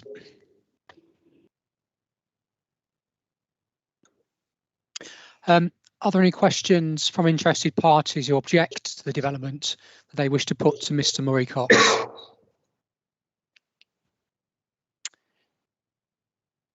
Okay, thank you. I'll take that as a no. Mr. Murraycock, I've just got one question for you. Just turn to your evidence. Go to page 28, please. This is on my proof, is it, sir? This is your proof, yes. Your proof, yeah. Yeah, I have that open anyway. Okay, thank you. It's the heritage section on that page, and obviously you refer there to the degree of harm to the designated heritage asset, which I understand to be the Grade 2 listed Mill Lodge. And obviously this came up in examination in relation to essentially the test the framework puts in place. But though for the purposes of section 66(1 of the Planning Listed Buildings and Conservation Areas Act, how does the proposal fare in relation to the desirability of preserving the building or its setting or any features of special architectural or historic interest which it possesses? That's commonly known as a statutory test, essentially for listed buildings. Well, if you take the local authority's position, as I understand it, then there is no harm. The appellant's evidence submitted with the application reaches the conclusion that there is less than substantial harm, but at the lower end of that. Okay. But in terms of the test itself, I appreciate obviously you've said what the framework says, and I fully understand that. But in terms of the test itself, as I say, I'm just trying to gauge your views in relation to how the proposal fares in relation to the desirability of preserving the building or its setting or any features of special architectural or historic interest which it possesses. How does it fare against that statutory test specifically? I think, well, it depends whose evidence. Well, let's in terms of your view, and I can kind of understand what the council's position so far, but in terms of what you're saying is, in terms of your evidence. So on our evidence, there would be a very small degree of harm, but I think the process of master planning and so on has been undertaken in a way which is designed to minimise that harm, and there's further opportunity to do that at the reserved matters stage as well, through layout and appearance, materials and so on. The steps have been incorporated in the proposal to ensure that any degree of harm which does arise has been as far as possible. That's, I think, probably the best way that I could categorise it. Okay, thank you. Mr. Easton, do you wish to re-examine Mr. Murray Cox? I do, so I have a few questions, but can I just pick up the point you just asked Mr. Murray Cox about? I'll address it in closing, but essentially my submission is going to be that in circumstances where the national policy test is applied, then the statutory duty under section 66 is discharged. So when there were a series of cases where the express statutory duty wasn't, and I'm struggling at the moment to remember the names of them, but the central point was this, that in officer reports, for example, there was no express mention of section 66, but there was an application of national policy, the public benefits versus the less than substantial harm test, and it was concluded in a number of cases, and I'll send a copy with my closing submissions, that was sufficient, even though there wasn't an express mention of section 66, to discharge the statutory duty.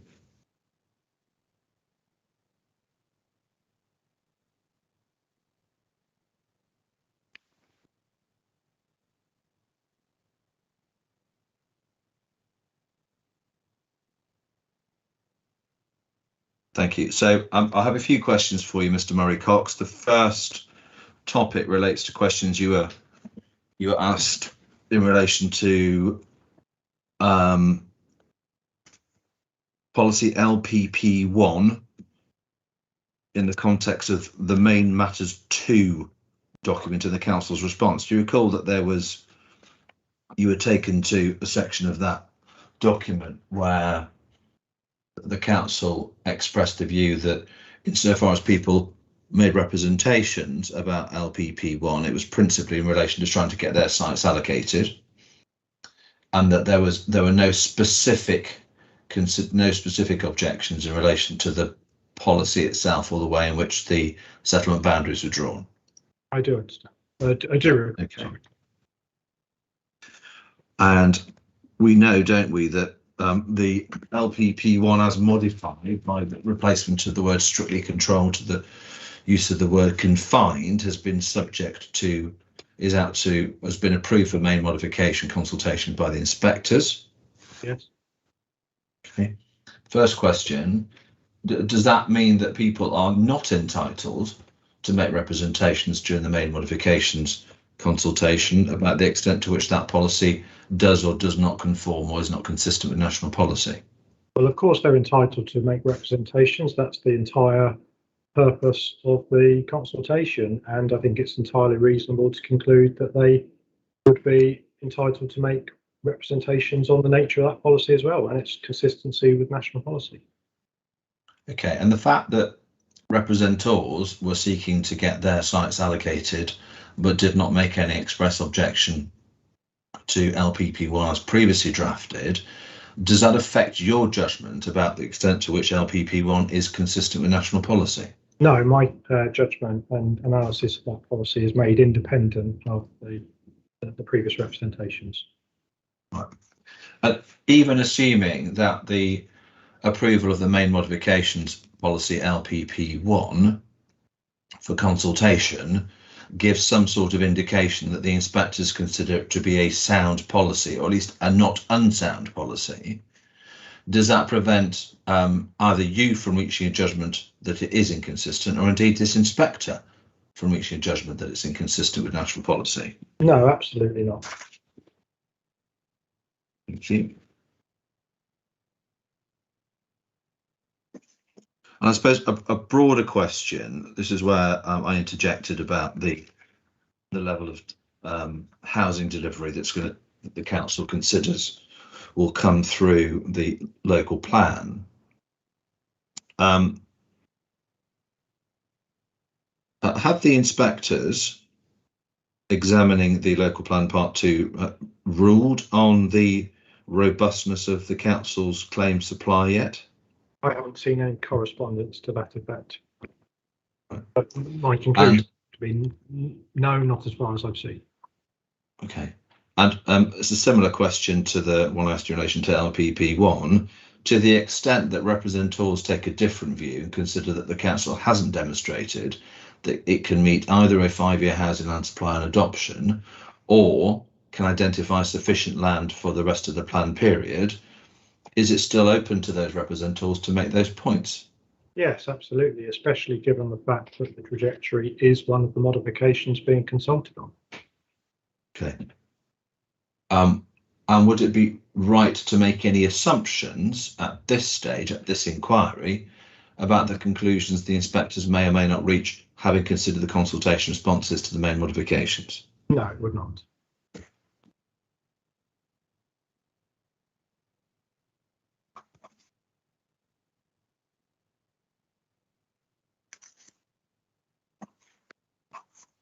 Yeah, policy SP3, please.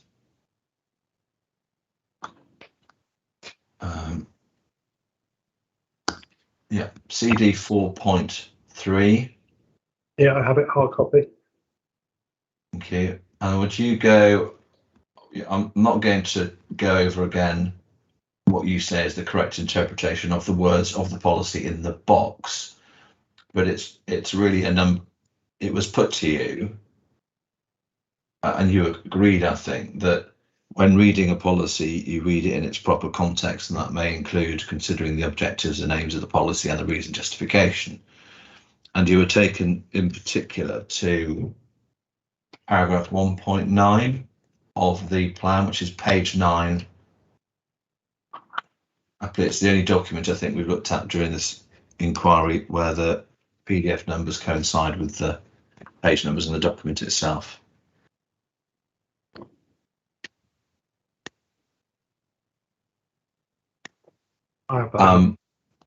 Thank you. And it's in the, so let's just scroll back a bit or flip back. So the heading under which paragraph 1.9 sits is the need for a strategic approach. Yes.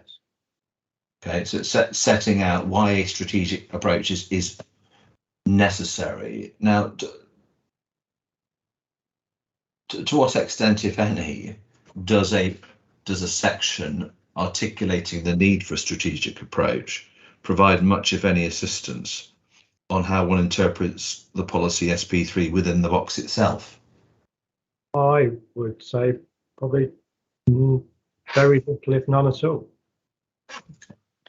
Then let's assume that for these purposes that there is some relevance to paragraph 1.9. So it talks about the shared desire to promote sustainable growth strategy for the longer term, particularly need to articulate strategic priorities within the wider area and how these priorities will be addressed. Central to this is the effective delivery of planned strategic growth, particularly housing, with the necessary supporting infrastructure. So it's the effective delivery of planned strategic growth, including housing, that is relevant to the need to articulate strategic priorities within the wider area. Just looking simply at the words, is that all that the strategic approach is going to deal with? The delivery of planned strategic growth? No, of course not. The plan deals with a variety of factors, of which that's just one. Okay. And to the extent that SP3 refers only to planned growth or to planned strategic growth, would one have expected that particular policy objective to have been articulated in the policy itself? Yes. And is it? No. Yeah.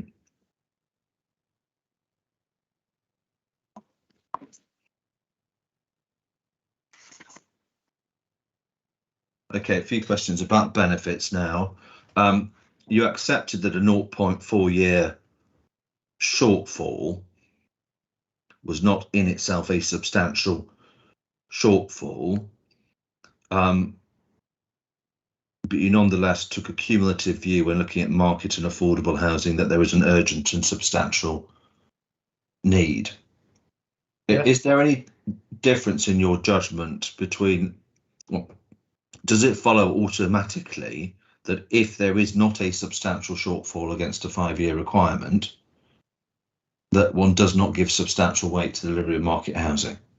No, not at all. Right, so why not? It should still be given substantial weight, well, to addressing the issue. And I set out principally section 7.4 of my proof, a variety of issues, including the national priority.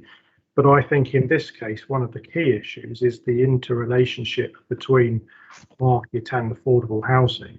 And if I could categorise it in this way, which might be a slightly ghastly way of describing things, but if affordable housing is the sickness, then it would be quite bizarre not to give weight to the medicine that addresses that.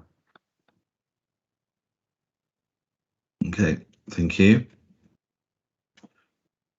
And then, so far as affordable housing was concerned, you were taken towards the end, right at the end of your cross-examination, to a number of other allocations, albeit in other settlements. And that was in the context of you saying that since the turn of the century, no affordable housing had been provided in High Garrett. Now, to what extent does the allocation of housing, including affordable homes in other settlements, go to address the fact that no affordable housing at all has been delivered in High Garrett since the turn of the century? Plainly, it doesn't assist.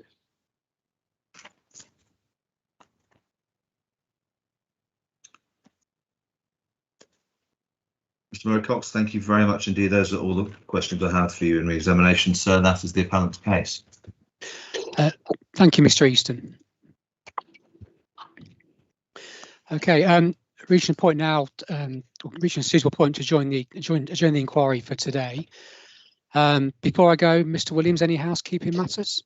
So just in terms of timetabling, I understand we'll have the conditions of 106 session tomorrow morning. I've spoken briefly to my learned friends, and I think both he and I would benefit if you are happy with this, to have a little time after that just to perfect the closing submissions, and then perhaps close after a short a lunch break in the afternoon. I don't know if that would be acceptable for you, sir. It means we can work on them this evening, but also that those instructing us can approve them before we are then delivering them tomorrow afternoon. Okay, yeah. Do you mean essentially having effectively two sessions tomorrow then? I expect so. is that Perhaps what you with mean? an elongated break, Yeah. just to finalise closings and get them approved by those instructing us.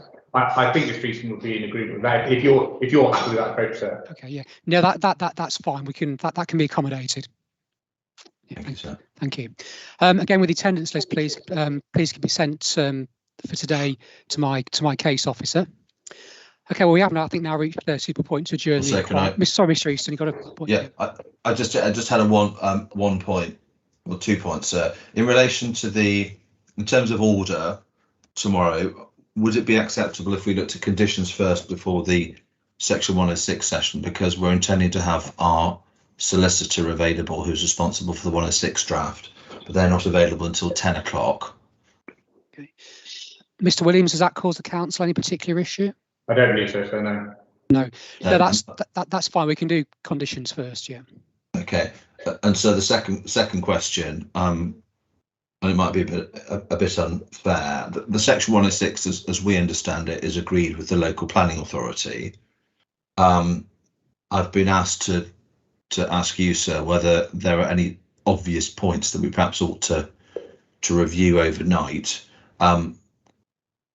That asks you to deal with things, give you an instant response, which I think is unfair. But I did note, sir, that if there are things picked up during the session, I think you'd allowed us, is it 14 days in which to get the perfected and executed version of the 106? So yes, Mr. Easton, there would certainly be a time after the inquiry for that. I mean, in terms of that, what I would say is, obviously I reviewed the 106 already, and the questions I'll ask tomorrow, I would say there's nothing out of the ordinary that I'm going to be posing in terms of questions to either party in relation to the Section 106 agreement. If that's helpful, both helpful and it's helpful and reassuring, sir. So thank you very much for that. Okay, any further points, Mr. Easton? No, thank you. Mr. Williams? No, thank you, sir. Okay, thank you. Well, so the time is now 4:45. I say, please can the attendance list be sent to my case officer, but I will now adjourn the inquiry, and we will resume at 9:30 tomorrow morning. Thank you. Thank you very much, sir.